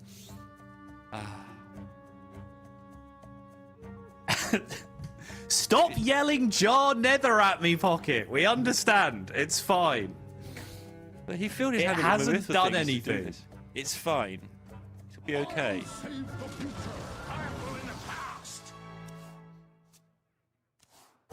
Choose soon. Yeah, they were full cost dragons, so. Oh, of course, yes, yeah, the Marithra Yeah. dragons. Yeah, no, that is fair. Yeah. That is very true. But it also hasn't done that much because the first one does cost 8 because you have to actually use the nether. Oh no! Oh, he gets 4, doesn't he? Because he's doing the prep. He's fine. He gets a whole load of jars. Banter's, look at Banter's face. He draws a prep. That prep is 2 extra minions. Oh, do you want to release Yeah, King Lane? I'm not sure you do. I mean, that is kind of sick, just as a method of Yeah. actually getting King Lane on your board, which is never something that never actually happens. Yeah, there's probably YouTube creators out there who have tried to have this situation for years. It's never come up despite playing it thousands of games against Bob. Dragonbane, yeah, I was going to say Dragonbane's kind of sick here, just because you have a 1-mana hero power. Banter's face! He's trying to process what is occurring. I can't believe that it came... Oh, yeah. I can't believe it came up after we said that it's never going to happen. In a World Championship qualifier, effectively semi-final match. Very good fan of Knives Protection, by the way. He also has no other card. This is it. This is it now, yeah. Does have the Imbue hero power to fall back on, which does also push damage with the Dragonbane, assuming that is the card I think it is. It is indeed, yeah. After you use your hero power, deal 5 damage.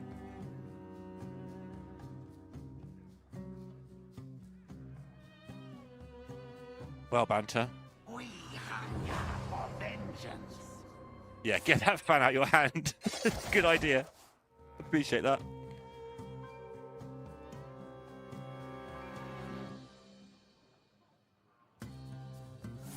Choose soon.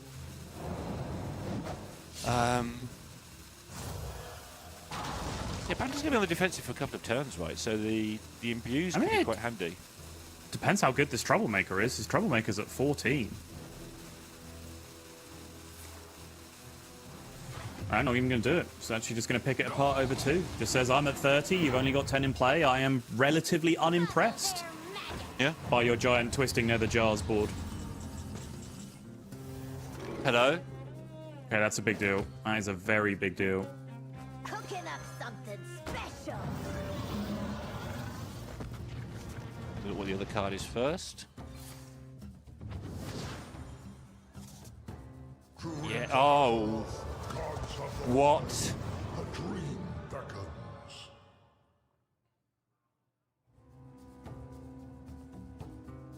Wait, he's got an Ursoc and a load of jars. He does have an Ursoc and a load of jars, yeah. That is a The thing cloud that he shoes are has. not yet back in the cupboard, I don't think, honestly. That is even more expensive than the Twisting Nether managed to be, though, which is quite impressive. It does make a large thing, though, and clear your opponent's board, probably. Wait. Does that jar on the far left have undefeated champion in it? I honestly don't know. Is that what it said? Isn't undefeated champion the 13-13? Oh, I think it is. Why wasn't that down originally, though? Wait, why wasn't that in play last turn? What's happened here?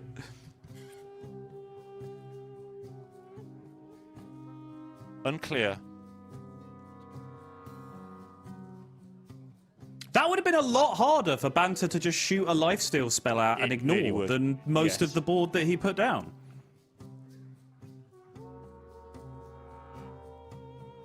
Yes. Fascinating.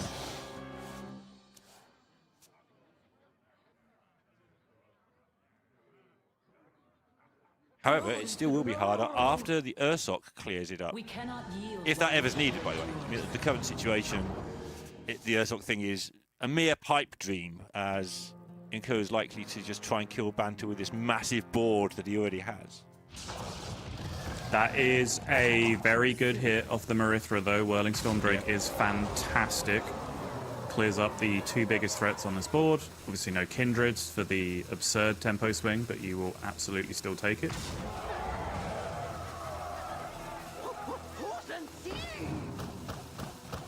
We're going to find out. Yep. And that sure is a 13-13. Waiting until he had the big board and then playing it sure was one way of protecting everything. Be quiet. Being an apologist can only go so far, Neil. I'm sorry. Well, this is lethal with Corona, right? Do you know that for a fact? I mean, you're doing it no matter You've what. got a very good idea, I think. Yeah. Banter has 8 cards in his deck. Yeah. And you're... plays a jar with King Lane in it alongside the Corona before killing his opponent. Okay, That's I'm nice. back on board. Style points. Excellent. Love to see it. Reuniting, and it feels so good. Yeah, well, that's the Rogue Mirror, and like I said, nice to get Game 5 out of the way nice and early. Oh my god.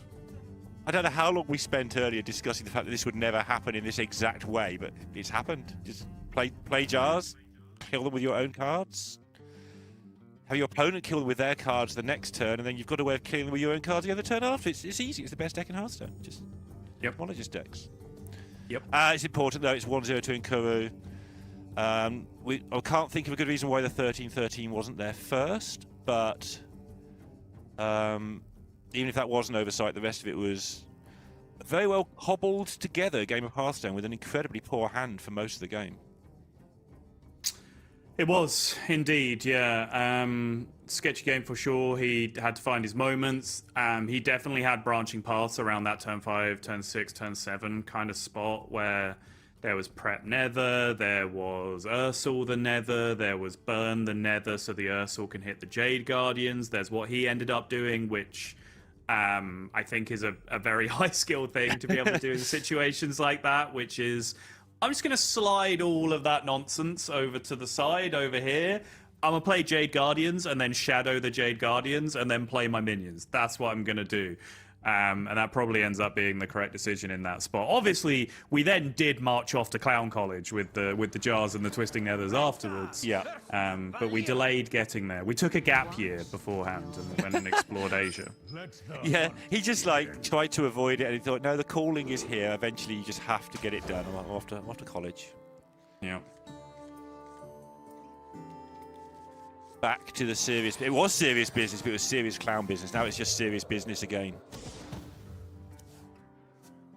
And cues the Hunter into the Rogue, which Hunter can get this done very quickly sometimes.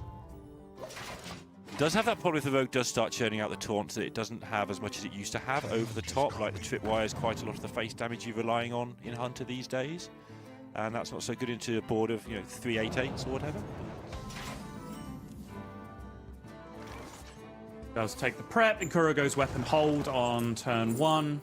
Generally, the thing you will always see in board-based matchups like this, you want to save that one swing to maybe have an impact on a minion over the course of the game, and then obviously the second swing, you're just going to want to swing as soon as you can because you've got double tripwire in hand, so you're going to want to be popping off as soon as possible. Have now found Tolvir and Sylvanas as well. This is a greatest hits of Hunter cards. Although, Vipers him. A beautifully timed Viper. Absolutely, just in time. And he knows if Inkuru is swinging, then next turn it's probably being used. There are no glacial shards in Banter's deck, so there's no reason to swing there unless you're setting up a use of it.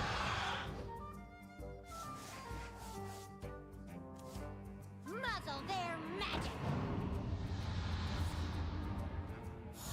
I have 4 mana, so I'm going to play 2 2-mana cards. Honestly, good Rogue. strategy. I feel like I'd have done the same.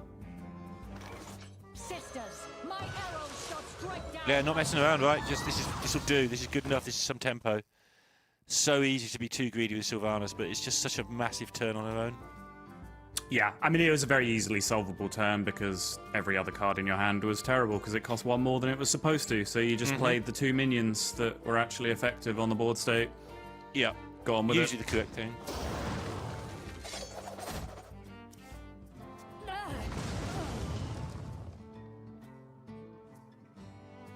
Nice clean looking board. It is indeed. Might stay that way. Tough call this, right? Because this Troublemaker's just being played for the sake of using all your mana if you play it here. Yeah. Double Fan might come in handy if you've already seen a Cinder. You know there's Tolvia's coming at some point in the game, so you might want 2 fans. But you do also want more cards because this hand is not very good. So presumably he'll take this. You've seen Sylvanas, so you're not giving them Sylvanas if you swing. That is true, yeah. You're giving them some pretty strong cards, obviously, in terms, all the sisters can pound each other off the best, but Sylvanas is by far the best one in most scenarios, particularly in this matchup.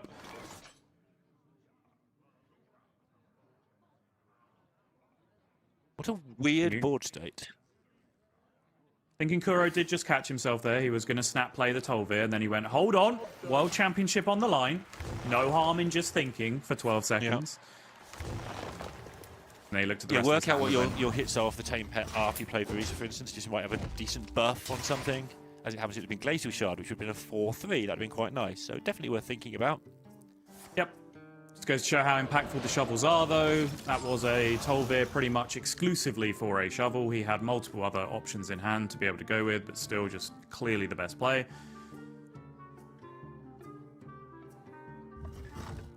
And it sorted his hand out a bit. He's going to have a decent next turn as well, but he is going very slowly for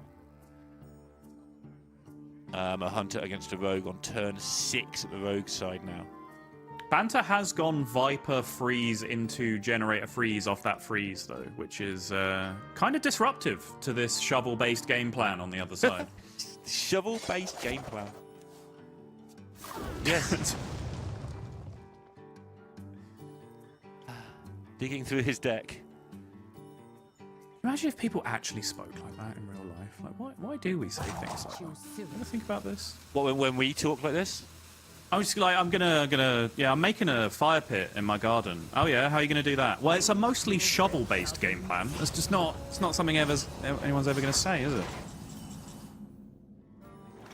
Probably not. Although I might say anything at any given moment, so I'm really bad person to ask this question. That is true. Wealth of options available for taking Kuro, and they're all kind of weird. Yeah, and he's got the terrible news that he has 9 health to play with this game. Digs up one of the tripwires, though, without the shovel.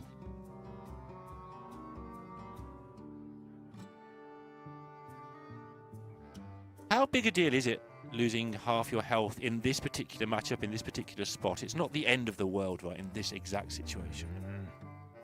I still think it's pretty scary because of Troublemaker specifically, right? It does allow them to skip a whole back and forth because as Hunter, you're not necessarily as concerned as some other decks with them going down the Jade Guardians route because a lot of times you have the answers to those with Earth and Roar and Tolvir to repeat. So if all of a sudden it's just like, oh my god, I have to like slam health on board every single turn just to make sure I'm not dying to the monkey, then I do think that gets pretty scary pretty quickly. And Hunter does not have many ways to put Taunt in particular on board as well. No. So you might just get hit by a stray minion.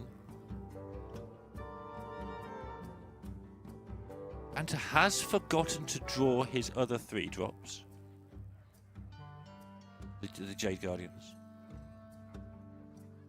Which I feel hasn't happened much in this tournament. I feel that people have hit both of theirs very early. The deck's designed to fetch them, of course, to some degree. Yeah. So yeah. You're allowed to have them early, but those occasions where... Yeah, I like this. This is a lot. Blood Mage fan deals 6 to the board. It's a leaves lot. 5 behind. It also plays 2 2-mana cards. So juices your Troublemaker to 9. Yeah. Yeah, technically good sequencing. Hard to imagine something that really significantly changes the turn here, but it is technically correct just to do the Discover first because you are freezing the face. And get the monkey down, clear the board. Opponent now at 5. And now in most worlds, you're in danger, even if you do get a wall of taunt down, even if you do get enough health built up to beat the second troublemaker, you are in territory of just randomly generated burn going face here as well, not to mention, The right actual from burn. the deck, naturally. Yeah, the shovel-based game plan has not been allowed to shovel. Nope. Should have hired a contractor to dig it for you.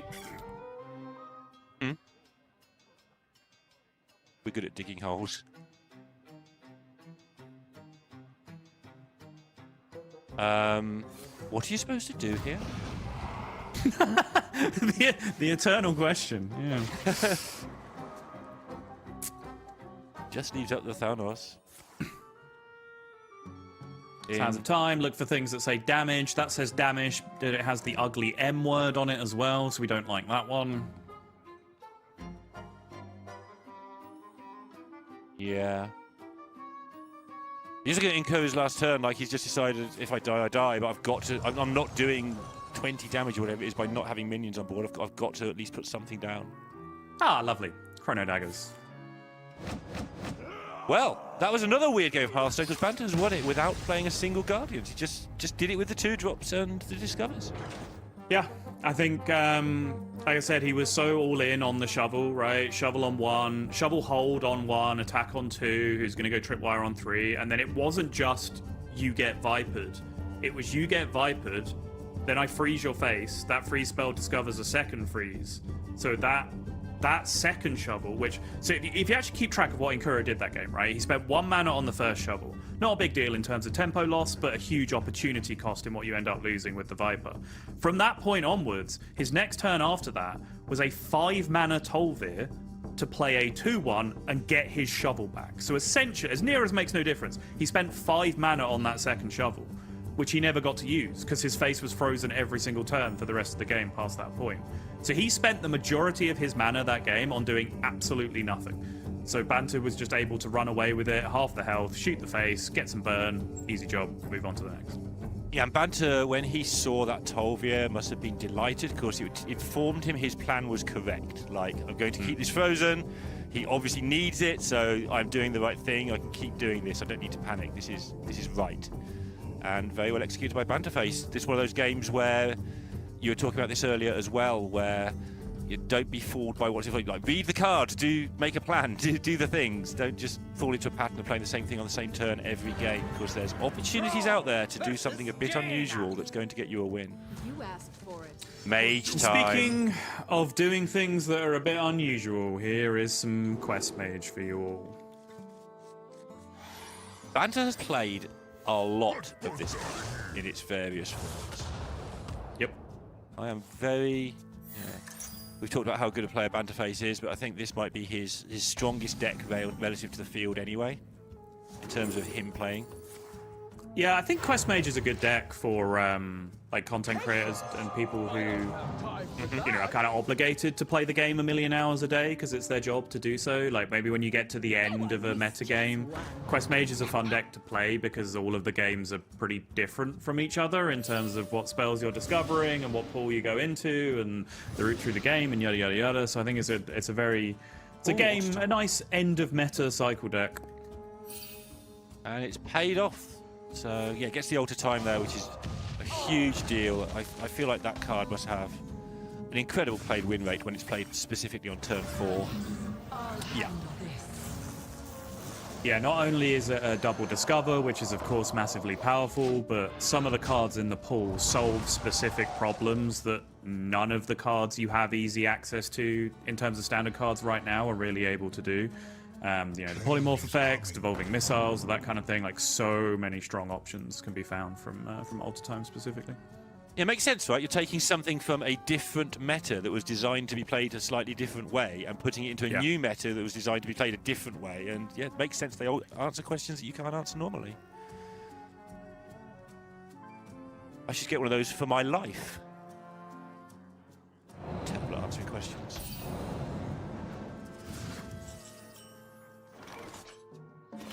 I would play the 3-mana 5/5 in this spot every time. And this is what we call character growth. See, I do learn from my mistakes. It's just I then forget what I learned. Mana Biscuit! There you go. Talking of things that you can't normally do outside of preparation. I mean, it's when you get the discounted version off of Ultra Time, it is a lot better than preparation is, because you do get 2 generic mana that you can do anything you want with. Yes, very true.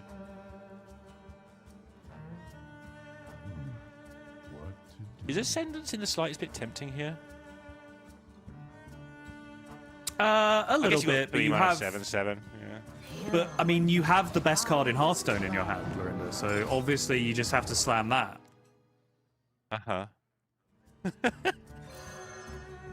Why is this card following us around? Honestly, That's actually so sick! It really is. This is the best card in the game! how long have we commentated on this game now? 11 years or something? And every time we haven't learned that any time we just laugh about a card not being usable or a player not doing something right, it turns against us immediately, every time. Yeah, I've seen enough. Nerf Entomologist Toru. Yeah. It's way too strong. 1 mana 7/7. I'm gonna laugh.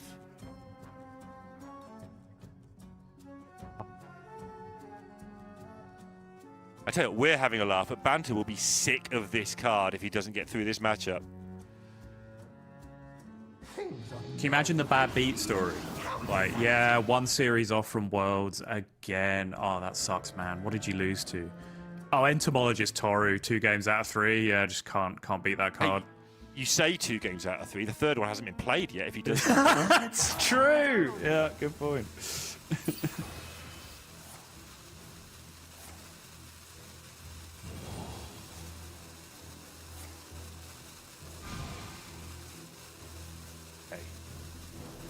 So how we gone here? So you do still have Polybore Asphyxiate remaining, which you were able to do previously.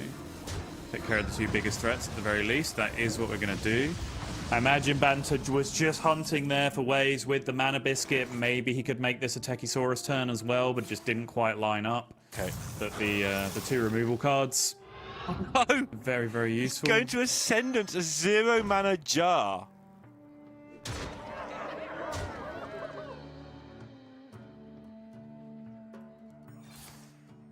Would you rather have this than draw 4 cards this turn? I guess you would. Yeah, it's fine. Yeah, I mean You're gonna get the attacks in next turn anyway to make those 0. No big deal. This is basically a better version of what I was suggesting last turn when he had the amazing play, but now he hasn't got the amazing play anymore. Happens to do the Voltaic off the top anyway, so he just went, let's just put all the things on the board. Yeah, no, like, the Ascendants always seem like a thing. I was just wondering whether you could attack with the 2 Sparks and have 2 less 2-drops on the board from the Ascendants, but also draw 4 cards immediately from Myrddin's Last Stand.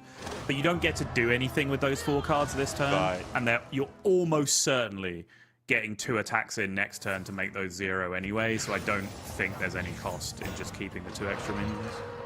Plus, you get to bank your not just the 2 extra minions, but the rush minions are in the bin for later for extra trades as well. So. Yeah. Unless you want to Ascendance again. Notice how he's kept the location in hand for this game again. That's been the pattern today. There were a couple of turns where he sort of looked like he could do with some stuff, and he's just found better things to do than play the location every time. Avoiding the situation where your hand just fills up with clutter that is nice to have, but you never play. You can do that later. The choice of which 2 attacks you're making here is not easy, by the way, because of those rush minions that you have inside the 2-drops that you were talking about before. Because you did have the option to go, like, Ringleader and Egg Bearer into one of the 3/6s, then draw the cards, and then your 2 1/1s finish off the 3/6 if you don't find anything that changes your line. But I think doing it this way just sets you up to stack another Ascendance, potentially. Yeah, I'm all for it.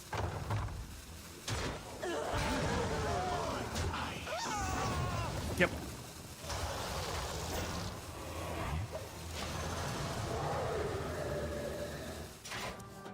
Not a bad bunch. Yeah, Imp Gang Stooge not going to be super relevant. The Titan guy's just a 6/6, but it's still a 6/6. Titanographer is just a vanilla 6/6. Yeah, just got the death rattle from the transform. So yeah, nothing super impactful in terms of the minion effects. It's just raw stats really. Which, with Banter on 14 and double Molten Gold and Tiny Pet in hand. I know it can change fast with Quest, but you know Banter is low on stuff. Oh. A 2/2 copy of a minion with rush that makes everything poisonous. That sounds fairly powerful. It does. Sure. Is it enough? I think we keep Serious question. Time runs out on me. I mean, whether or not it's enough, I don't think you're finding anything better than that this turn. Yeah, you have by to do it turning and start down. moving. So, something Pocket talks about a lot is, I wouldn't have found this lethal except the first 3 things I had to do were all obvious, so I did them and then saw the lethal afterwards. Yeah. Rather than just sitting there looking, is it the right play? You know it's the right play because there's nothing else to do it and see where your board ends up as you go. And that's another Fire Breath.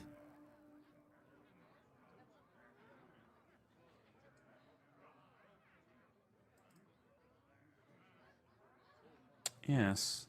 Quite the lethal puzzle. I think both of the Molten Golds are on 2 to transform. So obviously, you could theoretically play one of the Molten Golds for 1, and then the other Molten Gold for 3, and then the Fire Breath for 3. That would be 12. You still don't have the damage on board to break through with that, and you have to spend other spells to get one of the Molten Golds transformed anyway. So the direct route is not the one that you're going down. This only buffs the Wailing 1/3. Vapor, as far as I can see. Okay, so yeah, just diverting to Frost Shatter Elemental instead. It's a Thunderquake, that could be very useful.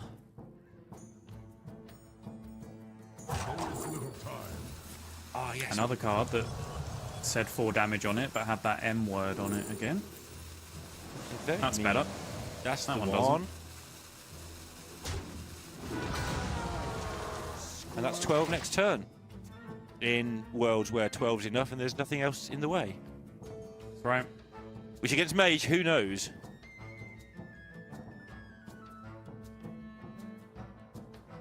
And he's still on 30, which isn't always the case. Nightmares never forgotten. This matchup. No lifesteals there. It's got to be No the much Raptor of Herald. Yeah. Got to be the Raptor Herald. Look for a lifesteal out. He doesn't know he's dead, though. He knows it's probably 8 in hand. I doubt he doesn't know it's 12 in hand. He knows there's very good odds because he knows his opponent has transformed minions. So Sure. there is a very, very reasonable chance. He's seen the transform effect go off. He's also seen that second pick off the Sands of Time was an instant snap That's pick. No very fun. true. Yes, yes. And Banter is good at that stuff as well. Yeah, so he'll almost certainly be giving his opponent credit for having the damage here. Oh, that's Did not see no, it. it's not. I'll have to wait and see if we got anything. No, rewind. No mana to play the Life Drinker from hand. Still didn't see them. Have to wait and see. Oh, does it move? It does not move. Okay. And Yeah, with the not wow. moving, yeah, Banter nods knowingly, as you described. 12 damage from hand. That's the power of this Shaman deck. We talk about how, you know, it's not necessarily kept up after the nerfs and the buffs with a couple of the decks, but it still has that early big stuff into finish you off over the top. It's not gone anywhere. It still can do that very efficiently, and it's put Inkuru on the verge of a World Championship qualification. Yeah, only Hunter left to win with, and I think Hunter's in a excellent spot. Outside of Demon Hunter, probably the alpha deck in the tournament of what we've been seeing so far in terms of how the matchups interact. Ladder data seems to support that as well as what we have of, a smaller sample of much higher level players than generic ladder data that we have in the tournament. So yeah, Shaman and Mage left for Banter. Hunter in a pretty good spot against both of those. I don't know if Nkuro has... Yes, he has gone for the Rust Drop Viper in the Hunter as well, which improves his Mage matchup all the further. So this is going to be a real uphill struggle here for Banterface. Trying to work out how Nkuro can get specimen jars in play in this game. Oh, you can always find a way. Sands of Time in Hunter? No Sands of Time in Hunter, so we're not going to be able to do that. Oh, it's fine. Yeah, you can discover a spell with a sister, and then all bets are off, right? Oh, if you can discover the chain starts. Yeah. Yeah. If you can discover any random spell, then it's an easy solve. Yeah. Somebody out there could Oncrad, he could get on this sort of thing. Just make the chain of how you get every card in Hearthstone in order, like in a pyramid shape, please, so I can work it out. Just track it through the various 6 routes. degrees of entomologist. That's the new game that we're playing. Yeah. I knew someone who knew Kate Moss, and she definitely can get entomologist in 4 cards. We're fine. Me? It's me. Yes, I know. Game. that was the in-joke. Now you've un-inned it. Let's put that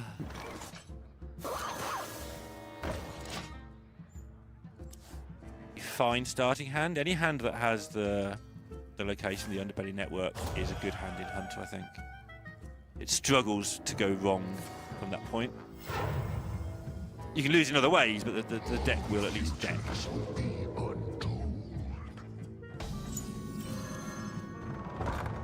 Turn 1/3/3 stealth.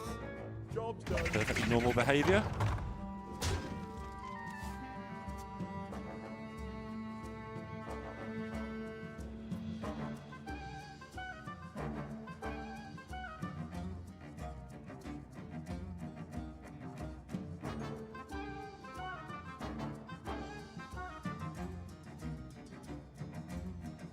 Merch cellaring a shaman, a hunter feels a bit weird sometimes. But Does it? should be Wait, fine. why? It's kind of dangerous, right? Because a lot of spells are quite damagey. Yeah, but Still messes surely with the their point plan. You have is... to do it, but yeah. Yeah, surely the point is less so than the cards in their deck, which is not any less true than it was for any other class that you can play against. Fair.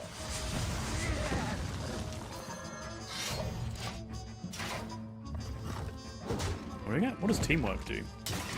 Summon and get 4 Silverhand recruits. Okay. Sottle asking what teamwork does, the same as he's been wondering for many years.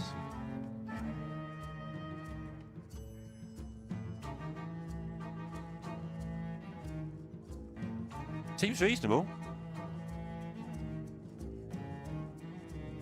Fills a gap in the curve right now. Yeah, it's fine.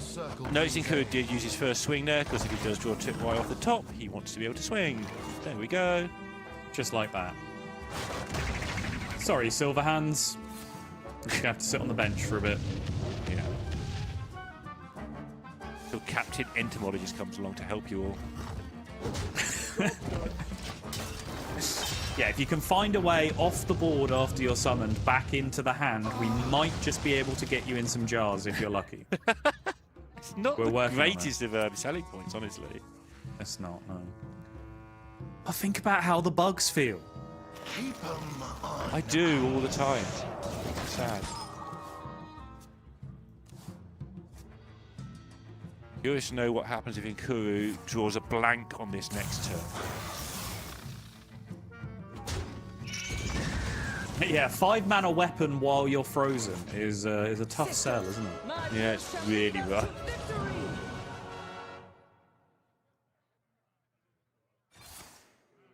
Working out Wound Prey or Hero Power. Quick consideration. Yeah, Wound Prey does seem a lot more effective in the spot when you have Tolvir rocked up and ready to go, but got to pay attention to these kind of things. When you do have another weapon, another tripwire coming around the corner, opponent at 21, that is starting to get in range. I mean, the Sylvanas does 4 as well now, so Yep. you needed to chip that away. You've got the Tolvirs loaded. I like it.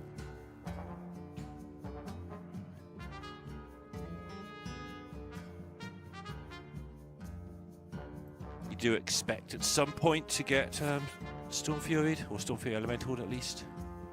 Yeah, we are now way past the point of the game where this teamwork is ever getting played, because this very rapidly now transforms into 4 mana, heal your opponent for 8, which is probably what you're interested in doing.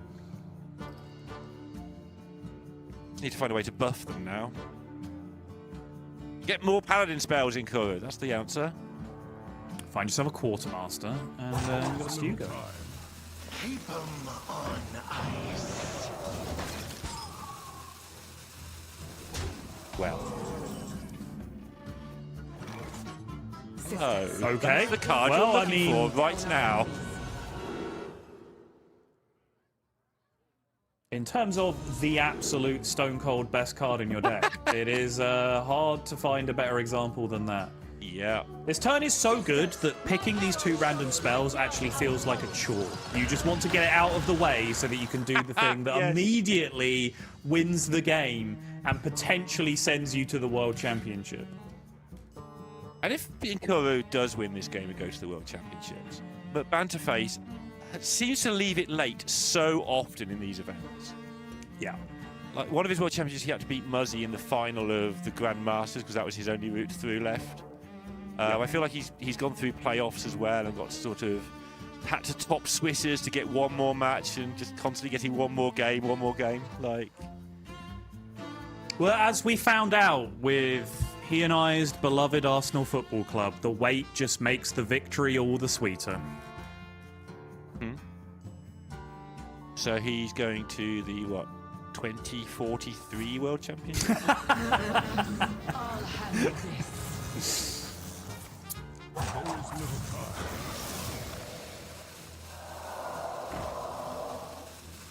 Home turf though as well if he does get through. Yeah, that's it. It is not a long trip.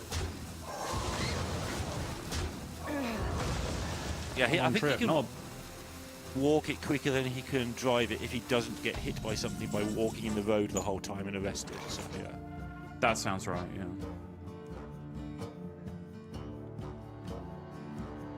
Alright, it's a good counter swing. He does still have that Storm Fury, which can stabilize, but he was in such a good spot there with the 5/5 and the 5/4. As Inkuro's hand was, it was only the Sylvanas hitting for 4. She needed to find an additional solution for the other 5/5. He'd also, of course, have more health himself if it was just a 4 damage Sylvanas and then another spell shot at the 5/5 to take tempo back. So he's in a worse position, but he's certainly not out of the game. And Kuro had to make a choice there between playing 2 glacial shards or getting 2 trackings, because he trackinged into tracking before loading up this Tolvir. And one of the glacial shards would have been really good. But he decided he'd just like a handful of some more cards, not please. Well, I think more specifically, he wants a board not full of 1-drops here, because that is very, very bad for his game plan.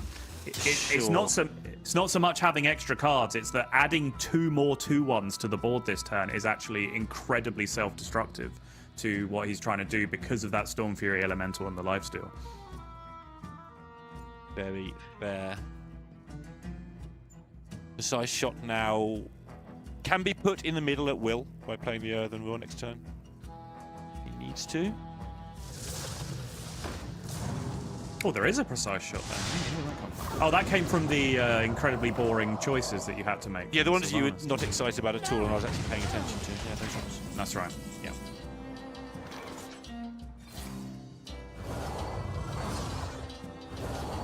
Earthen Roar attacking through. This clears up the board. Sylvanas Triumph first. Yeah, it's loaded. Yeah. Yeah, precise shot. Sylvanas Triumph to the face. Drop the hero power. Swing the weapon. And as long as there is an arcane tripwire left to play with, boom! Inkuro has found himself going to the World Championships, and McBanterface is going to have to play at least one more series in order to get there. What a performance! I mentioned earlier, Neil, I think it was off stream, but like when you're as good as Inkuro is at Hearthstone, you shouldn't be allowed to also get lucky. That's not fair. That doesn't give anyone else a chance in the tournament. And this is taking absolutely nothing away from, he brought the best lineup. I think he's definitely been up there in terms of who's played the best. He's handled the pressure extremely well. He has the legacy and results and consistency and everything that you possibly want to back this up. He's also run hot this tournament. That is undeniable from what we've been watching, and that is a golden combination to get yourself to the World Championship. Yeah, absolutely. But again, going back to what you said there, like, jokes aside for putting minions in jars, he did have to put minions in jars and work out how to order all that stuff. And twice. And the second one in particular, the Shaman one, was absolutely sick. The spot on how he could get all that set up. But yeah, he will be going to the World Championships. He's going to the final. Banter is making us all wait once again to see if we're going to have United States contestant in the World Championships. But that's half the equation. And there's someone called Demo Shadow, who I believe has got the exact same lineup as Inkuro. I still need to check that, but I think he has. And he's in the other semi-final. So let's see if he can get it done as well. And we'll be back in 3 minutes with some more Hearthstone action.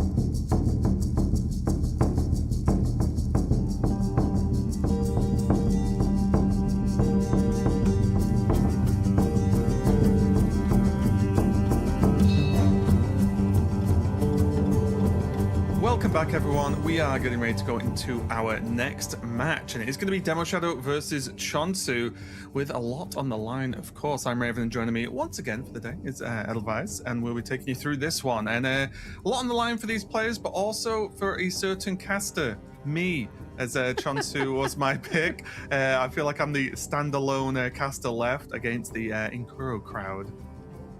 Yeah, you stuck to your convictions when Pocket and I bailed after seeing the lineup. So, and it's worked out well. We'll see if maybe Dragon Warrior was the secret pick. It certainly has been turning out quite well for Chonsu for the games that we've seen, and then the couple of bans that it pulled.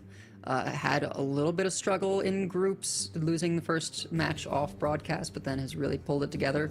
It's been looking very, very good. And now Demo Shadow, or formerly Santamax, also has been just looking phenomenal this whole weekend. So it should be a really, really great series. And of course, the loser is not fully out yet. We do this year have these third place matches. Yeah, so Banter's going to be waiting in the wings to see who his opponent's going to be in that third place match. There are 3 slots available for the World Championship. So, of course, there's the winner, the second place, and then there'll be the third place, which will be on stream, by the way, just in case anyone hasn't seen this before. After this match, there will be the third place match and then the finals. So, still got plenty of Hearthstone left. But speaking of Chonsu and Demo Shadow, we do see the double Demon Hunter ban, so sort of the go-to ban for the meta, I guess. Nothing too crazy shenanigans going on. The Warrior's not been banned away, which might sound silly to suggest. However, it has happened multiple times this weekend. So let's dive straight in for a spot in the finals of this Masters Tour. We've got Demo Shadow on the top on that Hunter, and Chonsu kicking it off on the Rogue. Honestly, deck that's not overly impressed me so far this weekend, whereas the Hunter has been looking very, very dangerous indeed. However, although the starting hand's good for Demo, otherwise, the Drake is not normally what you want to see there. Yeah, we saw Win Brownie, making do with what he could with the Drake and Underking in the opener, but the only benefit to having it early on, and at least there is some benefit, is that your Earthen Roars hit 2 minions, which gives you twice the clearing power, a little bit of a consolation prize. But I know your favorite turn 2 play for Hunter is here for Demo Shadow in Underbelly Network.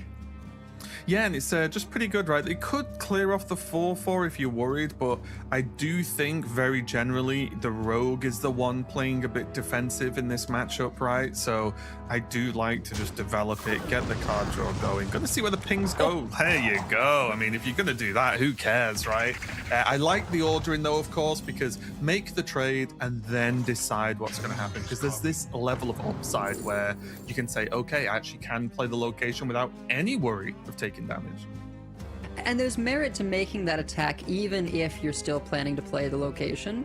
I think basically what you didn't want was a 1-in-1 split, because once it's at 2 health, it can't trade into this 2-1 and still draw a card. I think that's sort of the danger, right? Is that it gets to value trade something, poof itself out of the game, and draw you a card. And so we've seen several times over the weekend people making preemptive trades, putting a little damage on the 4-4, knowing that the desired play pattern is to get a value trade. And I really like this, using the Triumph just to clear up the board. It's almost a certainty that you're going to see a 2-drop this turn in form of a minion. So just keeping the board clear, let this location refresh itself so you can be 1 rat ahead of the game and keep on under pressure here for Demo. Especially because next turn's already locked up almost certainly with that Beast Tripwire in hand, right? So let's have a look what's going to pop out of this. Okay, not the worst.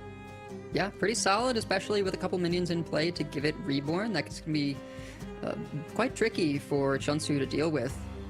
He has got this, the original Troublemaker, Marrow Manipulator, capped to 10, but doing those 2 damage shots, spending corpses for each. Yeah, a little bit unfortunate that time with the pings. I guess Demo used up all the good luck in the previous trade and not being able to clear off the 2-3 completely. Does end up trading the rat, but again can replace it with the second charge of the location. And now Chonsu is going to have to start fighting back, because this 5-4 with Reborn just represents a significant threat and damage that Chonsu is unlikely to easily get back. Yeah, and you see Chonsu actually having to just kind of ignore it. I mean, the one thing is that it eats corpses every single time, so it costs 3 to give it Reborn. We did see how you can get the 3rd corpse at the same time as it then goes over to the Direhorn. Chonsu might be just looking at this Marrow Manipulator as a way to clean up some of this. Only 3 corpses available, though. Emergency Surgery is significant healing.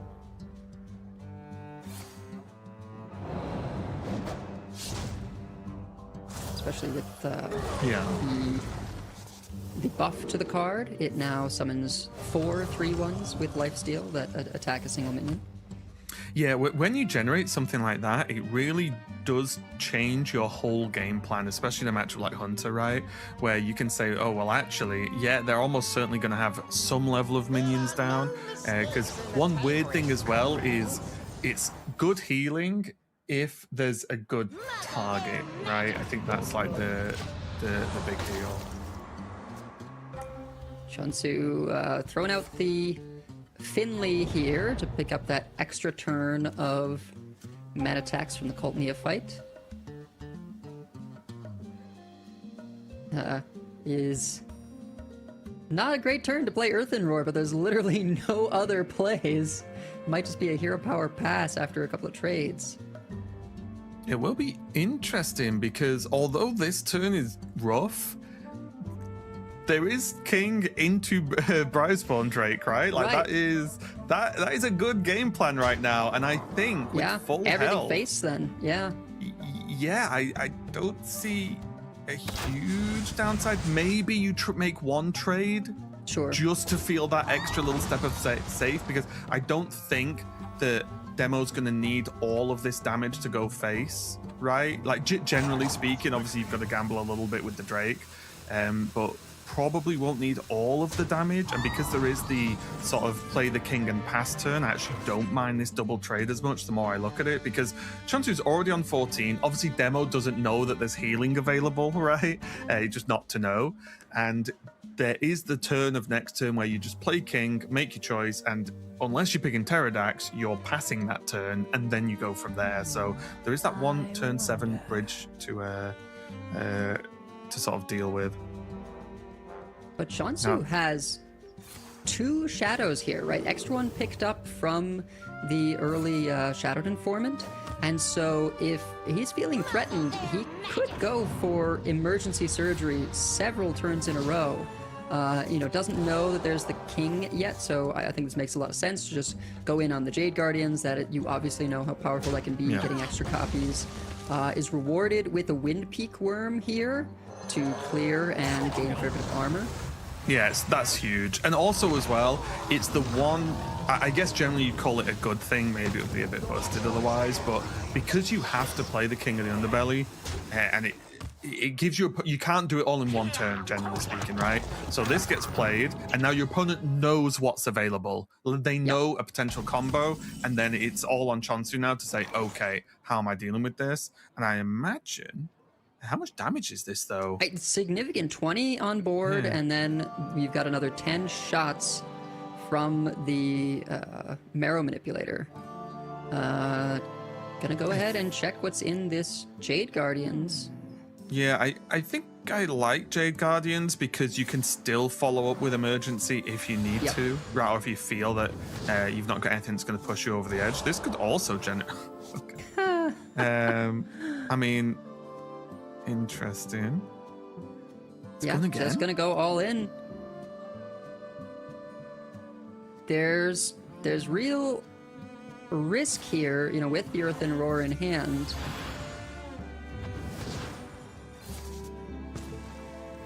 Not able to hit any additional life gain. I'm shocked he didn't just take the two hits, right? Yeah, you can. It's a little bit surprising. I know that you also end up with.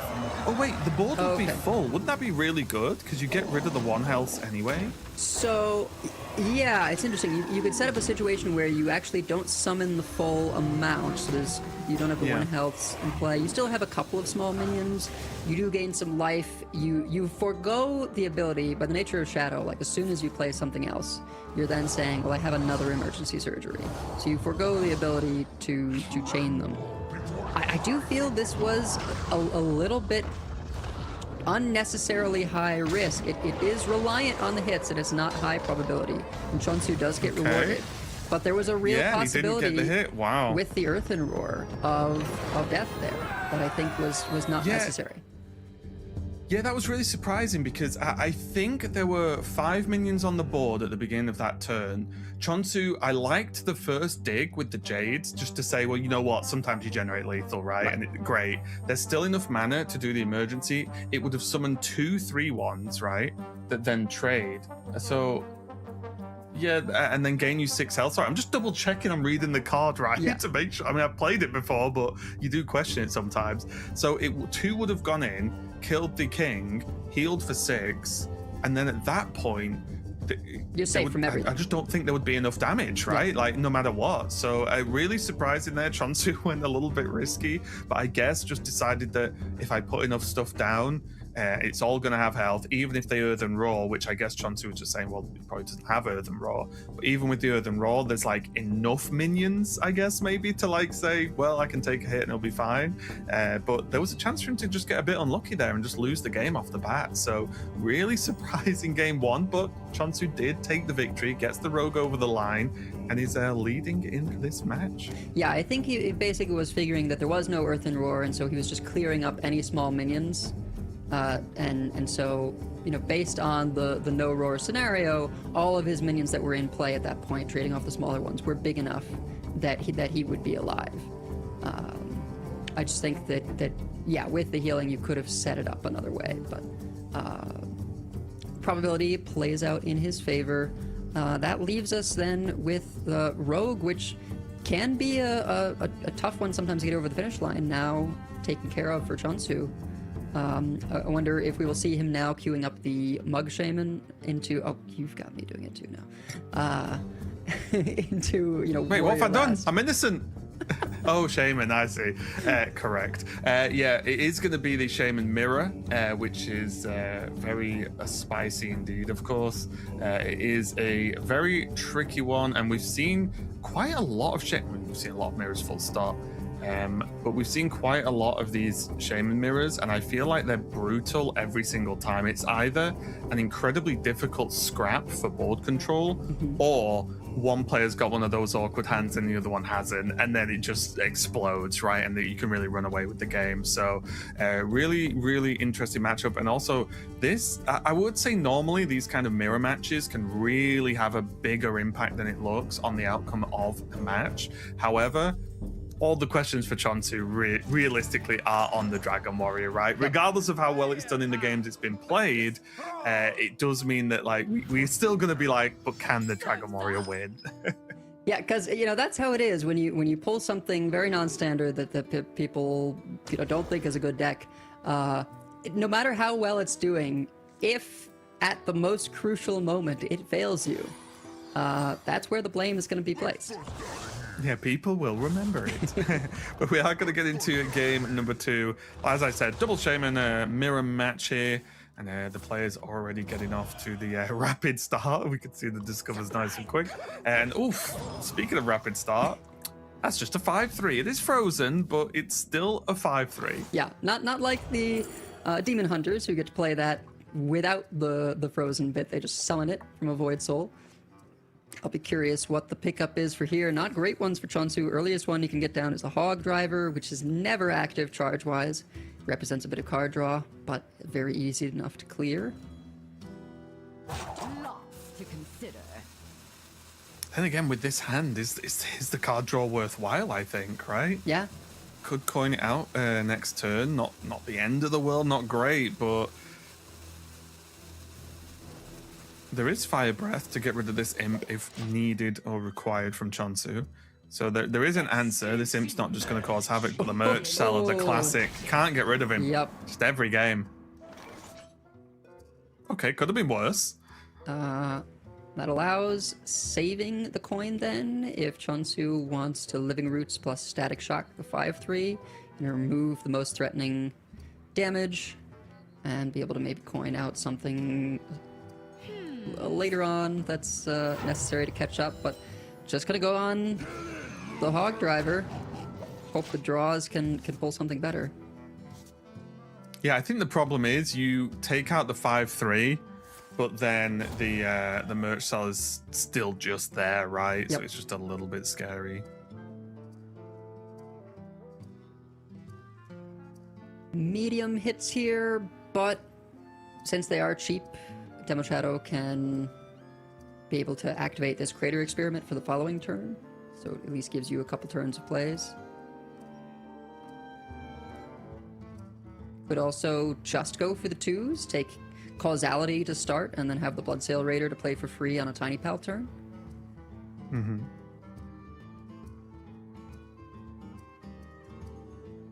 Yeah, just a set of weird choices there. It's unusual to have Elemental in that pool, playing later on, because often I feel like you get Elemental played, and so that's no longer in the map. Oh, this is looking dangerous already. Demo having a nice little push here of Elementals already active in hand. Is already winning board, and Chonsu's hand is just not looking so good. Like, there's already just too many stats on the board, right? Probably does need Voltaic just to try and do something here. On Death Sentence, a fully dead card. No Death Rattles have yet come into play for Chonsu. So, once again, I mean, you can Fire Breath 5/3, but that doesn't feel good enough. I guess here with the Thalnos, you can do the Living Roots and still, be able to advance somewhat. Also does give you a Death Rattle. It also... I think it has to, Yeah. right? Yeah. Storm Fury just feels so far away.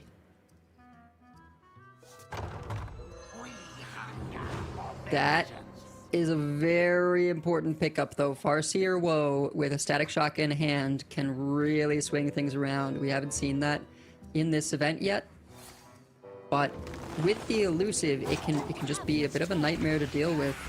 Now we are earlier in the game, so Chonsu may be looking to buy time with the Sewer Imp next turn, and then go for Farseer Woe a little bit more in the mid game with the Undeath Servitude. Yeah. Is that what that's called? Undeath Sentence. I'm mixing two card names together. Very easy to do. I just make up card names. I don't even mix them. I just say, no, this is called this now. So the Thanos actually really saved Chonsu the day there, because it was looking very, very grim. Being able to just clear off something, well, cleared off 2 of the minions, does get that Death Rattle active.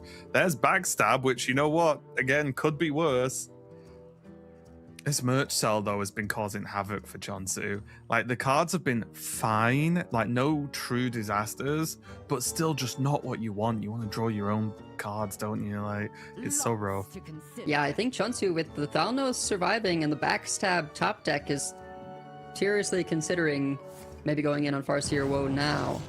But, I think this is fine. You kill one of the 3/4s, continue on this plan, play out the Sewer Imp.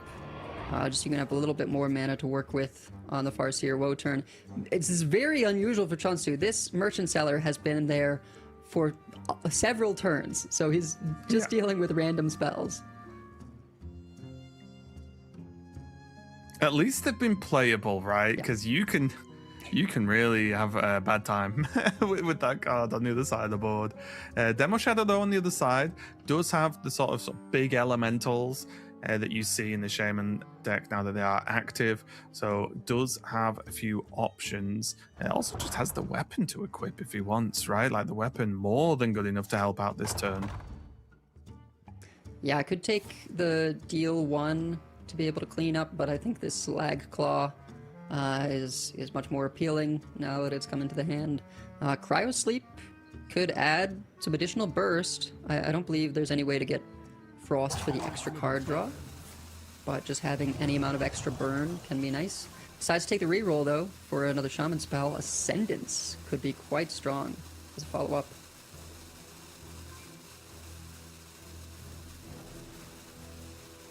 Yeah, not looking too bad. It's just going to do the trade and drop down the Slag Claw. Yeah. Still keeping the pressure on, keeping the minions down, and obviously if these live, then Ascendance is going to look pretty nice next turn. Does set up nicely for the Storm Fury turn, though.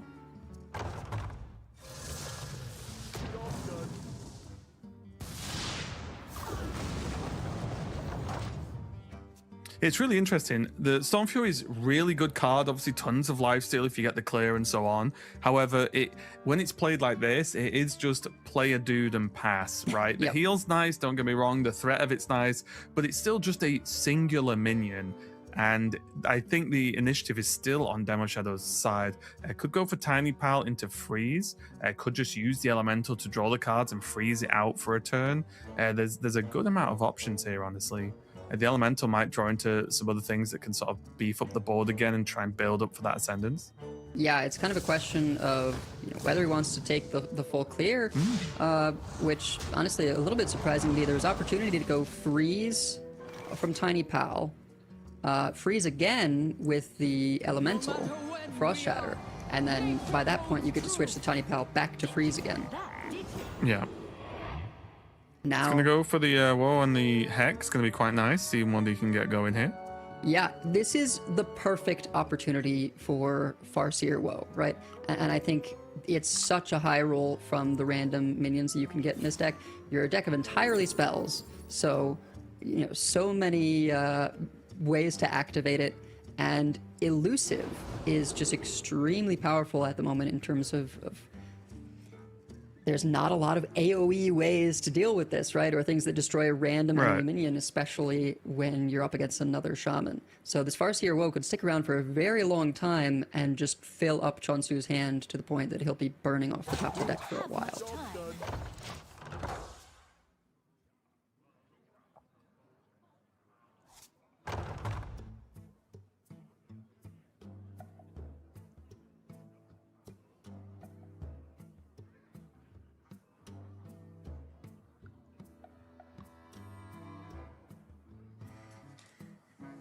It's also a world here where it might sound a little bit crazy, but Demo could just ignore it, right? Like just freeze, go face, just pile as much pressure as possible, and play aggressive and say, well, if you want to keep discovering stuff, that's fine. But generally speaking, the discovers aren't going to be as good as the cards you get from your deck anyway. So if there's not a good way to deal with it, just keep piling on the pressure. So I would argue that actually, in some ways, the spells you're going to discover are better than the ones in your deck. There's a lot of healing. There's a lot of efficient removal. If you know what you're looking for, there's a lot of give your hero plus attack. We see Tidal Wave already in Chonsu's hand is lifesteal. There's Torrent, which you can do 1 mana, deal 8 to a minion. Just so many ways for it to fuel itself while keeping you healed, refreshing mana, filling your hand. Yeah, there's some, this is a kind of bad hit here. But there's so many instances where you just get the removal to keep your opponent's board clear and keep yourself healed. Yeah, I think the trick here for Chonsu will be utilizing the spells to do those things, but also trying to develop his own board at the same time, right?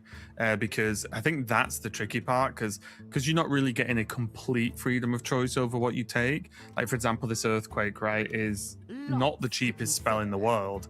So there aren't many turns that are going to be, I'll Earthquake and then develop a board, right? It's kind of difficult sometimes, even with the minion reduction. So that will definitely be important. Does drop down the ducks to help clear this board up, which is going to be very, very nice, of course. Yeah, gonna go ahead and leave the frog for Farseer Woe to clean up, kill off these 1/1s, and then make a decent size minion, right? I think this is very good patience with the Farseer Woe. It's very easy to play okay, let me do the Sands of Time, let me do the Undeath to make sure you cash in on those cheap spells. But Chonsu just taking it slow, developing, and continuing to gain value because he knows there's hardly any way to deal with this. Here's a question, because I've never even played this card. Is the elusive classed as a bonus effect? It is, right? It's not like only effects that have been added to the card. It's any effect that's already on the card, right? Right. So Punisher is a way to remove that elusive, but even so, there's no burn in hand right now to actually clear it. It's a nice little pickup, though. Yeah. Makes it a little bit easier. Able to freeze out the minions with the weapon.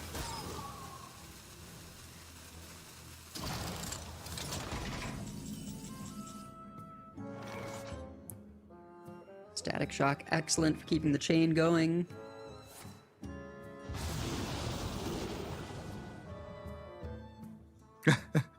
Can reincarnate the woe now to give it elusive again.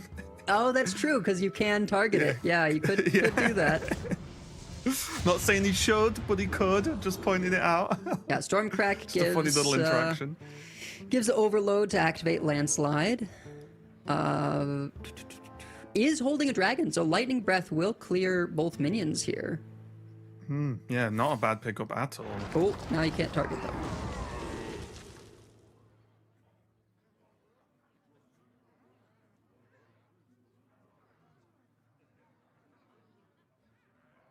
I question that a little bit, as now there's no good way of removing that 5/2, short of another small AoE discover. Beacon Lightning is one, keeps the chain going, and yeah, with the attack. Oh, sorry, Jade Lightning. I thought it was Healing Rain for a second then. Oh, there's a lot of lightning Too much screen. in spells from the past. And just barely able to keep things going. We are at that point now where the hand is completely full. However, Demo Shadow, I think, can finally clear with the weapon swing and Static Shock.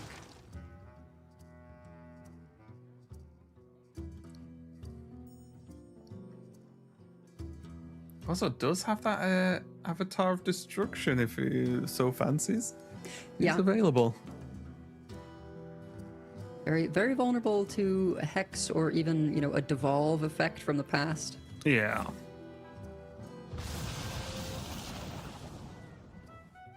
Actually, it looks like he's on more of an ignore line.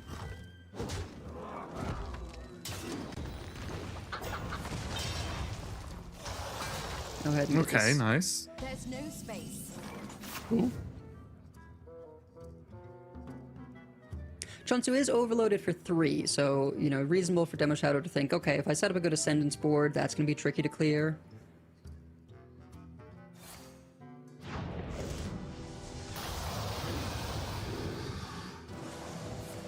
Diptemic Surge, just a free reroll. Yeah, just a cycle, yeah. Crash of Thunder. Not quite enough nature spells have been played yet to get it for 0.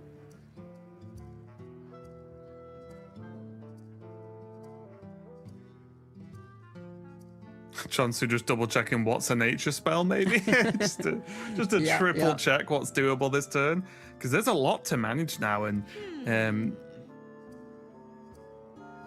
it's just a little bit tricky getting the ordering right as well. Because of course there are minions in the back of this as well. Yeah. Okay. Yeah. Draw, just burn. doesn't care about the burn, but you know, can you get the discovers in? Oh. All right, there's the crash.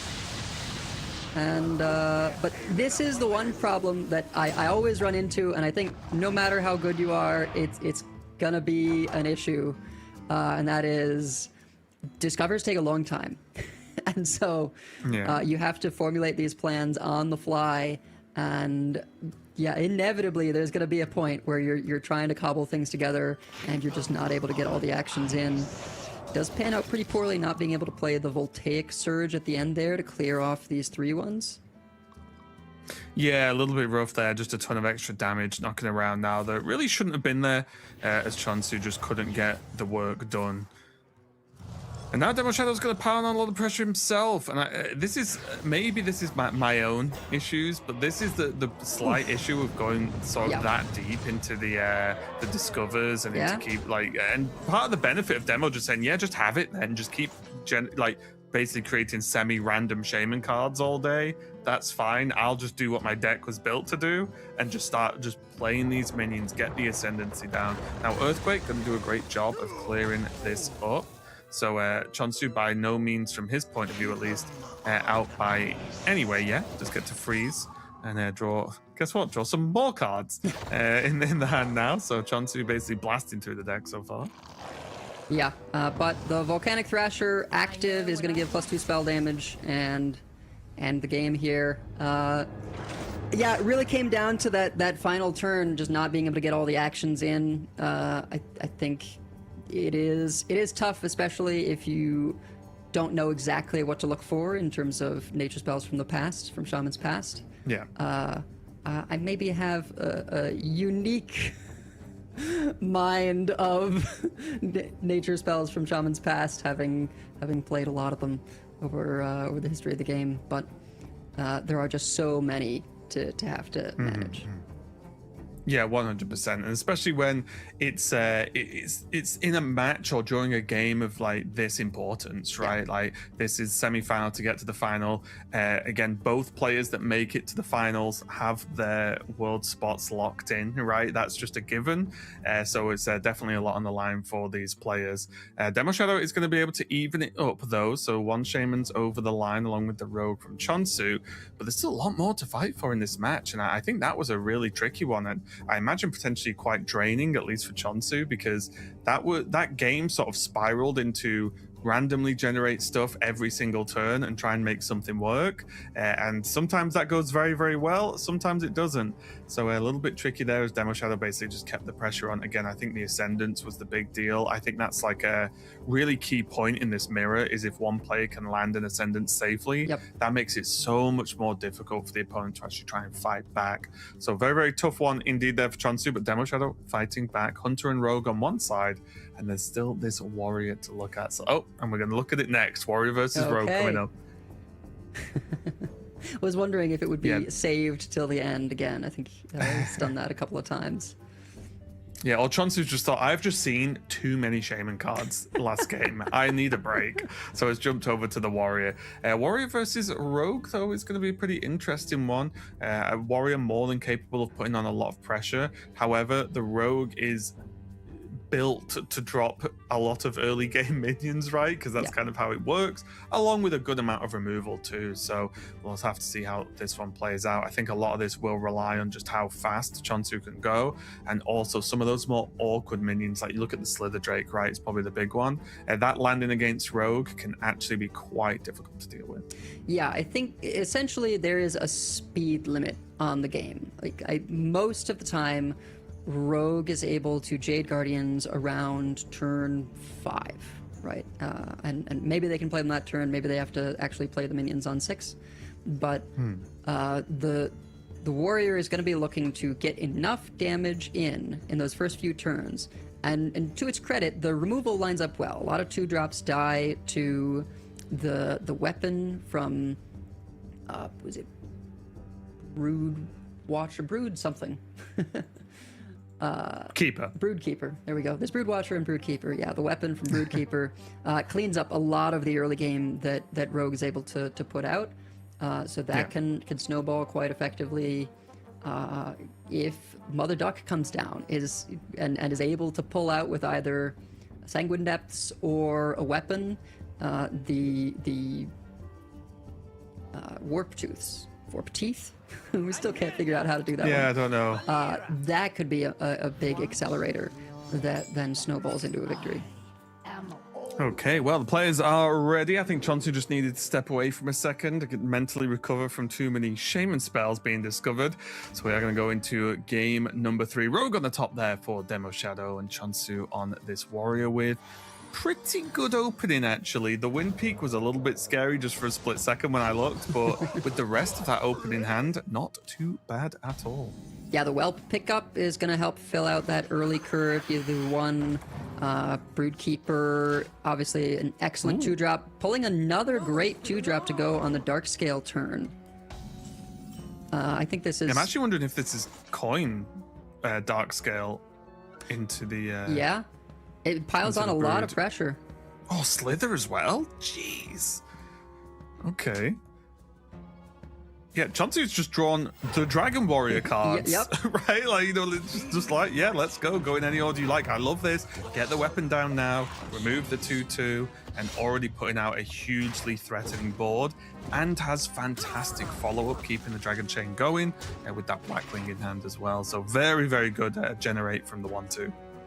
Yeah, you know, Pick Clock may actually just be coming down for 3 here to clean up the highest damage on the board and represent an awkward break point for what Chonsu has. I haven't generally been a fan of this card in lists, but it is working out fine here, forcing Chonsu to maybe clear with the 1/2 and the weapon, continue with the Blackwing experiment. But then Slither Drake into Wind Peak Worm. Yeah. Quite the curve. I think literally doesn't get better than that, right? That's like literally the curve. So yeah, it's going to look quite difficult, especially because Demo Shadow has double prep and shadow and coin. So not really the spells you're looking for right now. So it's going to actually equip the dagger to go to probably take down this 3/1 and then go Bitter Bloom for the upgraded hero power now. Yeah, and I like the coin for the imbue here. Just need something else to work with. That's not it. Another Avatar of Destruction, okay. There we go. That's a 2. Gives him a couple more cards to use. Yeah, I think this is maybe one of a couple of daggers we've seen all weekend, just because you so desperately need to be playing 2s instead. Yeah. Slither Drake, Demo Shadow there. Okay, I'll play this. I'll coin, get the dagger, discover, go there. Chonsu's like, big dragon, pass. And then next turn, another big dragon, pass. Now, I will say, just living the simple life. Look, I've been knocking the pick clock, but it does present a clear here. Shadow, coin. Yeah. Gives you 6 damage, and then you don't have to ship your face in. Demo Shadow choosing not to take that does get another 2. Taunt available from the Vicious Scalehide. Oh no, wait, Vicious Void Stalker? Is that what it's called? Vicious Void Scale. I'm just going to agree with you. So many combinations of noun adjective have been done in the game that everything sort of sounds right. Yeah. I think we could name cards going forward. We should have an expansion where the casters just get to name the cards. I think that'd be pretty fun. Okay, he's going to drop Void Scale. Yeah. Get something the way at least. The imbues have been very, very generous here in terms of giving a couple of 2s, you know, pretty decent impact. And Demo Shadow hoping to present a wall so that the Slither Drake cannot connect face. And this might just be Wind Peak clearing the way. Yeah, this is interesting now because there's a pretty solid turn 6 of Peddler, Dragon Breath, right? So, you know, at worst, that's not counting whatever's going to be drawn next turn. But I do like this. Just get rid of the taunt. Demo Shadow pretty much has to defend here. There isn't much choice. And you just kind of saw a lot of the defense available, right? The weapon's been used up. Demo Shadow's used a bit to generate a bit of a board there. There is still the picklock, as you said, right? Now up to 6 if he does want it. But I think like, the Guardians pick up, even though they're not terribly upgraded. Demo Shadow's just hoping for a high roll here. Wind Peak Worm, excellent pickup. Often all you need is just, you know, a little bit more armor and clear to be able to get out of range of the warrior as they begin to slow down. Yeah, I think the big deal here will be Demo just overrunning the board, right? Getting rid of at least one of these minions, going a bit wide on the board as well would be quite nice. With the Elven Archer as well, pretty clean.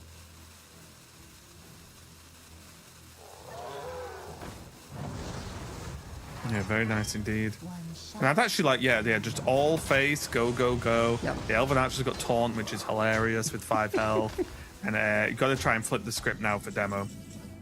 Yeah, I think this is the weakness. Is the thing is can fall apart very quickly as the Dragon Warrior. Gonna have to roll a pretty good weapon. It's not looking quite good enough. Ooh, and that is game. Yeah, brutal there for Chonsu. And the tricky part here is that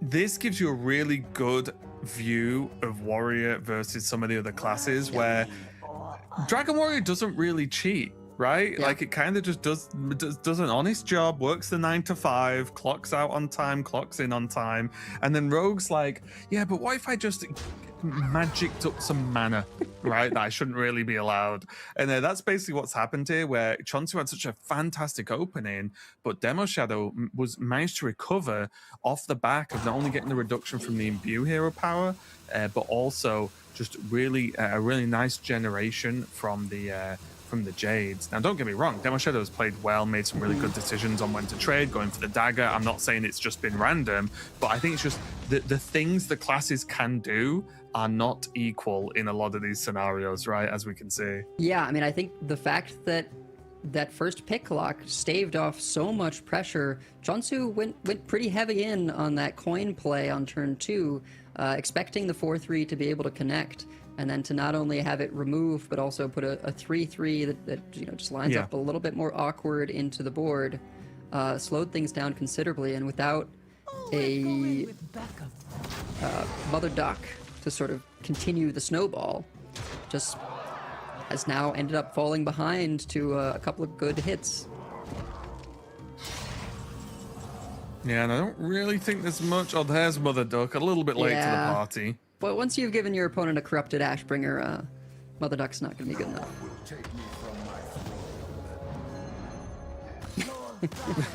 And there's its bud. Okay, Demo Shadow taking the lead 2-1. Really rough one there for Chonsu, I think. It's really tough to have such a good opening and just have it pushed aside like that. Very, very tough, because I genuinely don't think there's better openings for Dragon Warrior, at least I can think of off the... Maybe a Dark Gift minion, right, is the only way you're getting more powerful. But other than that, it's pretty much as good as it was going to get. But like I said, Rogue can kind of bend the rules a little bit with the way it's built right now, having access to some of that really good mana reduction, and of course the key card, the Jade, just doing all the work there, really helping them out. Because without that wind peak, if that was a more sort of less tempo based minion, Hogwaggle, I think there'd be much more game to be played.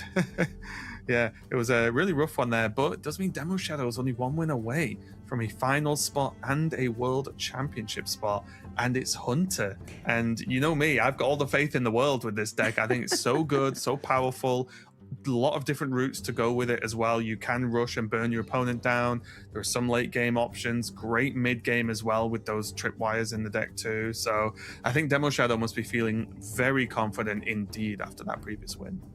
Yeah, Hunter, it's just got so much going for it. I don't usually think of Hunter as having all these different plans of attack, but the addition of Contraband, giving it, such flexibility of game plan. I mean, there's a world where Demo Shadow just stems the bleeding a little bit until he goes Underbelly King into Tortola. And what is Dragon?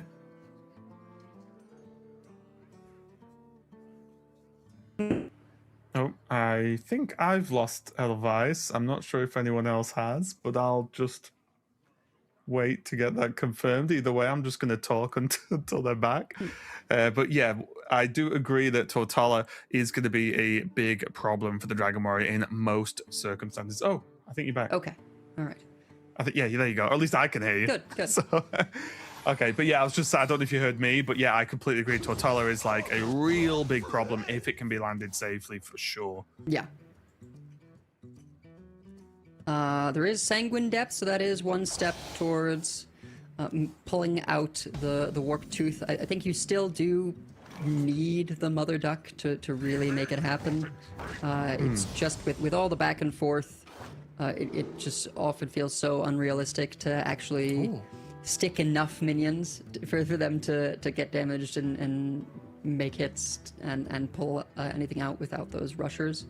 But meanwhile, being able to coin out a lifesteal Prescient Slither Drake That's going to feel pretty good. I mean, I'm all for charge, right? Which was on the 412. However, even I won't turn down an 8-8 with lifesteal and elusive on turn 3 potentially. So yeah, really good pickup for Chonsu here, and could cause a lot of problems because suddenly the Earthen Roar doesn't feel as cool anymore, right? If it's actually untargetable by that spell. So Yeah, Broodkeeper, an excellent pickup here to just fill out the curve when Demo Shatters made no development. And I mean, there is Glacial Shard to slow things down, but that's just going to buy 1 turn, and then Chonsu could even just Sanguine Depths the Slither Drake. Coming in for a Pyroblast of lifesteal every turn. also as well, just the fact that there's Coin Slither Drake, but there's still Stadium Announcer for the Wind Peak the turn after, right? So that gap is already covered regardless of what's drawn in the next couple of turns anyway.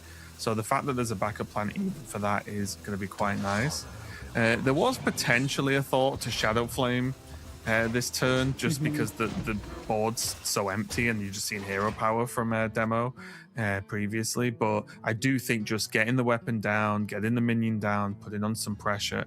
However, I do like the swing, because when you are piling on this threat that you know you're going to drop Slither Drake next, like, yeah, you could try and be the aggro against this Hunter for sure. Yeah, and with another weapon coming up from Announcer, Yeah. you know, plenty of opportunity to just keep those attacks running. Demo Shadow in such a tough position, just going to have to throw out the Sylvanas to contest. Warp Tooth in the hand does sort of deny a draw in a way, since you are basically never playing it on purpose, though it has happened, right? Where doesn't matter trying to fill the prerequisites, you just have a 3 damage charge from hand. Yeah, and sometimes you would love a 4-mana deal 3 to face, Yep. right? Like, sometimes that just works. However, yeah, not the best, but I think Chonsu has enough stuff right now that it's not really detrimental. Probably quite happy to see the Sylvanas as well. One of the few things that could really threaten the Slither Drake is a buffed Sylvanas, you know, to do a good chunk of that health without having to target it, of course. Yeah, Chonsu, very, very patient here. I would have already played this Slither Drake and passed. I think there is a question. I think he might just be thinking about the trade Right. or not, Yep, rather yep. than Slither Drake. Because I wouldn't be too upset with just go face, because what's the 2/4 gonna do? Yeah. He's gonna do the trade, okay. Wants to go all in on protecting this Drake then. Yeah, it is very clean, and there's not a ton of game plan besides this Drake. And with the knowledge that there could be a Beast Tripwire coming down, which is going to do a fair amount of damage. Ooh, wow. Okay. This weapon could have massive impact, and I imagine Okay. that's a keep. Yeah. Yeah, I think that was a keep, no matter what Demo got there. Pretty just much. because the hammer is so perfect. You know, it giveth, it taketh away. Last turn, Demo Shadow Yep. got the phenomenal roll. This time, Chonsu did. And also look at the follow-up as well. There's the double Shadow Flames, there's Sanguine as you mentioned, but there's like Wind Peak next turn, and also potentially, depending on what the board looks like, just another Slither Drake. Yeah. You could even use Slither Drake along with Sanguine Depths on the first one. Yeah. Or even Sanguine Depths just to clear up the 2-1, right? Yeah. Just chipping away at this, and there's the Mother Duck. And actually, this is something that I forget about, is Sizzling Cinder is a bit of an activator for Warp Tooth. Yeah. Yeah, for sure.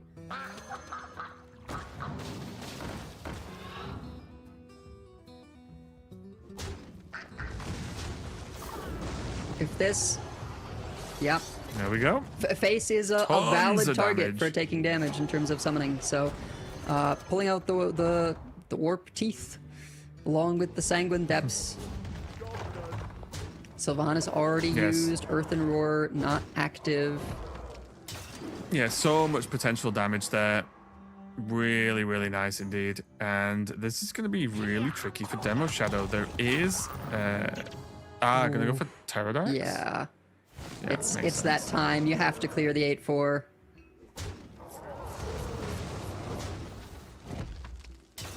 But it's not going to be enough as far as I can tell. There's so much damage just from this addition of the weapon basically being an Ashbringer. Oh, wait. Yeah, no, it's funny. Yeah, I was so locked in on Wind Peak. I was like, wait, the Wind Peak's not active for this turn because it was Duck last turn. And I was, oh yeah, there's double Shadow Flame. It's fine. Yeah. I got a little bit distracted there, but Chonsu is going to even it up. Dragon Warrior looking much better in this game. And yeah, getting a lot of the work done. And the Warp Tooth, I think just obviously, again, really sort of solid curve there from Chonsu. Yep. But I think good decisions. Like, funnily enough, as I said in the previous game, the only thing that could have improved the previous opening was a Dark Gift minion. And hey, it turns out Dark Gift minions are pretty good sometimes. So Chonsu going to even it up. And suddenly we're on Hunter versus Shaman. And this is one of the matchups that I feel like Hunter can struggle with because Shaman has the ability to put out a lot of health on board, which suddenly makes the trips, the arcane trips, a lot less good. And also just a lot of pressure. Hunter's early games are not normally high, big minion damage, right? Or minion count or minion health. It is just pretty light in that early game. So if I was Demo Shadow, I would be pretty upset about not taking that victory. Yeah, I think the warrior was what you were hoping to be able to exploit, and now there's just a risk of the shaman can always pull out a ton of mana cheat in those early turns, where I think it's most valuable. You know, if Chonsu is able to start with a map or an invocation and just drop, you know, it's funny because often you're playing just one minion a turn, but the fact that they are overstatted on each of those first few turns really can snowball. Yeah, it's going to be really, really tricky indeed. Looks like the players are ready to just dive straight in. So this one game is effectively for a spot at the World Championship here for Demo and Chonsu. So a lot on the line here. We've got Hunter on the top and Shaman on the bottom. There is Blaze Invocation there for Chonsu, and a little bit of defense in the form of that Thunderquake with the Frost Shatter, being able to already start getting those spells cooking to get the Elemental live. On the other side, though, Demo Shadow has pretty good opening. The Drake probably going to get thrown, but what do you make of keeping track-ins? Is that something you're interested in, or is this a mulligan for you? It's not typically what you want to be doing turn one, but because this isn't the face list, you just don't actually have that many 1-mana minions that you can hit. It's basically Cinder and Glacial Shard end of list. So you are on coin though, so I think that's kind of the reason to throw back. Yeah. Is now Demo Shadow has a much nicer looking couple of first turns, going, you know, coin Underbelly into Underbelly to just give him all the tools that he's going to need to pick apart any of the boards that Chonsu makes. Yeah, it's going to be interesting, actually, because I can see a world where it's potentially trade, Underbelly, and then coin trip is the other route he could go, right? And not try and rush the locations too fast and just try and get those beasts in. Yeah. Interesting picks for Chonsu. Goes for the Twilight Drake for maximum pressure. I would have been eyeing the... well, now I can't see the name anymore. The Circadiomancer, which gives you an 8-mana minion that reduces its cost each turn in your hand, and then of course you do have your natural reduction. We've seen how powerful 8-mana minions can be from these rogues. Demo did go for the coin location, so he's going for the accelerated card draw. Can follow up with the Underbelly again, just to really start going. But I think Chonsu just wanted the immediate big health chunky minion on board, just to try and put some of that pressure on. And Thunderquake gonna look pretty good this turn. Yeah, lines up very, very nicely into this opener from Demo Shadow, and with the Yeti pick, essentially, substantial amount of pressure, and with, you know, Shaman's plan basically being one of burn, right? You get as much early damage as you can, and then you're sort of on two plans. One is set up an Ascendance for a very sticky board, and the other is just do enough that you can get over the line with your burn spells.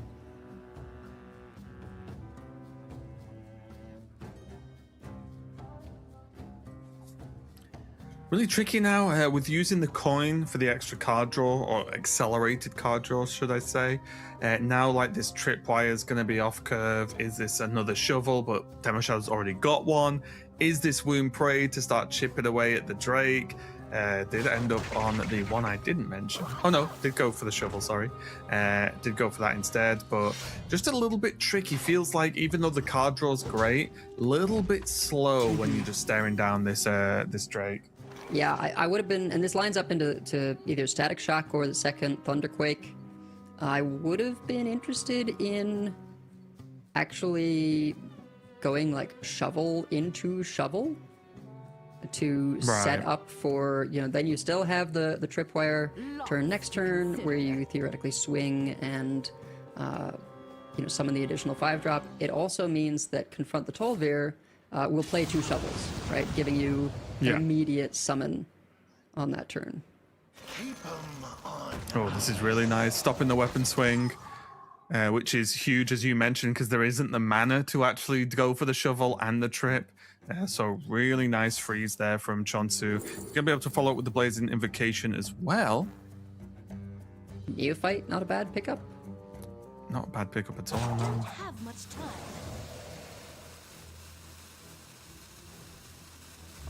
I like this as well. Just protect that 3 health. I think that's going to be pretty nice.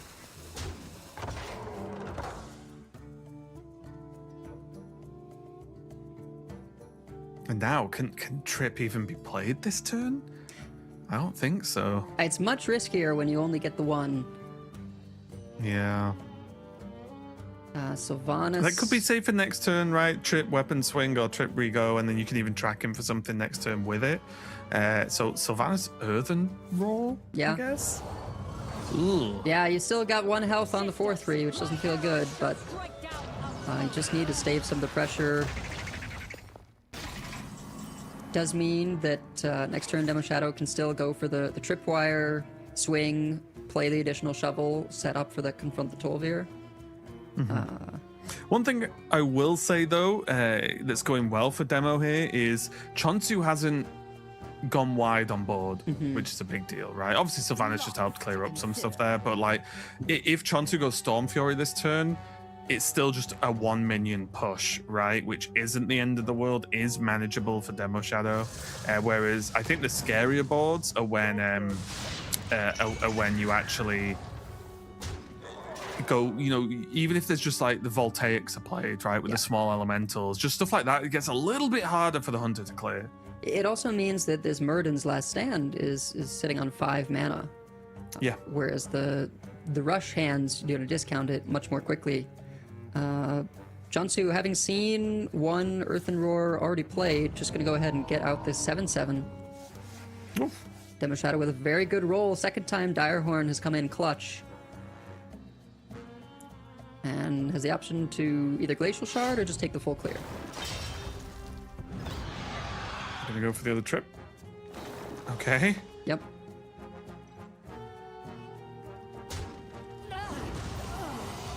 He's going to effectively reset Chonsu to full health. But now the board is slipping away, and this is where things get a little bit scary if you're Chonsu right now. Yeah, absolutely. Confront the Tol'vir next turn. Able to play it. Double weapon means guaranteed pull of another 5-drop.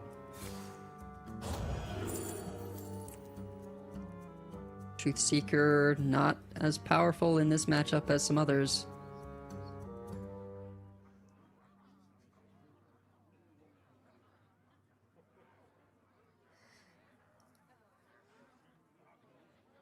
Probably still the pick, right? You just drop Truth Seeker along the side the Neophyte. I think so, unless there's a plan to hex this turn. Yeah. Yeah, okay, yeah. Yeah, just doesn't want to take 5. Wants the game to maybe continue a little bit now. There is card draw in hand. There's another Storm Fury that needs to be activated. So there are things that Chonsu can do. Did get hold of Ambush Predators. Yeah, not a commonly played card. They don't have Rush, so it's hard to make those minions actually connect, but they could be involved in an Ascendance turn later on. Yeah.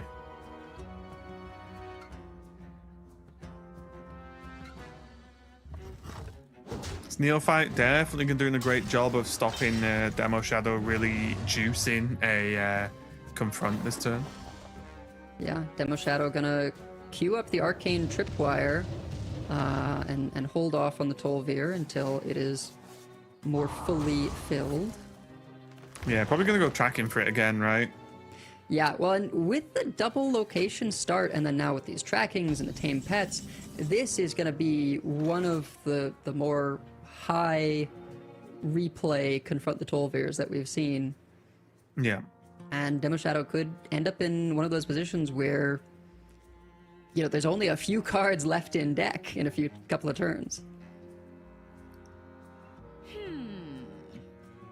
Chonsu gonna start by going fishing with the location. Maybe having some second thoughts now.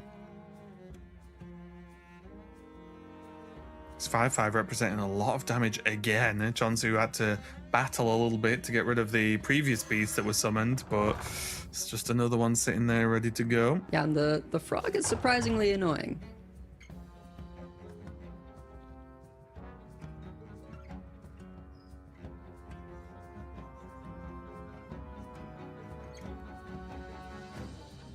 We are but sand in the hands of time. Yeah, max stats. Not too much of a surprise. Just try and use this turn to build up the board as much as possible. Nothing too cheap to do, but there are a few removal spells available for Chonsu next turn, so we'll no doubt be hoping to hang on to those and get some use out of them in the very near future. But Demo Shadow now no longer restricted by the Cult Neophyte from earlier on, can actually get a lot of work done this turn. And I almost like going kind of all in on not going for confront here and just doing everything else first to just maximize the draw potential later on. However, Demo just decided that it's just too much value to turn down. Yeah, saving the second Earthen Roar so that if necessary, he can, do the targets to make sure he hits maximum stats, but hits the highest health minion anyway with the one that's already in there. Briar Spawn in hand means that this second Earthen Roar is active. And it also means that all future ones in that additional Confront the Tol'Vir are active. So Chonsu gonna struggle to make any kind of relevant board here. I think his window is closed. It is, but Sands of Time is a wonderful card. Indeed. Until that card's been played, I will wait and see. But yeah, very difficult position here. And just Demo Shadow done a really good job of just keeping Chonsu pushed off the board here. So, I don't think you ever get to play it, but Story of Amara is hilarious. Wave of Tar, of course, better in terms of tax and taking the rewind anyway. Healing Rain, though, could bail out Chonsu for a little while longer. The problem is it is maybe just a little while longer. Arcane Tripwires represent so much damage, and Chonsu isn't really able to clear and present a board. Right. There is Storm Fury in hand, though, yeah. So that's something that can change very quickly, at least sustain Chonsu a bit longer if he can get there safely, which now, obviously, he can. I didn't realize it was literally active that turn. I thought it was one more, but yeah, like, this is okay for now. Yeah, with the rain, that's going to transform the Molten Gold, discount it. This is a clear we've seen quite a lot today. 5 health minion getting reduced by the Thunderquake while also removing 1 healths, and then Molten Gold comes in to finish it off.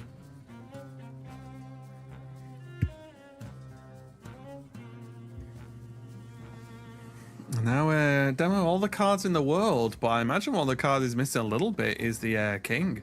Sister Yeah. Got the Drake in hand. King got ample opportunity to play King very safely because Shantu has been on the defensive, but just not had access to it yet.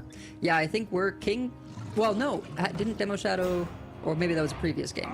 I was thinking, yeah, where Demo Shadow had to play it for the Pterodax. Yeah, so King just not really showing up to play. Otherwise, I think the game would be over by now. Agamagan, Briar Spawn, there's been plenty of instances where it would be enough to seal up the game. Another hijacked security bot.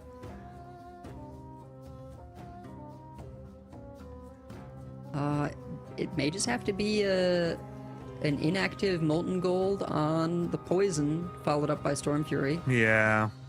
I'm looking for something else, but it's just not there, is it? No. What interesting options. Static Shock gives the full clear on the 2/4.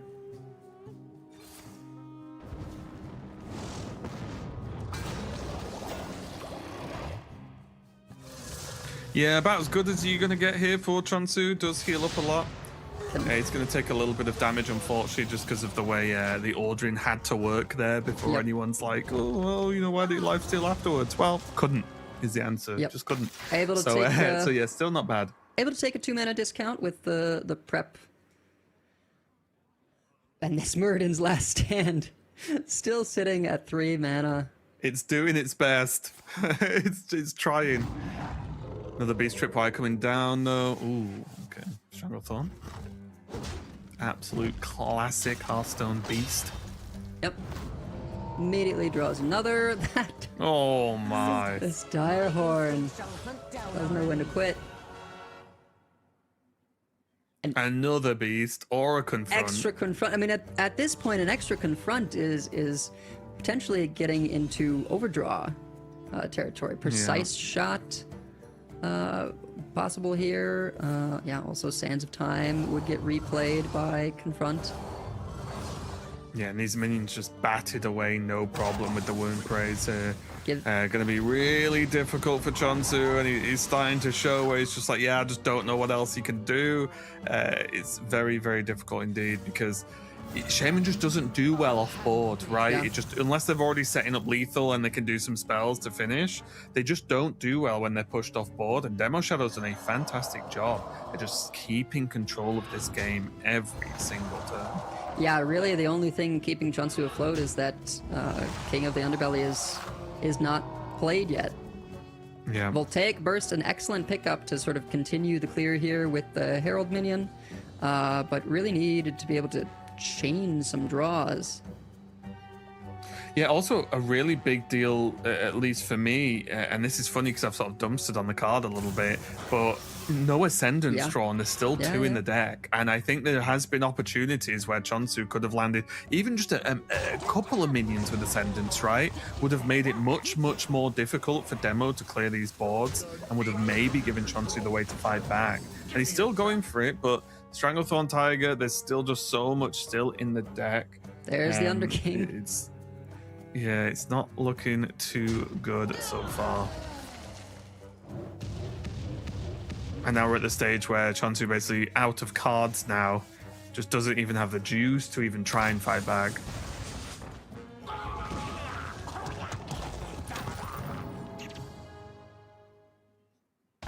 Yep, there's Agamaga. Virgin's Last Stand at least gives you a couple more cards. Onara!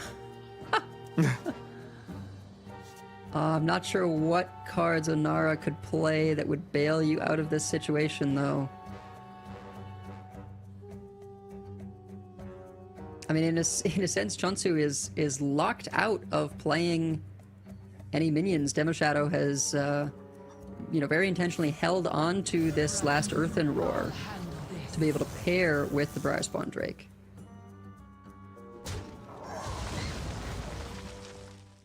Ooh.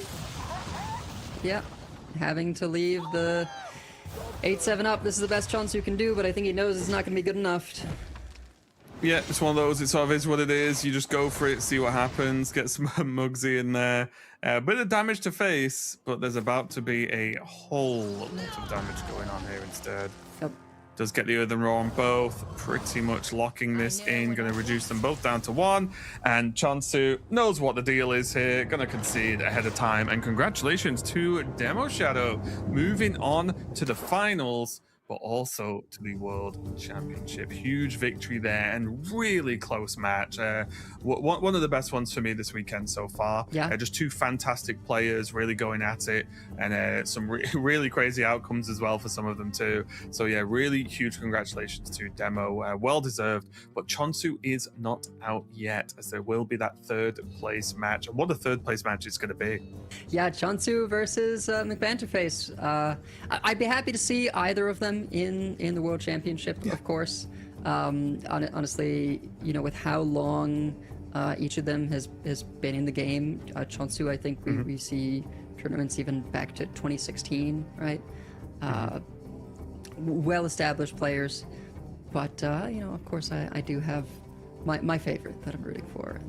And, of course. As you can see here, we do have the final, which is going to be Enkuro versus Demo Shadow to see who is going to be the summer champion. But then, of course, as you can see here, the 2 losers from the semi-finals, boom, production magic, is going to be in that 3rd place match, which is the match that's coming up next. And honestly, do not miss it. You can have maybe go and grab a drink very quickly, but this is going to be a fantastic 3rd place match for sure. Really looking forward to that. Luckily, I'm on a break now, so I can just sit back and watch it.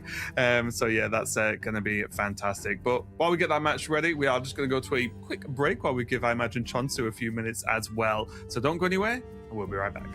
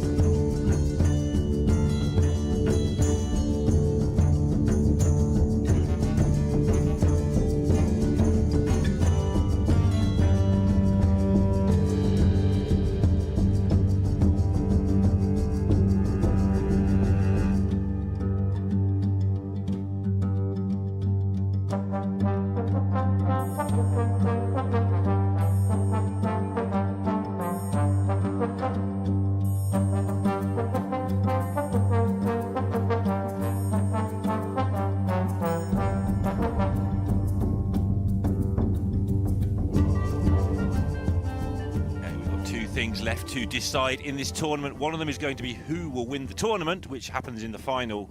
But the other one, and you could argue it's just as important, is who is going to be the third person to go to BlizzCon for the World Championships. With me to watch and talk about that happening is Pocket Train, who has never been to BlizzCon, but he has won a World Championship. Pocket, what are these players thinking right now? I mean, they gotta stay focused, because it will have been quite a hit for them to lose that semi-final, because a lot of the mentality with the way that it's been structured this year has been, okay, if you win your top 4 match, it used to be a win and in, so a lot of players struggling a little bit probably to shift that mentality, but you do have 2 bites of the cherry once you get to top 4, so I think a lot of them might be in a little bit at risk of getting a bit complacent, but they really need to keep their heads in the game, because at this point there are no more chances to slip up. It's do or die now.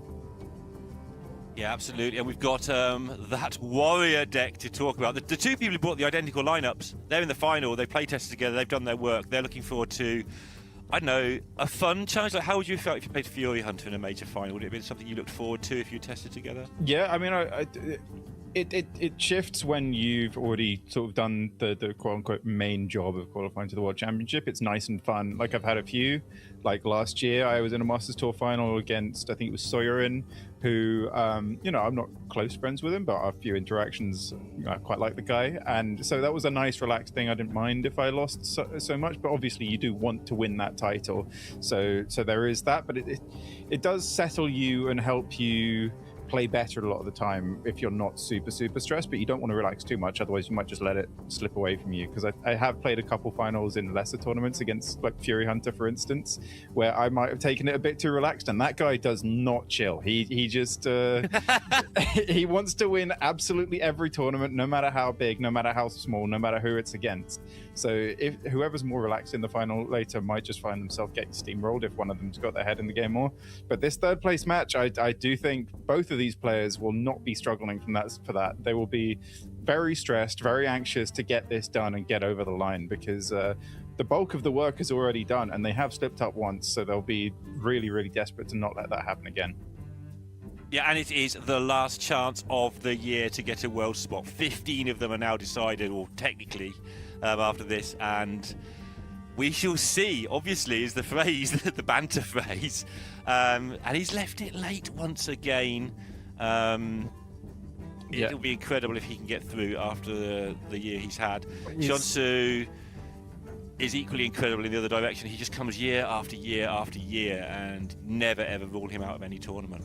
Yeah, I think Chonsu sort of took a bit of a break from competing super seriously, and I've only really seen him properly re-emerge in the last couple of years. But he was fantastic towards the end of the last year, winning that last chance tournament to qualify for the World Championship. He put in an assured performance there, finished, I think, top 8, and this year he's just gone to even greater heights. I think he's been dominant on ladder, fantastic in this tournament, and I do think that we haven't mentioned that much, does have sort of a ladder spot for the World Championship in the wings later on, but in terms of the order of invites, if he wins this tournament, he will get the invite from the Masters Tour, and that would give his ladder spot to someone else. In this case would probably be Meesmile, I believe. So Meesmile is the world's biggest Chonsu fan at the moment, actually perhaps after Raven. But yeah, he's been fantastic this year, and he will be at the World Championship probably regardless of the result of this match, but that doesn't make it any less stressful. Like, this is still a big match. You want to put on a good show, although a lot of the impetus here is on banter to fulfill his dream of making it to BlizzCon.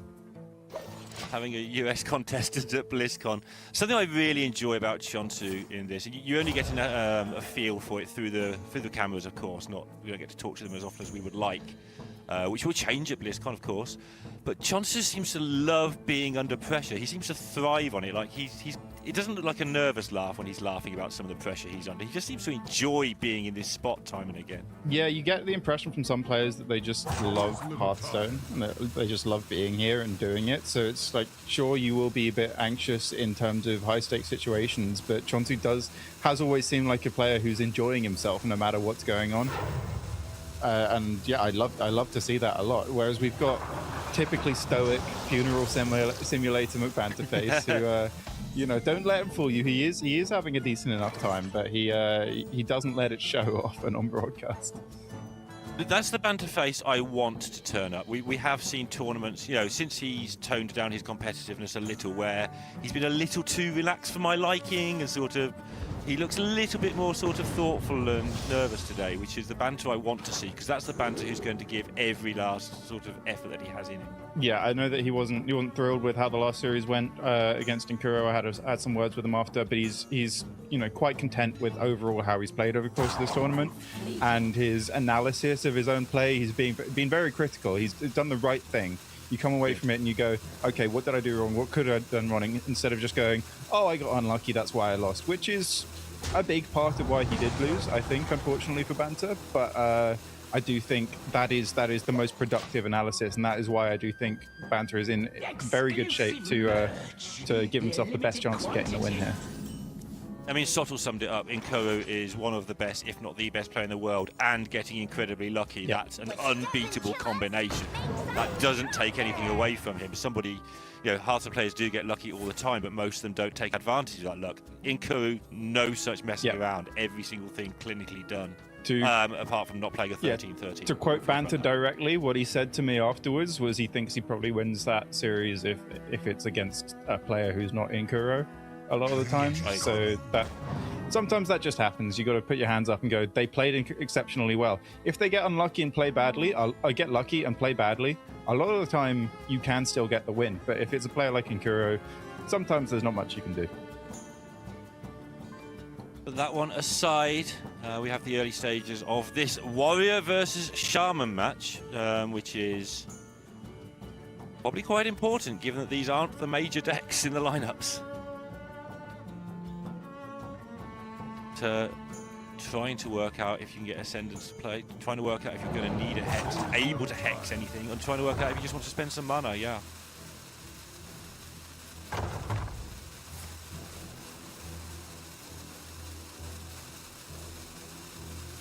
don't like the Hopeful Dryad in these spots. The Dream cards, when you're playing against Warrior, you might want to get a Nightmare to trade into something large, you might want to just return something. There's a different way. Banter does need some cards on the top of his deck. So I do think I prefer that pick ever so slightly. Allows him to do a lot more with his turn with that one extra mana. Sure. These cards off the top, Merch Seller sometimes, I think often is very good. But it's particularly good against a deck like Dragon Warrior here because it is so reliant on having those dragon synergies and just guaranteeing cards off the top not being dragon does severely restrict Jonsu in the late game. Yeah, but Emergency Surgery summons Warp Teeth. Very, very true. So actually, that might be horrible. I think Banter might be holding on to this Novice Zapper Thunderquake combo exactly for that purpose, though. He's sort of got a preloaded answer of sorts against Warp Teeth with the Voltaic Burst and the Static Shock to come out of that Thunderquake as well. So I do think that's probably what he's looking for with those pickups. But Chonsu is able to just get the Warp Tooth down now, which I think he will do. Yeah. I mean, you don't have to wait for... This is Mother Duck for 5. It's fine. Yeah. In some ways better, because it does actually clear off the minion instead of just trading for the sake of it. Although in a lot of ways, Banter not looking thrilled to see this, but in a lot of ways this is good for him because it actually allows him to play his cards. Obviously, you'd rather just never see Warp Tooth come out of the deck, but his hand actually wasn't doing a whole lot without him actually playing this removal out. Sure. But yeah, you don't want to have to waste cards. But Double Zapper Thunderquake. Wow. That's a lot of overload, but it does fully clear this board. Combine that with the Voltaic Burst. Yeah, I think he's thinking, how much can I afford to overload myself going into the next turn? But you do know that Chonsu has 2 random spells in his hand, so his development is severely limited. So I think Banta has a fairly straightforward go-ahead on this double zapper. Yeah, I do get the impression he's sort of almost locked in, just making sure to think of the other things. It's a really important match, and the obvious play can be wrong. Like you say, it does have a downside, this play, so just making sure he knows what he's doing. Yeah, thinking back to it, we were talking about like Panther being close to Worlds before. I think this is the 4th time he's been in a win and in for the World Championship, to my memory, and he's only won one of them before. So he definitely doesn't want to make that a hat trick of losses in win and ins for Worlds. I think he won his first ever one, the Grandmasters one against Muzzy. That was against Muzzy. Then there was another one against a certain caster in a Masters Tour final that didn't quite go Banter's way. And then there was top 8 of the Masters Tour last year against Soyerin, I believe, that he did come up short, I think, in game 5 of that one. Banter's definitely not going to want to have that repeat itself, because that has happened so many times to him before. And the semi-final today, right? Oh yeah, arguably, yeah. So very true. Which we're not the ones having to log this, we're the ones having to relay it, but Banter's the one who's had to live that experience. So yeah, this is unpleasant. He's nothing if not experienced. So he's been here before. Should give him hopefully the mental fortitude to overcome it this time. Just to clear that up for people who are doing the math and say it doesn't work out, he's been to 2 Worlds. One of those he qualified for on points. Yes, indeed.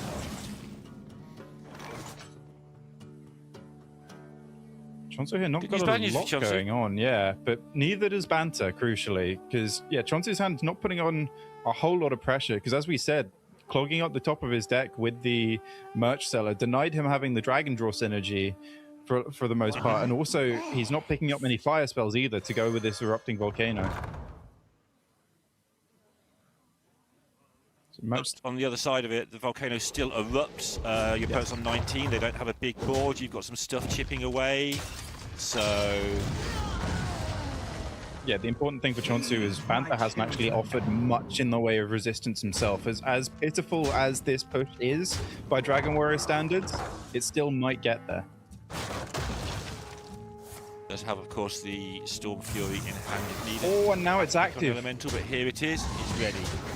And that is potentially game-ending here for Banta. Chonsu needs something really, really powerful off the top right now, and Dragon Warrior, when it's top decking and so reliant on 2-card synergies, is really, really not very good at getting there. And I don't see a way back here for Chonsu. And I actually think, I know you had a horrible time testing this deck, didn't you? Yes, this happened to me a lot. I think that's why. I think every other deck in the format, the Void Souls, Scale, the Rogue can do some invoking and find some stuff. The Shaman just ends up with a handful of clutter sometimes and draws a bunch of stuff eventually. The Warrior doesn't do any of that. It's just, that's it. It's gone. Yeah. If that initial push doesn't get there, then it's so bad at top decking. Like, it has to hold on to this Petal Peddler. It can't throw it out, because Chonsu needs to hope to draw into a Dark Rider to hopefully get a really powerful Dark Gift off a big dragon. I think that's his best out here, which really just leaves him sitting there and waiting and tanking this 7, watching Banta heal to full, and very, very rapidly closing out this game. Yeah, the Shaman doesn't mess around if it's left unchecked. Okay, so Fusion is the other one. It's gonna be, probably needs... Wind Peak Worm is unplayable because he didn't play a dragon last turn. Epoch kills your Battle Cries trigger twice. That's useful, thanks. Yep. Kills the things that are already dead. Yeah, this some of those cards would be so good if you enough. just switched the Dark Gifts around. You could have 2 Pirates, you could have a 7/5 Reborn Epoch, but... Yeah, I mean, the Epoch could clear up. It clears the 6/6, and this Volcano might clear up a 7/4 here. Does just about with the help of the Sanguine Depths, which does mean that Chonsu has more time. Yes, he's ahead on board, but I do think he is still significantly behind in this game. due to the fact that Banter still has access to another couple of Storm Furies, and his deck is so much better at playing off the top than Chonsu's. And he's on 22. Like a lot of some Volcano nonsense could maybe do 12 if you lasted long enough, or a Bruma that might get you one really good card, but he's not in Firak range or anything silly like that. So, I mean, you always should, but not definitely. We didn't this time notice this demonic confinement as well from Banter. He can just dormant any big minion that Chonsu plays, provided it doesn't have elusive. Right. So even if Chonsu were to find, let's say, a what's the name of the Death Rattle Dragon? 7-mana legendary. I had it. Yes, the 7-mana 7/5 one. The makes them the dragon. Yeah. That. We're good at this. Yeah, fantastic. I had the name, but as soon as I have to say it, it goes. You know. Sounds like you're round at the bar, honestly. I just coincidentally. Oh, is it my turn? I gotta go home. Sorry. Well, he killed the right one anyway. There were those shots to have some semblance of, I mean, there isn't much hope, but have some semblance of it. He's going to win. That's the one he needed to kill. Yeah. Protecting as much as he can. Yeah, Banter probably putting up. What is it? Is either Taunt or Battle Cry here? A lot of them do go for Battle Cry. He does go. Elven Archer, fantastic value. I think the Battle Cry was right here. I think it's been wrong when people have gone for it early in the tournament. I think here he's got nothing happening. He's got 6 mana just chilling. Yeah, because Battle Cries could be massive, and you know that a Taunt is going to be small. A lot of the time, I do think there is a fairly high concentration of low-cost Battle Cries. That's not a bad pickup for Chonsu, but this Demonic Confinement in hand from Banter will just end the game as long as this Petal Peddler isn't played alongside it, and Chonsu can't afford to play it.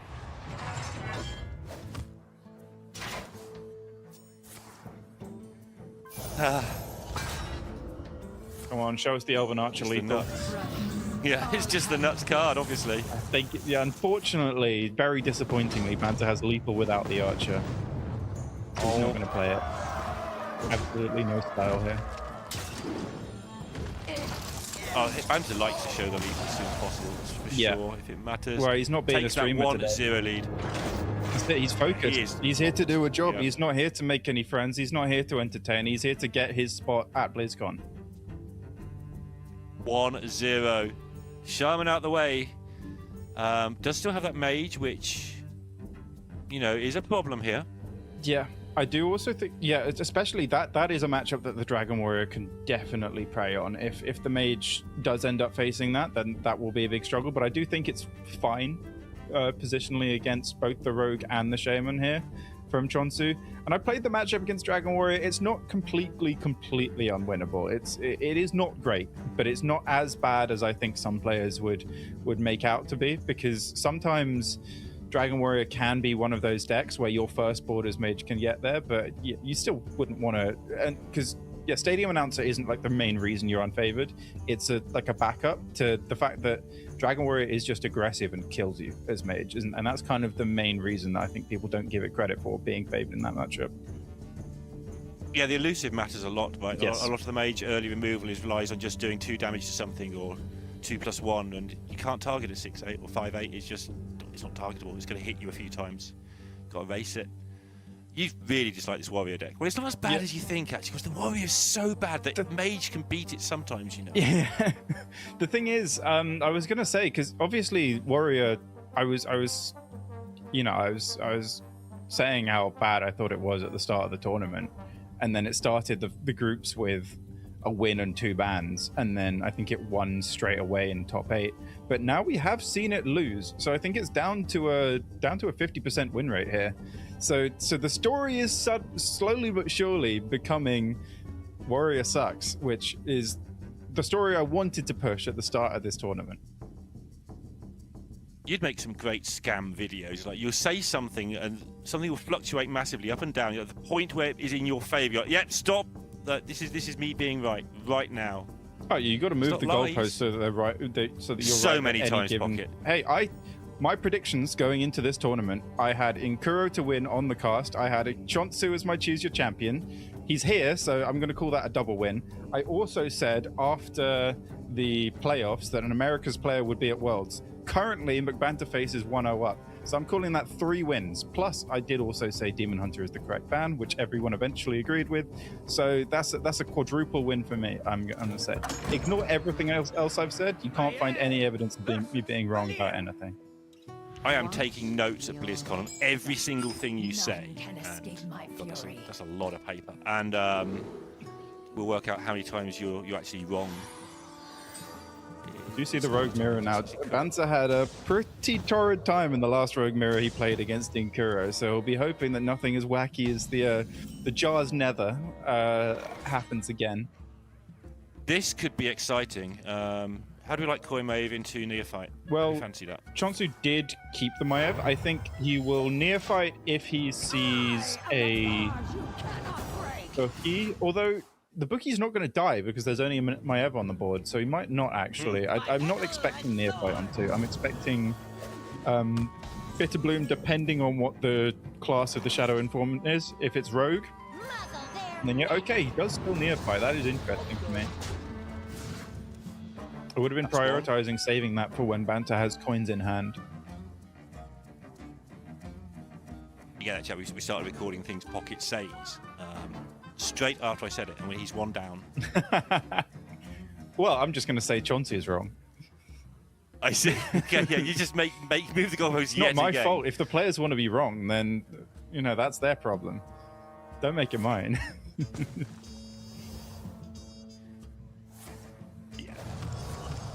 Vanta holding on to the Viper rather than trading it because the Kingslayers can do some work here.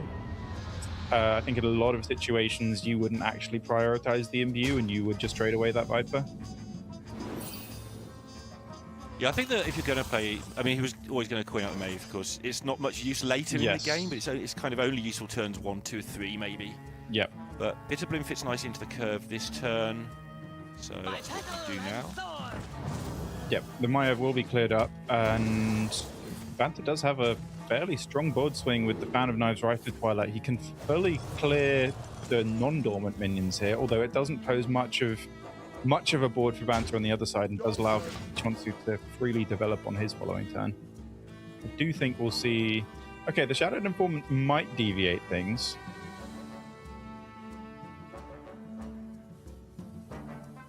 Sure, yeah. Because you do have it guaranteed on Rogue, which is probably the best class to find spells from. Yes, that's for sure. Especially, you usually want to find the class you're playing, unless you're Priest, in which you want to find anything else, yeah.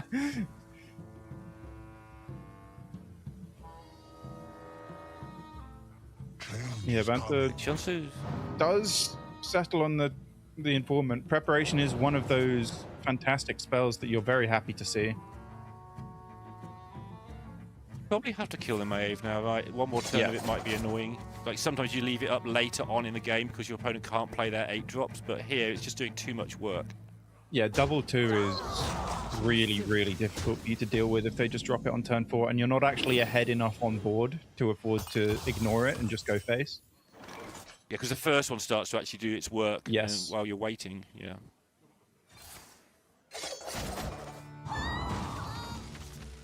Picks up the Jade Guardians. That's the important card. Banter has yet to do that.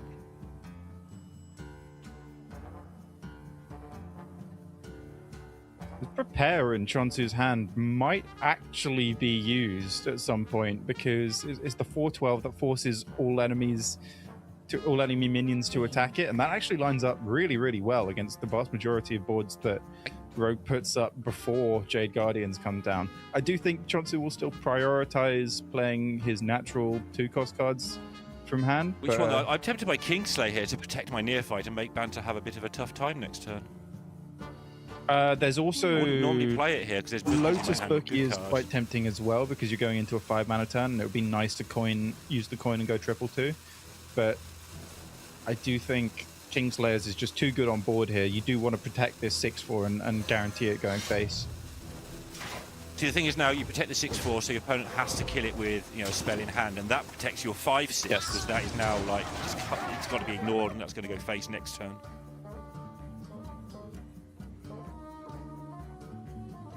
You've seen a fan of knives as well, so you know this is really awkward. Banter might just go.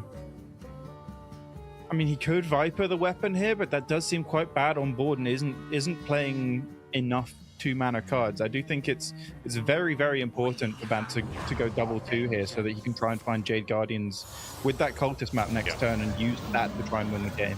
Yes, you're accepting that you're falling a little bit behind on board here. You're taking some damage, but the main way that this matchup is won is by racing to Jade Guardians first, which I do think Banter recognizes here.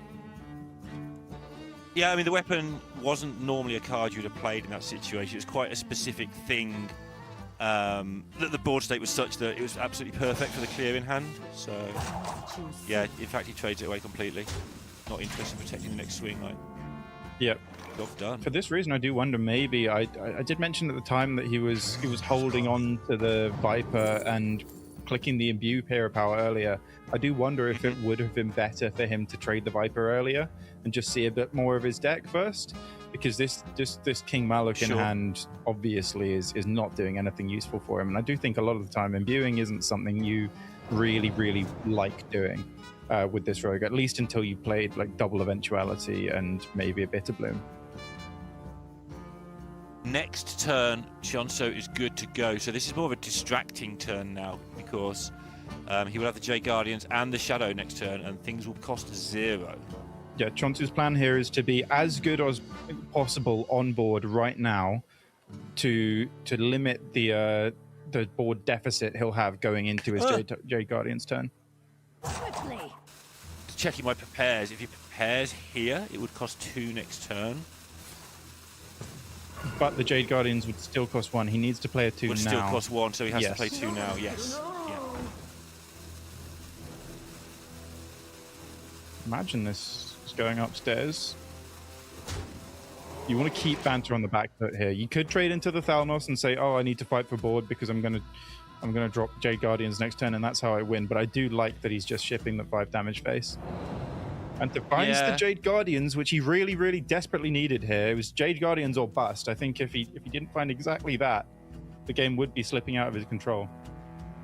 Yeah, if he's swung as well, he might have given Banter, especially with the Thalnos in play, some funky Garona outs. Yes, also could have drawn him into his Shadow of Demise, and he knows that Banter's best play here will be something along the lines of Jade Guardians, or as you said, the Garona would be a backup plan. Banter gets to go first, but Chonso has double the chance next turn, so... This is an interesting spot here, because Ursel is usually fantastic, but usually that's because you have another copy of Jade Guardians in hand. So Banter could maybe open the Stellar Balance and have it cast Starfires, or he could trade the Viper just for the off chance that he finds exactly Jade Guardians off the top. What he chooses to do out of those? It's a fun decision to have to make. Yeah, trades the Thalnos first in case he finds Guardians. Ooh, I think that was that actually, maybe this was intentional. I don't know if this was a rope out or an intentional, just to get the Starfires will be quite expensive to play, but filling your hand with Moonfires that deal 2 damage each is not bad at all for Banter. Yeah, you don't know where they're gonna go, right? So you now you have more control as well. And this way he does just have a guaranteed 8 damage face next turn while he's put up a big board, meaning that if Chonsu does want to go for Jade Guardians here, he has to do something to directly impact the board. Otherwise, Banter might just lethal him over the top. Although the Garona's Last Stand is able to clear up the Ursel, and I do think that will be probably just what he needs to survive this wave of pressure and overwhelm Banter with his own Jade Guardians. Yeah, he really needed to prep this turn to get the full force of everything going. He could Cultist map to try and find exactly prep. That would work, I believe. You get double Jade Guardians down. But I think the Garona's Last Stand is just about good enough. Garona's too good. Yeah. I think you do this and you say, okay, this is winning. Sure, because next turn everything's fine. Yeah, because let's say you got double Guardians down and it didn't actually hit a taunt or a rush, and you're still just losing. Yeah, absolutely.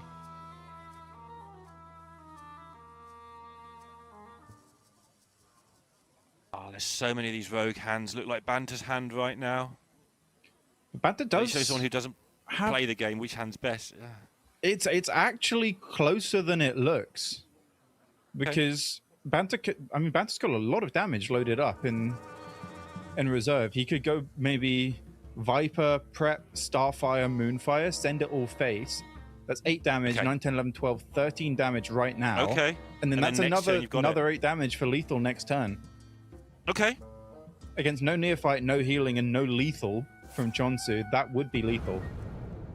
So that's what he's going for. He's decided that he's probably losing the battle the other way as well, right? Like this is not a pleasant thing. He's well aware that, you know, Chonsu might be able to heal. Chonsu has a lot of information about Banter's hand. He kind of knows what's coming next turn if this happens. Yeah, he knows he's taking 8 next turn.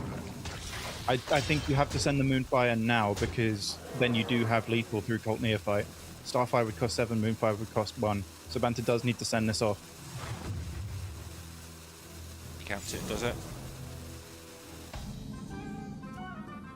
Also did use the Viper there, just, you know, Corona thing's probably on his mind too in this situation.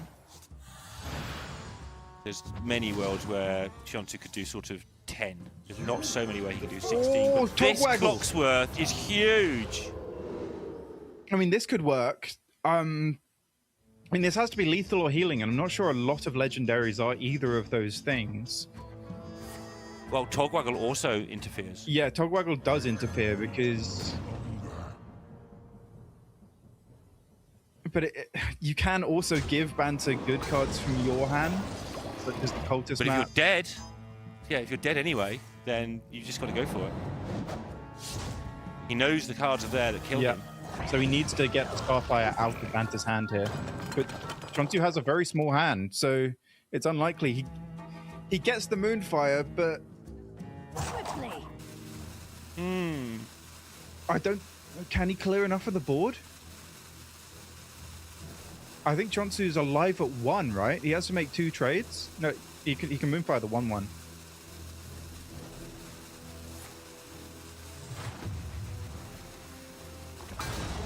What if he was supposed to keep a bigger hand before doing the swaps there then? Does Banter have Thalnos left?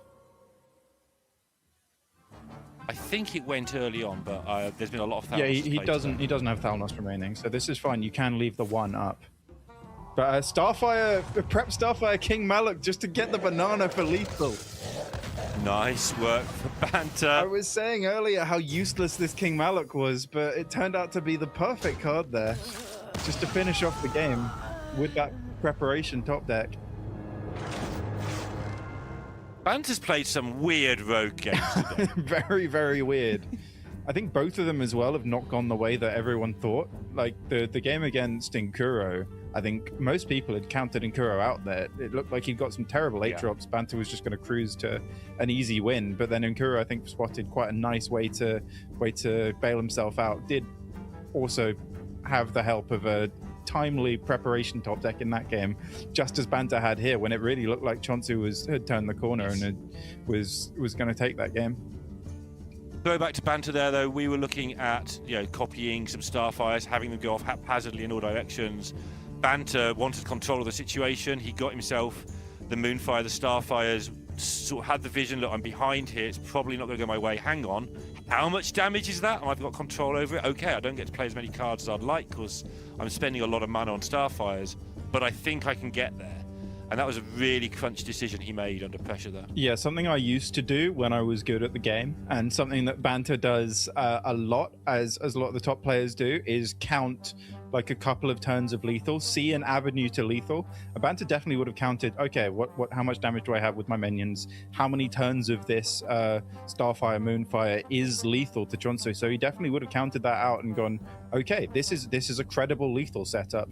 If I survive these 2 turns and Chonsu doesn't have any healing, then I do win. So I do think that was a fantastic spot from Banter, because a lot of players wouldn't have counted that exactly out. They would have just gone, oh, what do I need damage for? I'm behind on board. But Banter would have gone, okay, this is exact lethal. Obviously, it gives Chonsu a chance to scam him and find a way out. But with being so far behind there, giving yourself the chance and giving yourself an actual direct route to victory that you can see is a very, very good spot from Banter, and something that he does a lot that I've noticed in testing with him. Yeah, even listening to him talk, he's somebody who is constantly. There's a very small number of players who constantly talk about, no, this is a lethal a totally different way. Stottles was on about it earlier. The ability to not do not the obvious, but the ability to not do just the powerful plays, but to look for totally weird, out there lines. Read what all your cards do. Look at what all your options are, and realise which ones are the best. It's so easy to say. There's only 4 or 5 cards. How hard can it be? But yes. I mean, that's a big thing that the best players do that slightly lesser players don't do. There is a bit of a mix, because sometimes slightly lesser players go a bit overboard on this, but the best players kind of envision a world where they win the game, and then they try and play that game, right? Banter's gone, okay, what does my win look like? I'm going to play for that. And instead of just going, okay, what's good tempo? What's a good Hearthstone turn here? So I do think that's a very, very important skill for a lot of players to have. You picture the win and you strive for that game plan, which some people go a bit overboard on and don't do the simple straightforwards and overcomplicate it. And I think that's what separates the top players, finding the right little balance between the two. And I do think both players here are very, very good at that. Something there that really struck me, as you're talking about top players, which we have to acknowledge you still are, or still have that ability level, and someone like myself, is all the things you said I understood. Like, he just has to make sure he has no healing, doesn't kill him, no draw. But I get to that part and I go, well, he's going to have one of those things. You had the vision that actually that's quite unlikely, whereas my vision is a lot more sort of muddied and paranoid, and I think one of those things will probably happen. I'm going to chicken out of this. Yeah, there's one thing of that the assessment of those lines is quite unlikely, and then there's the other thing of, okay, well, that's the only way I win. So if he has it, I accept I lose. And sometimes you just got to accept that. But in this game, I do think, Chonsu's had a bit of a slow start here, and Banter's got a pretty decent, not ideal, would have liked a Wood Spring Whelp or a Scrappy Scavenger to progress his quest a lot faster, but a couple of ones. Chonsu's not put up any pressure so far. Banter's still at full health, and he can safely curve into that altar time. I'm interested to see what Chonsu picks here, I think he takes the truth sayer, and I think he plays it, but he can ruin the altered time if he saves it for a turn. I think I don't know if he has any other credible part play. of why he's thinking here, because usually you default to just, okay, I'm going to play a 2-mana 4/5 here, and that's a big minion on board. But I do think Chonsu knows exactly this is the expected alter time turn from Banter. But a lot of the time, you can't really play around it for the same reason as well, of him going, okay, well, he's going to go alter time pass. That means most of the time I can just hit him in the face for 4, so it kind of goes both ways. Mm-hmm. And a lot of the time, Banter can play around the Truth Seeker. He knows it exists. So in picking up this Studies, if this Truth Seeker hadn't been played here, he might have just played it directly from hand, and still might, because another one could get generated. Chonsu does now have that Yeti-sized minion on the board, and he's going to make quite a lot of stuff happen this turn. See, what you do in these situations, Poppy, is you spend all your mana on one card, the biggest card in your hand. Yeah. Like I always do, and have never made that mistake in my life and not done. I think in this situation, Chonsu is just recognizing you need to exploit Mage's weakness of big minions in the early game before the quest is online. But Banter's here with the double freeze in his hand actually has a very, very good way of stalling this out until he completes his quest. Doesn't really want to play the Stonehill before he finishes his quest, but might actually need it in order to just get those ticks. Going for the cold snap card. It's black and white and confusing me. There we go. Not ideal. 2 ticks left on the quest for Banter, so he could complete it with the Stonehill and the Primordial Studies, but he really, really would like to use that Stonehill as a payoff, because he doesn't have any other payoff cards in hand as it stands.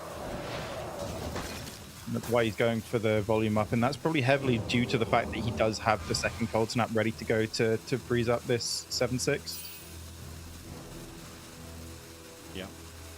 willing to take the 4.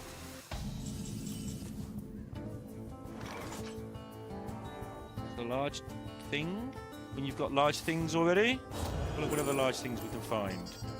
I mean, merch seller's annoying sometimes. Yeah, It's really is. denying a Raptor Herald top deck. It's denying a second Stonehill. Yeah, your opponent's type Discover and autofill with all the cards that come up in the search engine, and this might not say Discover on it, so pretty handy. What interesting options. I think he'll think about it and probably land on the merch seller. He might not play it though. He might opt for Muggsy and just say that I'm making as big stats as possible, and if I get just a little bit more chip damage in, the Shaman deck and the Shaman hand has a lot of burn potential with the Rock Skipper, the Molten Gold Elemental, the Static Shock, the double Thunderquakes, giving a couple more Static Shocks. That's just, what, 7, 8, 9, 10 damage burst. So if he gets a little bit more chip damage in, he gets a top deck or two, he actually might be able to burn Banter through this this quest reward if this board is dealt with. Oh my goodness! Behave! Yeah, it's only on 1, by the way. Not very good in this deck. It is yellow, though. That's always exciting. That's what was amusing. Yeah. And Manjob and Banter will go for the 0 mana spell here, the secret ingredient, in order to free up a hand space. Maybe Discover with Primordial Studies. Maybe you play that first, because the quest enters your hand before you get the minion, so the minion would be effectively burned, I believe. I think that's how it works. Probably, yeah, because it's the other way around. You keep the quest, but yeah. Oh no, Godfrey no, check. the quest comes after. I don't know my quest page apparently. But, Trusted you, Pocket. I trusted you. Yeah, it's a mistake many people have made, including myself. Goodness. Time runs out on me. Banter giving himself spell damage, which will enhance the likelihood of whatever he picks up here clearing up the board. These aren't fantastic though. They really aren't. Let's see what the code value. That's awful. That is actually terrible. That's the worst thing you could hit. Yeah, Johnson really just in his seat. He spotted the lines. Get that weapon not to be the other weapon. Yeah, so Chonsu can now pivot to being the control deck himself. If he deals with this Tyrion, that quest reward will be overridden by the Ashbringer. Time to start playing 2-drops, Banter. Well, he's got one in hand. He's got 2 in hand. He can pivot. I'll handle this. Because this does ridiculous. mean that Chonsu has to spend most of his turn here dealing with Banter's board. And the Ashbringer But a is Viper still does that anyway, right? Like, Yeah. you know, a Viper is 3 mana deal with this board. Yes, I know the Ashbringer is a good card, but this is so rough for Banter. You finally go into a matchup where, oh, thank goodness, there's no Vipers. Thank you. You get Vipered effectively in a You slightly Viper unusual yourself way. somehow. Oh, no. Love Johnson's little shuffle in his seat. He lives for this stuff. He was getting very excited about some of the interactions in his previous round as well. Not even the good and bad ones, not even just the good ones, like the bad ones away. He just seems to find it more exciting. Banter's someone that really will let you know about all the niche ways that he's lost series, and going back to the losing to Toru twice against Inkuro, and now potentially losing a game to Tyrioning your own weapon. It's something that if he loses this series, we won't stop hearing about for a while, I think. He lost to an absurd Firak once as well, didn't he? Like an absolute Firak. Didn't he win with an absurd Firak? He won with an absurd Firak the round before, then he lost to something Yeah, equally but we silly. only Maybe it hear wasn't about the Firak. one who... No, that's discrediting him to an extent, but... We are going to hear about this forever if he doesn't get through. But the trouble is, we're going to hear about it forever, even if he does get through. I think That's we the actually worst. might hear about it for. He won despite this. I see. Well, Time runs out on me. he is still 2-0 up. He's still in this game. Yep, for the time being, but I'm not seeing a lot that his hand can do to actually stabilize here. The Jade count is 4 now. Like, Yeah, you don't have to play them for 0 if you have to sort of innovate things at the time. You know, you You can get there. Another molten gold picked up. The maybe Breezling he can be can't get there. used to trigger the freezing trap as well. Is that lethal? With the double thunder, quake, and 3 static shocks? It's What interesting option. like it is lethal if he. Wait, 1, 2, 3, Double 4. thunder, quake, static shock, static Right. shock, molten. It is. gold, It is and then hit for lethal 9. if he knows it's freezing trap, I believe. Sure. If he goes okay. Thunderquake, double static shock, then molten gold face, then rushes the Breezling in, sends the 2 minions on board into the face. This might also be lethal. I haven't counted, but I doubt it is.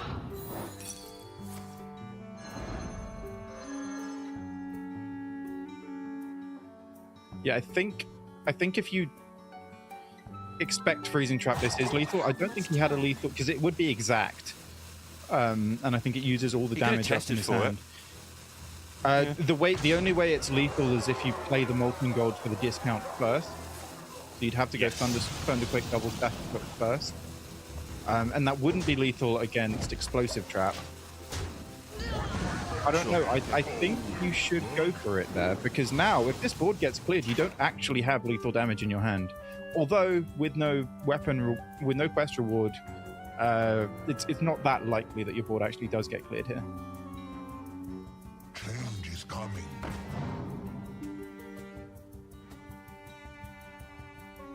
This is Yeah, like, go ahead. after all that, he's still actually struggling to face this down, although the blizzard's nice. Blizzard's not bad. I was also wondering, does 2 mana Jade Guardians discount its own minions, or not?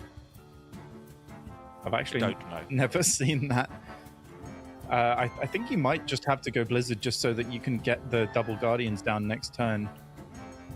Although it is very slow, and you are just giving Chonsu a full turn of development. It is a tough choice, but I do think you make the right assessment.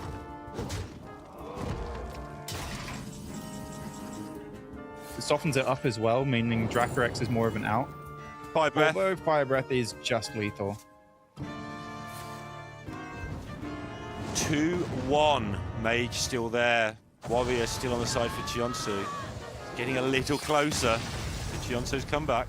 Yeah, I think that definitely will have been a game that Banta was very, very much hoping to get over the line. I do think he's fine against Rogue. That matchup can very much go either way. I'd slightly favor Mage, although not by much. And the Warrior... I've come to agree with that, yeah. Yeah, the Warrior is a big, big uphill battle here. So hopefully, for Banta's sake, he's not mentally considering himself at 2-2 in Game 5 Mage Rogue right now, because that is definitely a spot that is rapidly spiraling out of control from the commanding lead he took. Yeah, next game will be fascinating. Oh, they both will. Like, it's World Championship spot on the line for somebody who will be in... They're just down the road. He lives reasonably near. He lives in California. That's what we know about Yeah, him, he can drive to BlizzCon, he said. So, yeah. so it would be quite easy for him. But he'd like a hotel. Yeah, he'd like he's a made hotel. it very He'd like clear to, that he doesn't want he's to make not worried about the drive every day. $100,000. Yeah. He wants a hotel room. That's what he really wants to win in this tournament. It's not a bad He's prize. being flippant in about fairness. it. Absolutely. Chonsu here is making him do it the hard way though by queuing up that Warrior first. So I think both of them will see this matchup and just go, okay, the Warrior will probably win. This is a bit of a free hit for Banta. Like, you're expecting Warrior to probably win this game, but it's not unwinnable. I'd give Banta above 30%, maybe below 40, maybe around 40% in this matchup. It's not super unwinnable, as we've seen some polarized matchups in the past, but it's definitely it's probably Dragon Warrior's absolute best matchup in the game, and maybe the worst, if not one of the or one of the worst matchups for Mage. Perhaps Face Hunter is worse. I'm not sure off the top of my head. Banta will know. I know these players all have to think on their feet, all know these matchups very well, but when you're the only person to bring a deck in a tournament and you're on the other side of the draw from the person who might have to play you, but you're prepared against Mage and there's 7 of them in the tournament, I don't know if Banta will have as many reps on this matchup as Chonsu. Again, Luckily for Banter, it's not the hardest matchup to just visualize anyway in the world. It's a matchup that I can visualize pretty clearly, and I'm me, so he should be fine. But Chunsu will know the matchup better. It's just a case of whether that matters. I think uniquely, he's actually slightly better prepared than a lot of other major players would have been because he prepped with ZLS, who was in Chunsu's group. So in that practice group, they certainly will have played this matchup. And Warrior hasn't changed much, Mage hasn't changed much. They played a lot of this matchup in the past. So I do think Banter will know what's going on here quite well. But yeah, he knows that it's not a good matchup. What pretty petals! Yeah, that's one of the reasons. That's not the major reason. You were saying this earlier, right? The Stadium Announcer is a very, very important card for Chunsu. It destroys the weapon and turns it into something different, just like Tyrion does. But the other card that costs 4 in the hand is just as big a deal. Like you struggle to freeze it, you struggle to hit it with anything. It's just there hitting you every turn. It's the two-pronged attack that Dragon Warrior is quite aggressive in the early game, so Mage has to really do a lot with that first charge of the weapon and do everything it can to deal with the board.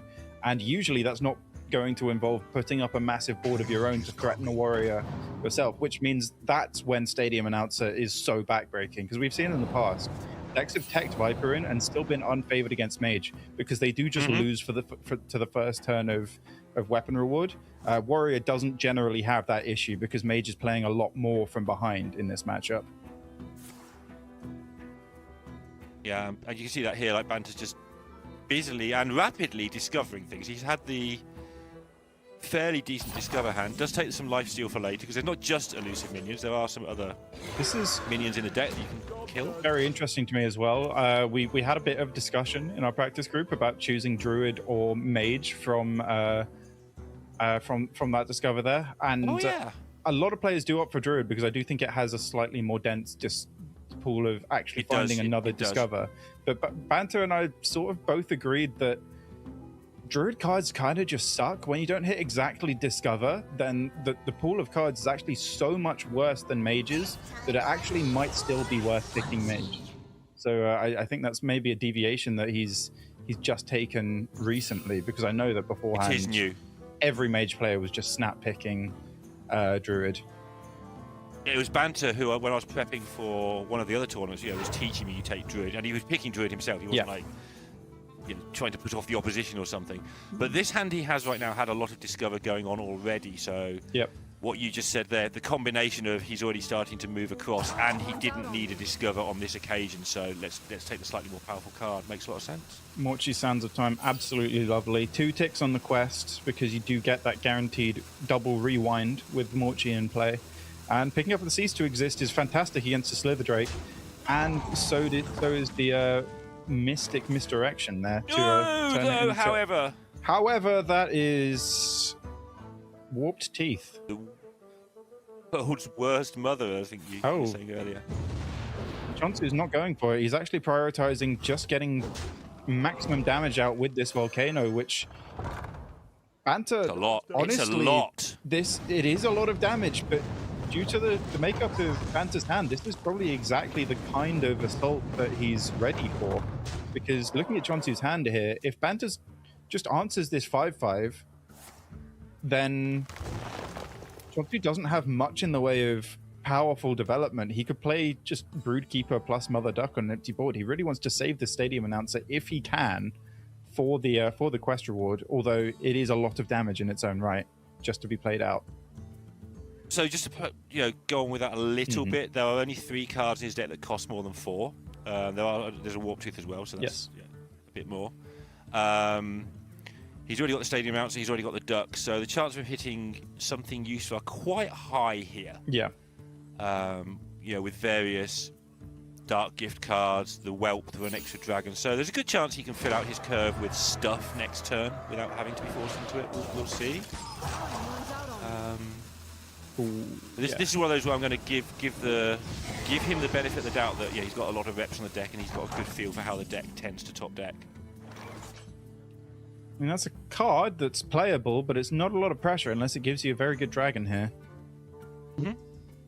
Banter, I really like the phase freeze here because he's expecting He's expecting perhaps Broodkeeper or Stadium Announcer to try and close out the game. He knows these volcanoes will wake up next turn, so he wants to limit the damage right now and curve into Origin Stone plus Stonehill to hopefully put up too big a board for Chonsu to deal with, even if he has the Stadium Announcer. Played the duck using the mana here. These are because a lot of the time, oh my gosh, they are not it.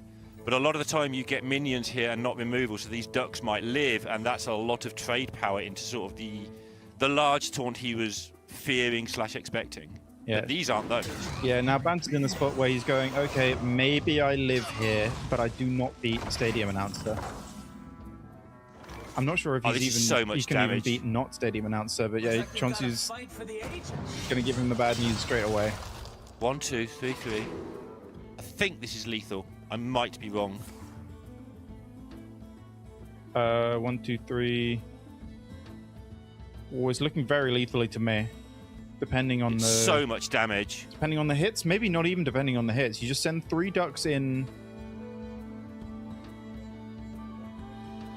The hits Yeah, end up that's all lethal. going face, This is guaranteed I think, or lethal. largely going face. I believe.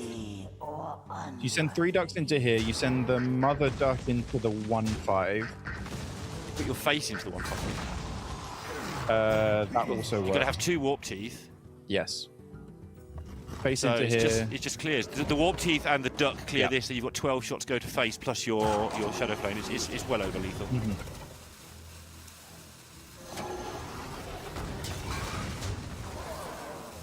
Yeah, here we are, unsurprisingly going to game 5, judging by the Warrior Mage matchup. But oh, another Warp Tooth just to show off. Wait, does that summon if you trade again? Probably does, Oh. because he shuffled the Warp Tooth into his deck. Yeah, that's interesting. I'd like to know that, but I'd imagine it probably does. Not 2-all. to matter though. Yeah, Banter having to do it the hard way, and yeah, Rogue v Mage. The debate we started this tournament with, which is favored, and we both come around to Mage being slightly favored, but yeah, I think we both agree not by much. So this is a very, very swingy, volatile matchup, and you should just double check: does Chonsu have a Viper in his Rogue? He does not, which is probably very important in this matchup. We've seen a lot of players in this tournament teching Viper into their Rogue, as Banter has done himself.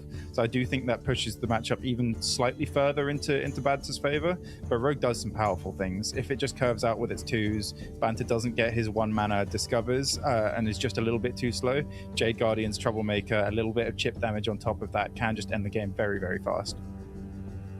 and the way today's going, win or lose, like I can see a Viper being generated here or a Stadium Announcer. It's just today's been too ridiculous. There's been so many. Even in this world we live in now where so many things are generated, today has been particularly generated. It's been very odd indeed. You asked Nice looking hand for Banter. Oh, there's the Viper. That bit Nice of looking Bloom hand for Knight. Chonsu. Yeah. Do you keep the Maiev? He does opt to keep the Maiev. It does Yeah. make your curve a little bit awkward, although you do have 2-drop plus imbue on 3. Although it's definitely not the super fast start you'd like with a Lotus Bookie, which is the ideal opening card. I think the reason I keep it here, and I don't play a lot of Rogue, but I've watched a lot of Rogue and streams and various. You might draw it later when you don't even want to play it. Let's play this Maeve where it does something, even though it's slightly awkward. And it's gone, it's done some work. Interesting decision point here for Banter. He can go Sleet Storm Coin Ping to deal with the Maiev directly. Does opt to just go for Ponzu because that is... It puts up a minion on board that can trade into the Maiev. Doesn't finish it off this turn, but crucially, it does still progress his Discover game plan, which I think is a very, very good bit of recognition there. He could have just cleared it and spent his whole turn doing it and denied this Bitter Bloom Knight buff, but I do think it is much better to do something that also allows you to get to your quest faster, because if he takes too long, then Chonsu will just get to Jade Guardians too fast. I think Banter might be the world's greatest Quanzu player, actually. He made some play earlier that we'd slightly overlooked, right, as well, which was really cool. Against the Priest. Very unhappy to see the Novice Zapper there, just as another minion to come out of this Maiev. Though he does have a decent hand of his own to start fighting back here. Does, yeah. And also, But he can't fight back. They're hidden. Chonsu is overloaded, so he can't go 2+2 next turn. No. but he Banta has a can discover- lot yeah, of discovers in his hand, so he's getting to this quest reward fast, although he doesn't have the payoff yet in the form of Stonehill Defender or Raptor Herald.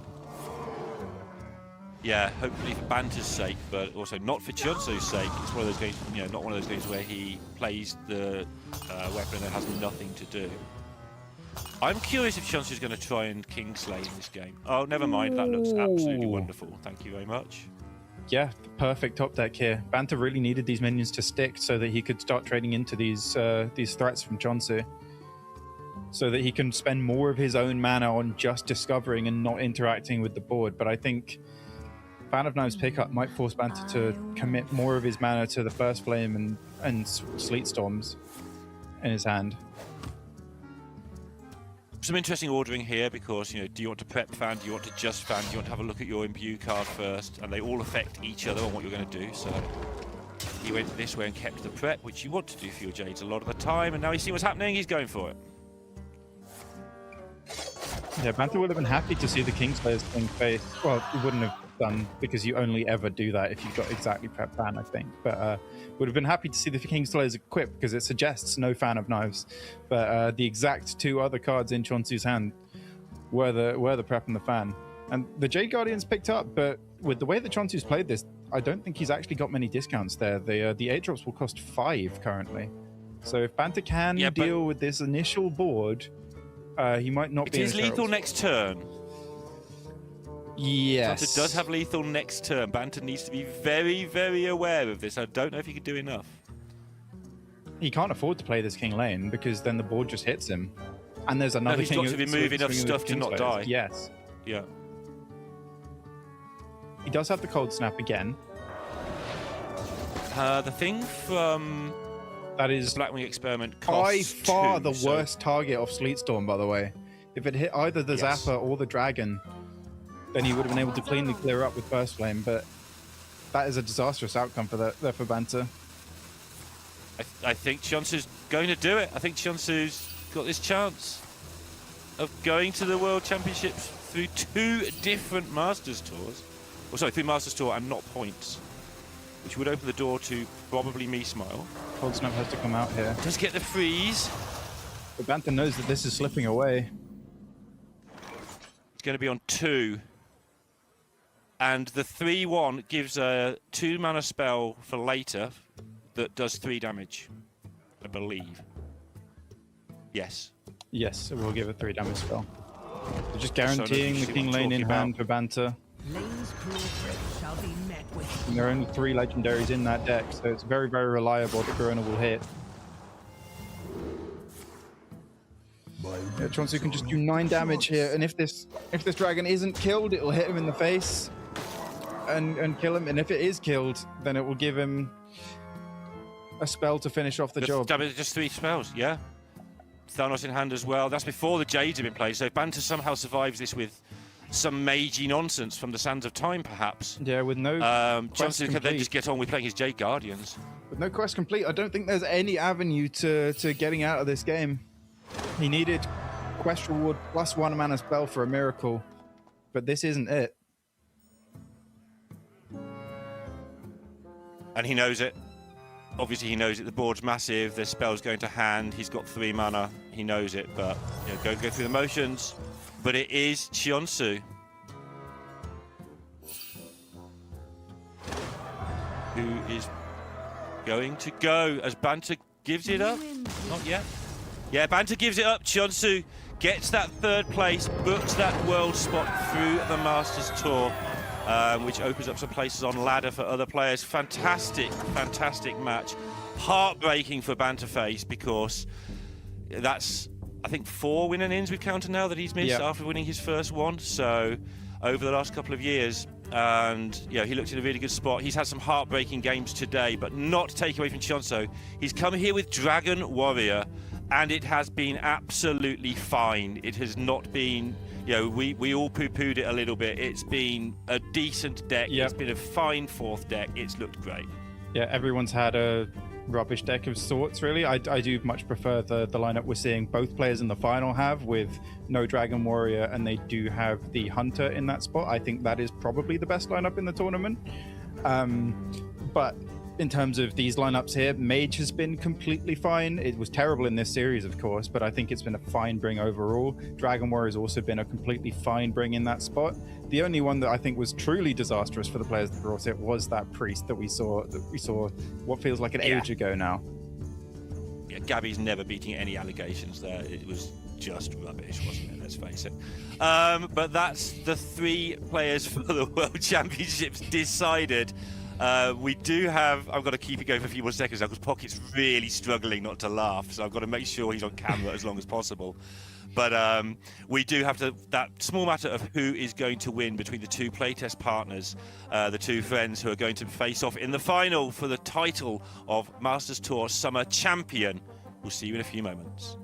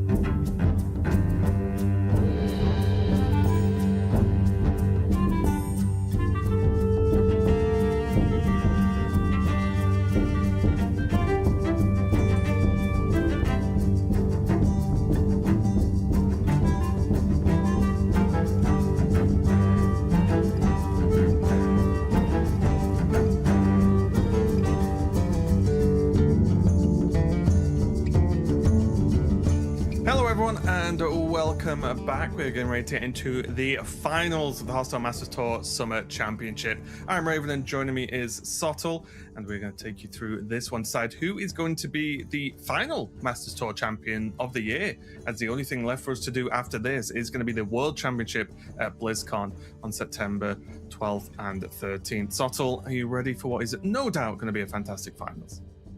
Yeah, I think we've got to a point now with these 2 players. Pocket and Lorinda set it up perfectly at the end of that last semi.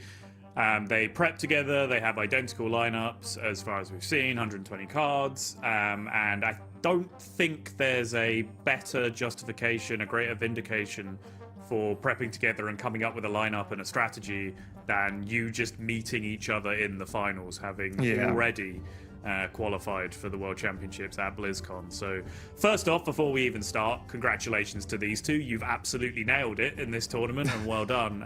But yeah, now of course we have a friendly but competitive showdown between the two for the matter of the favourable split of the prize money. Yeah, 100%. And I agree as well. And what a potential confidence booster for Worlds as well, because the World Championship, just over a month away, basically. And that's going to be such a big deal to say, oh, in the most recent, most important tournament, effectively, we prepped, built the lineup with a short amount of time as well because of the bounce patch we had not too long ago. And yeah, like you said, and they both nailed it, right? Like, how much more confidence can you want going into the World Championship?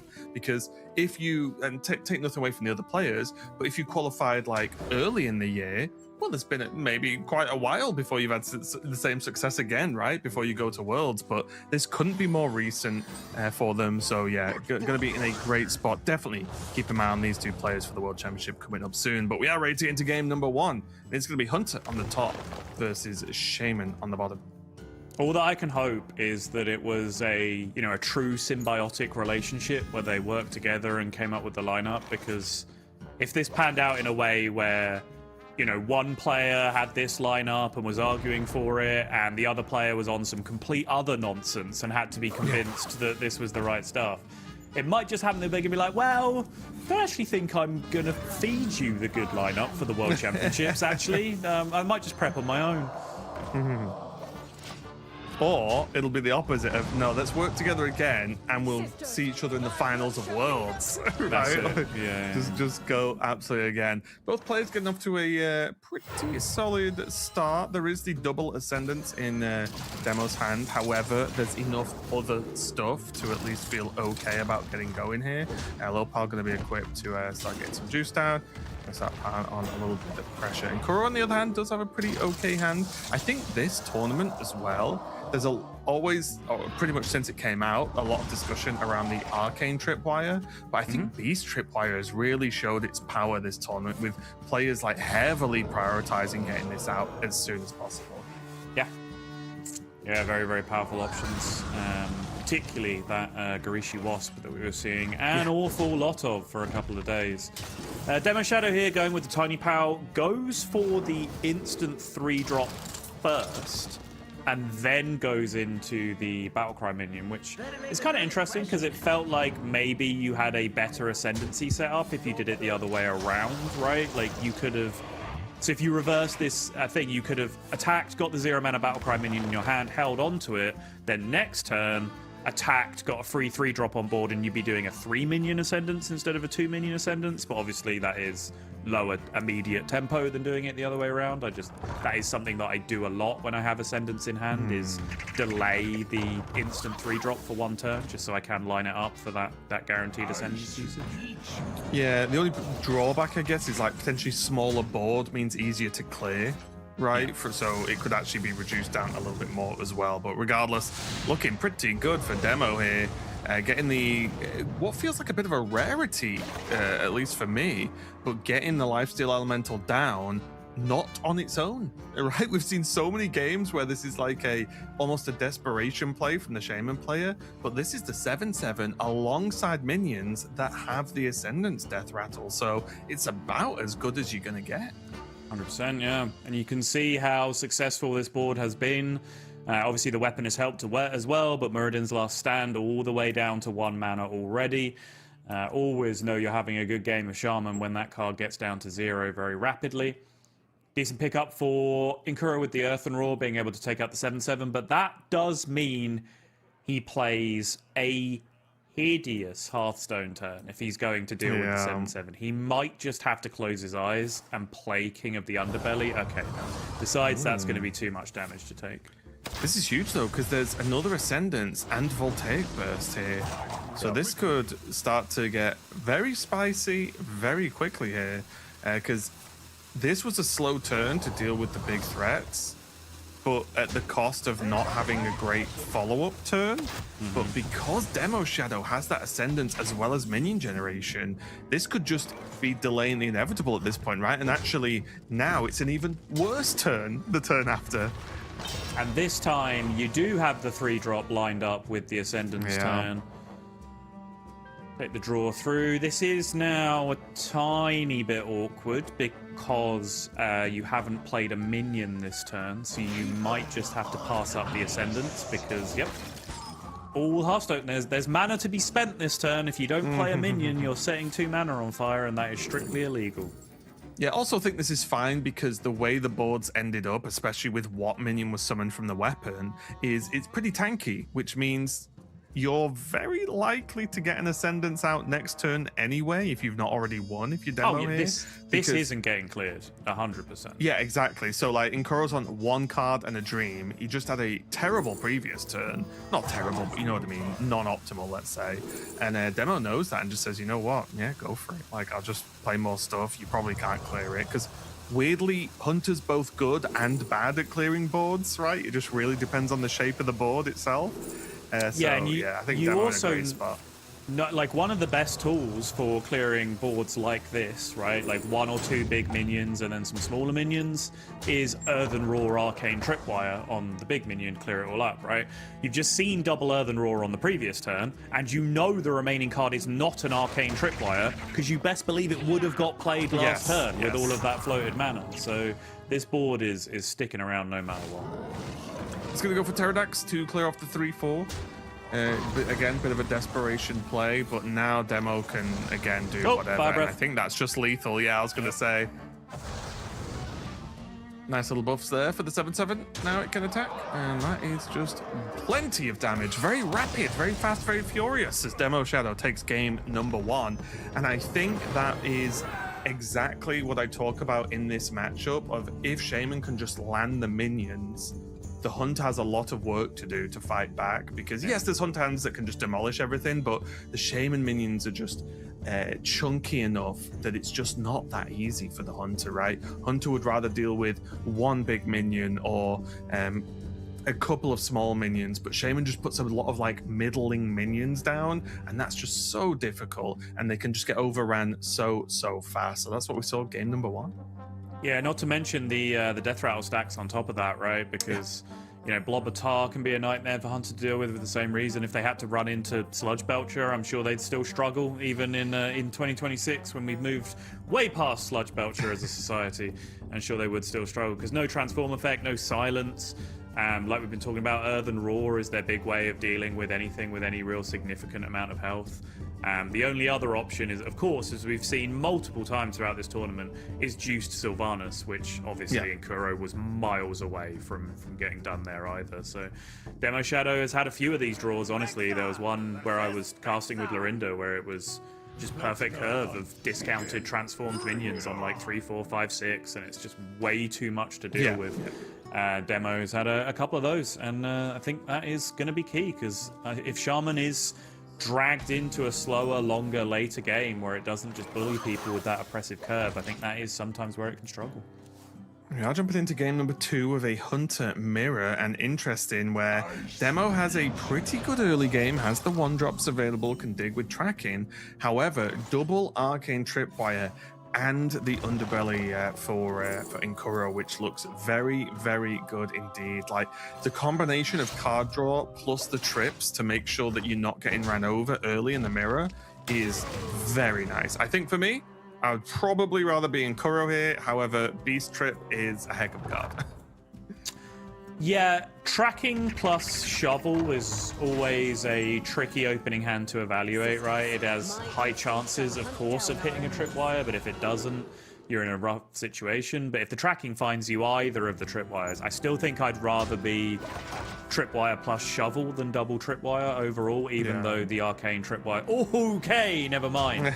Even though the arcane tripwires are specifically very, very powerful in this matchup in terms of setting up races. It's hilarious through both of our points. The players drew the cards that would change the discussion a little bit, right? Like, classic. But I think this is one of the most interesting ways that this matchup can play out, right? Demo Shadow is going to be making big boards over and over again, and Kuro is going to be firing damage that gets soaked up by boards over and over again. And that does sound like it's in Demo Shadow's favor. That's not necessarily... Okay, it is when this happens. Okay, yeah. Okay, never Brutal. mind. And also, yes, the 5-2, not the best, right? Low health, you're not really after that. But 4-7, 5-5 taunt, yes, please. Like, that's the kind of shapes you want. Aggressive enough to put on a threat, but enough health to be a pain to deal with. Like, this 4-7 is just immortal, right? Like, basically. I was going to say, surely Tripwire first instead of swinging into the 5-1 taunt. Yeah. Very good chance of saving yourself 5 HP on the swing here. Gonna choose to swing into the sister to proc another trip and take out that 5-1 at least. Yep, calculated risk to save yourself 3 more HP here, which I think is worth it, as long as you get those first 2 shots doing exactly what you wanted them to do. But that is the whole turn. And now Demo has the initiative here. Gonna kick it off with the Sands. I think I would like Hunter cards, please. Studies, maybe. It's not terrible. I think I'm still looking at Hunter cards, though.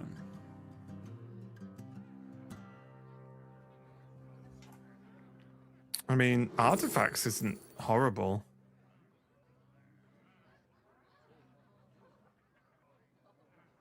It makes stuff, and I like stuff. I don't know why, but everyone does this, including me, right? Obviously, the decision is between Illidari Studies or Rewind. So you look at the screen where you have all of that information, right? And then you're like, okay, I'm sick of looking at the screen. I'm just going to click on Illidari Studies and then continue thinking about the same thing. Yeah. Nothing's changed. You just wanted to click a button to maybe see if that influenced your brain in some way. The screen has changed. Yeah, Pictures on no, the exactly. screen has Yeah. altered, and maybe Yeah. that changes your mind, eh? No, 100%. We're saying the same thing. Oh, yeah, Wormhole looking pretty good.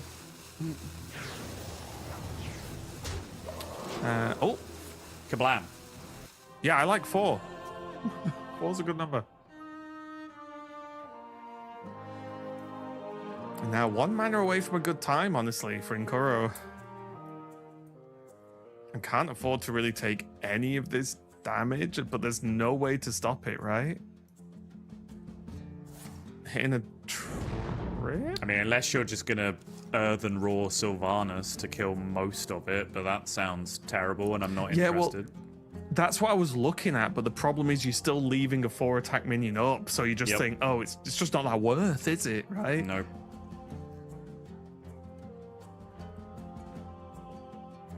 Ooh, everything just not lining up. Probably going to just shoot the 4-3 now and play the location, I imagine. Not much else to do, to be honest.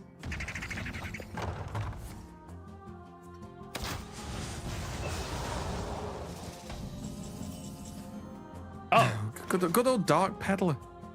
yeah. Might be a little bit too late in the game for Warden Maiev to have a big impact. There does come a point, right, where, 6/5s a turn from now are actually worse than just playing your 1-drops now. Yes. Mainly because they can be ignored, right? Like, on that, like, this 1-2 is a threat, whereas a dormant minion cannot do anything, so... Yep. I like this, though. Just maximum power. Go, go, go.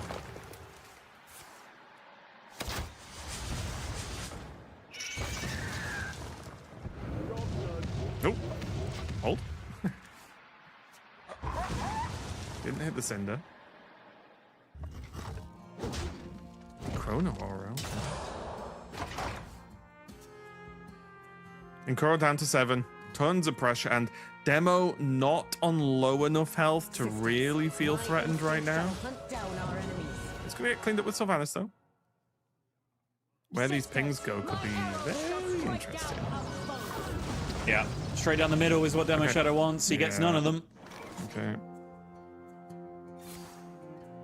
Tracking, I think, wants to go hunting primarily for the Oh, other that'll do. tripwire. Yeah, there That'll you go. do. Double Earthen Raw. Rip a wire.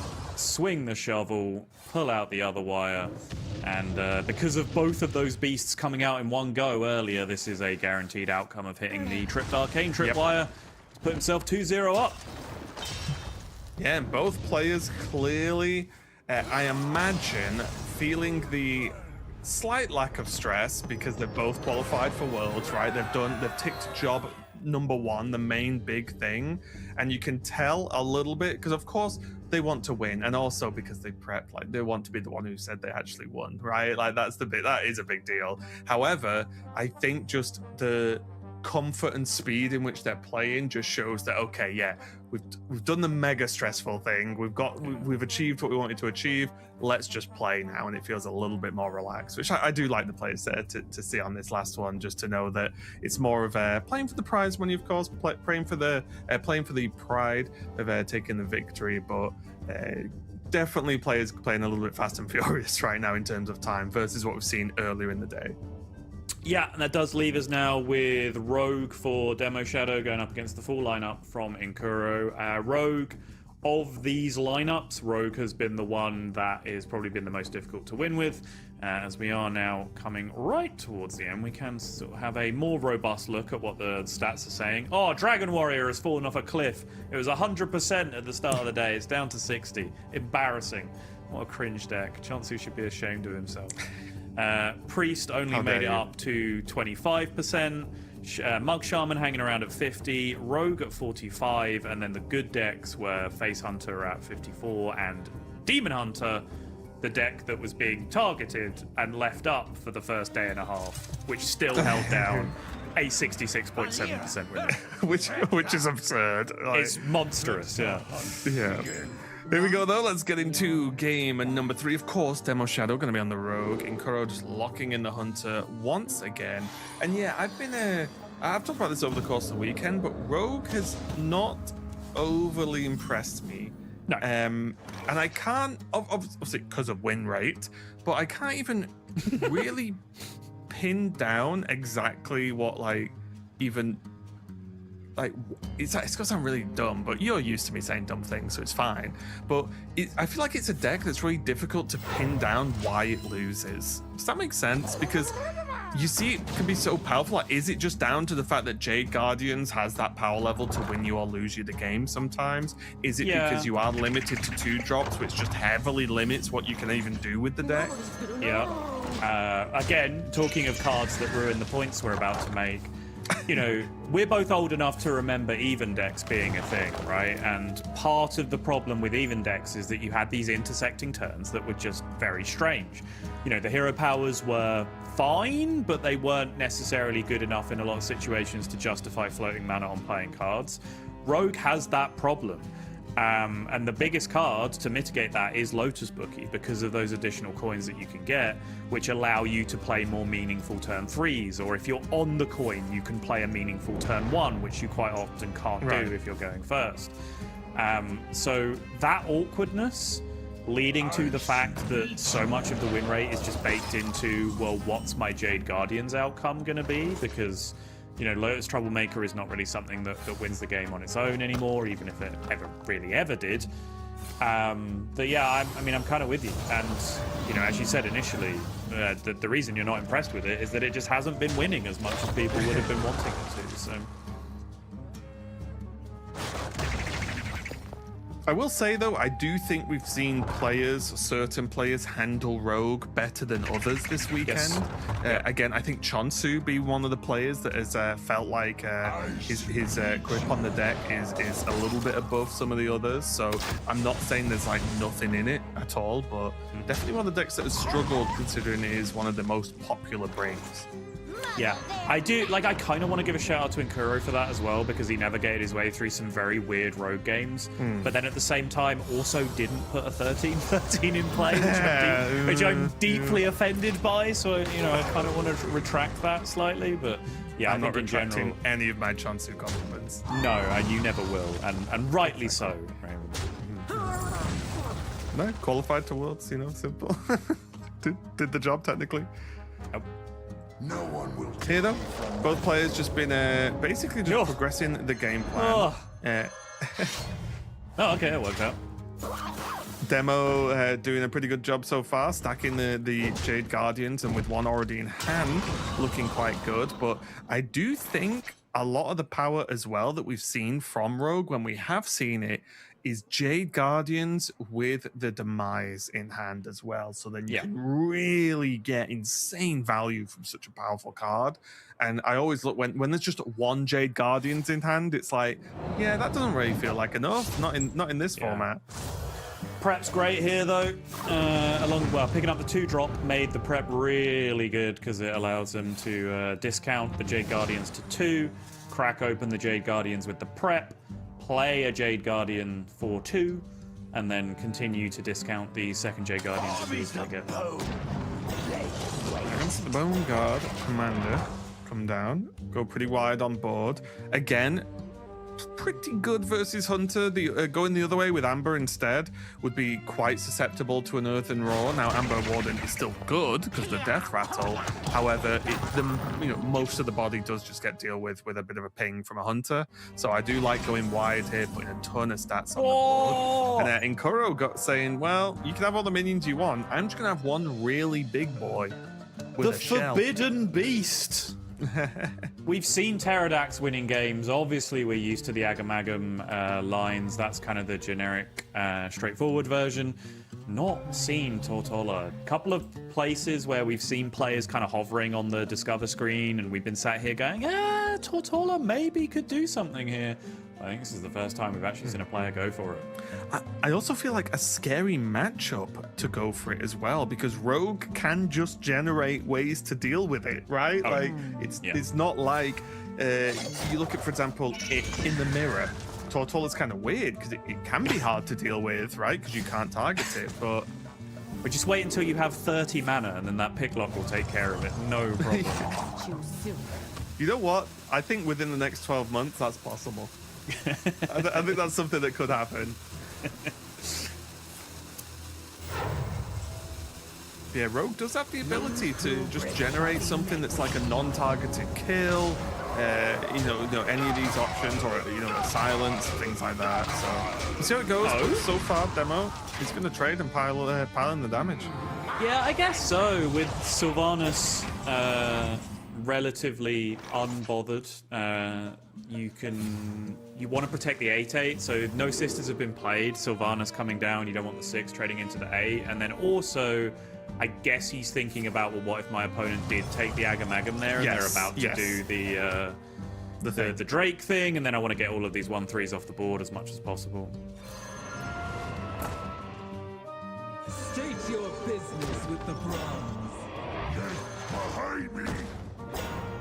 Also, even this Tomb Guardians could give Demo Shadow a lot of time as well, right? If he gets them with Reborn on as well.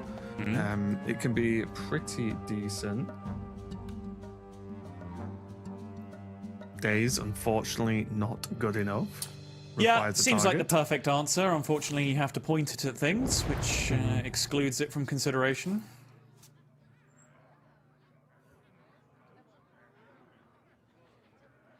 But Demo Shadow, with all these taunts and just chunky health, has a lot of time to try and deal with this.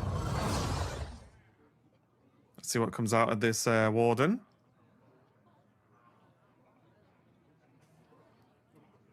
And see if Nkuro is going to be able to deal with this. Yeah, I talked about this earlier, but one of the highest variance cards that you see from Jade Guardians, just because the death rattle is summon a minion from the past. Summon a thing. Any of them. Pick one. There's quite a large pool to choose from, believe it or not. We've been doing this for over a decade. Shall break your bones. And then you get to play the Nephiset Thrasher game. That's the thing that hurts you when it attacks, right? It's like deals 3 damage to your hero whenever this attacks. Yeah. Nkuro's trying to take apart this board, but still going to take time. Another Jade Guardians picked up, which is huge. Oh, I need someone to crush my crumble right now. Or, I mean, Picklock's 8. True. It's not nothing, Sol. It's not nothing. We're nearly at 30. I mean, kind of does the job, right? I'm just throwing it out there. It's a suggestion. No, I need this crumble crushed immediately. Well, sometimes that's the way the crush crumbles. Oh no. Oh, look. Not again. Not again. You've outstayed your welcome now, okay? You've had your fun. We all thought it was cool for a while, but no, we just don't care that much about bugs, all right? All you talk about is entomology, and you're boring everyone. Okay, let me just tag out to Lorinda for a sec. I know we would make a fine display. Pick locks in a thing. Oh, God. And it goes in as the tiniest thing possible Yeah. because you had no mana left when you played it.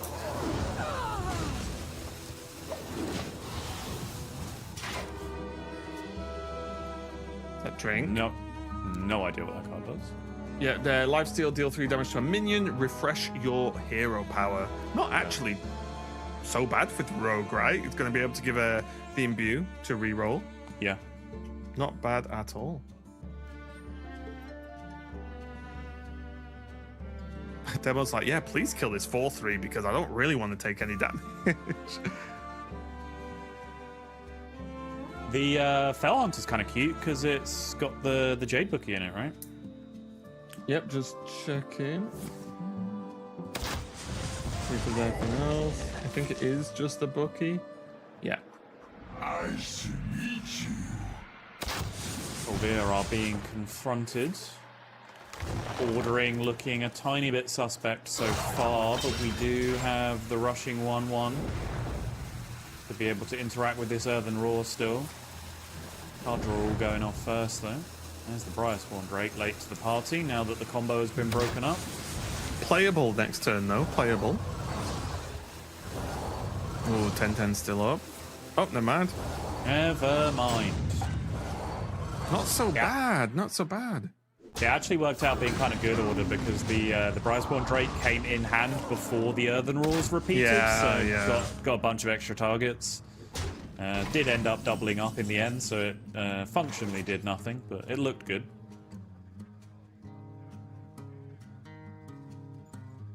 This might have to be a Tomb Guardians now. I was saying that unless Demo's seen something I don't, I'm always tempted to just press the button first. It's just not right, Raven. I hate to break it to you. But what if? That's just wrong. But what if? That's a good point. Oh look, pressed order. Just saying.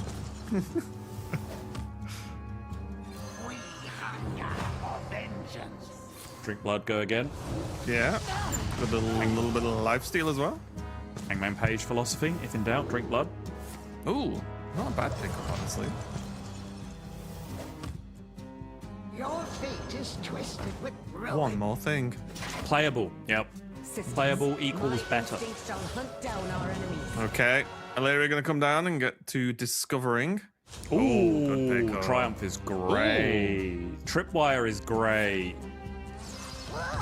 Triumph and Hold on. Tripwire. Great.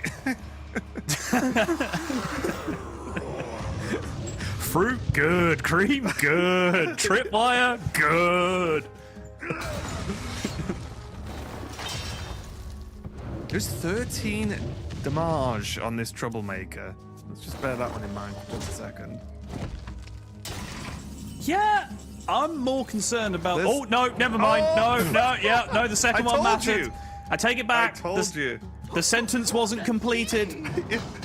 No, that's it. Sol said this wouldn't work. Sol missed lethal. It is what it is. What? How embarrassing. As Demo Shadow takes the victory with a pair of Troublemakers, not only winning the game, but winning the match, and he's our champion for the Masters Tour Summer Championship. Huge congratulations. Demo played fantastic across the whole weekend, and as well as booking a spot to the World Championships and BlizzCon, being our victor here. And what a rapid and brutal match, honestly, there. Demo Shadow it's kind of rolling over in Kuro. Yeah, rolled over him with a couple of troublemakers in the end, but honestly, these couple of troublemakers, Inkuro and Demo Shadow, rolled over the entire tournament with this lineup that they had. So I think that is still the most important thing. You can see Inkuro at the end. No soul, no bitterness, just like, yeah, right, you drew the nuts 3 times. Congratulations. We did it. I guess I'm not dealing with that. Enjoy your extra money. But, you know, the job done when they got here was to construct a winning lineup, play the best they can, hope to still be hanging around when it got to that top 4, top 3 kind of scenario, and they both absolutely did that. So there will be no ill will from either of them, I'm sure. Arguably, 2 of the best players in the world over the last 3 years or so, which is absurd because I feel like we're already talking about like 25% of Demo Shadow's life when we talk about the last 3 years. He's so absurdly young to be this good at Hearthstone, but yeah, there you go. Demo Shadow is your Masters Tour Summer Champion, runner-up in Kuro. Chonsu going through in the 3rd place match, narrowly edging out Banterface once again in another heartbreaker for Banterface and Banterface fans of the USA, fans of the Americas region. Chonsu will now get a World Championship qualification through this tournament, and his global points place will pass down, so that opens up another spot for someone else further down the line. But the road to BlizzCon is starting to be finalized now. We're starting to get a very, very, very good picture of which players we're going to be dealing with. And like you said, just about a month away now. Yeah. Yeah, 100%. And I'll say as well, it's looking stacked, right? Like BlizzCon World Championship legitimately looks like it's going to be an incredible tournament in terms of player quality. Cannot wait. It's also, as we've maybe mentioned now and again, going to be in person, live at BlizzCon, which is going to be truly a joy. It'll be great to see the players, and just being there in person and having people watch as well. There, all the attendees at BlizzCon is going to be great, and I really can't wait as we've got to this point now where we're moving towards like an early end of year, because BlizzCon is early September, which is when Worlds is, of course, as opposed to a little bit later than we used to. But it does mean that we don't have long to wait to crown our next world champion, and I'm really, really looking forward to it. Are there any final words, Subtle, before we wrap up? No, not a lot. You said it all. If you are coming to BlizzCon, we will see you there. Make sure to check out the Hearthstone stage, because there will be some wonderful Hearthstone esports. We will be crowning a world champion. Congratulations to Inkuro, to Demo Shadow, to Chonsu, to everyone else that is qualified through the various methods as well. We will see you all there, and we'll hopefully see you either in person or viewing on the stream to what will be probably the biggest world championship in a very, very long time. So yeah, stay tuned. It's right around the corner. We'll see you there. Yeah, 100%. We are going to be wrapping it up for the day and for the weekend. Thank you for watching. We hope you had a fantastic time, and we'll see you at BlizzCon.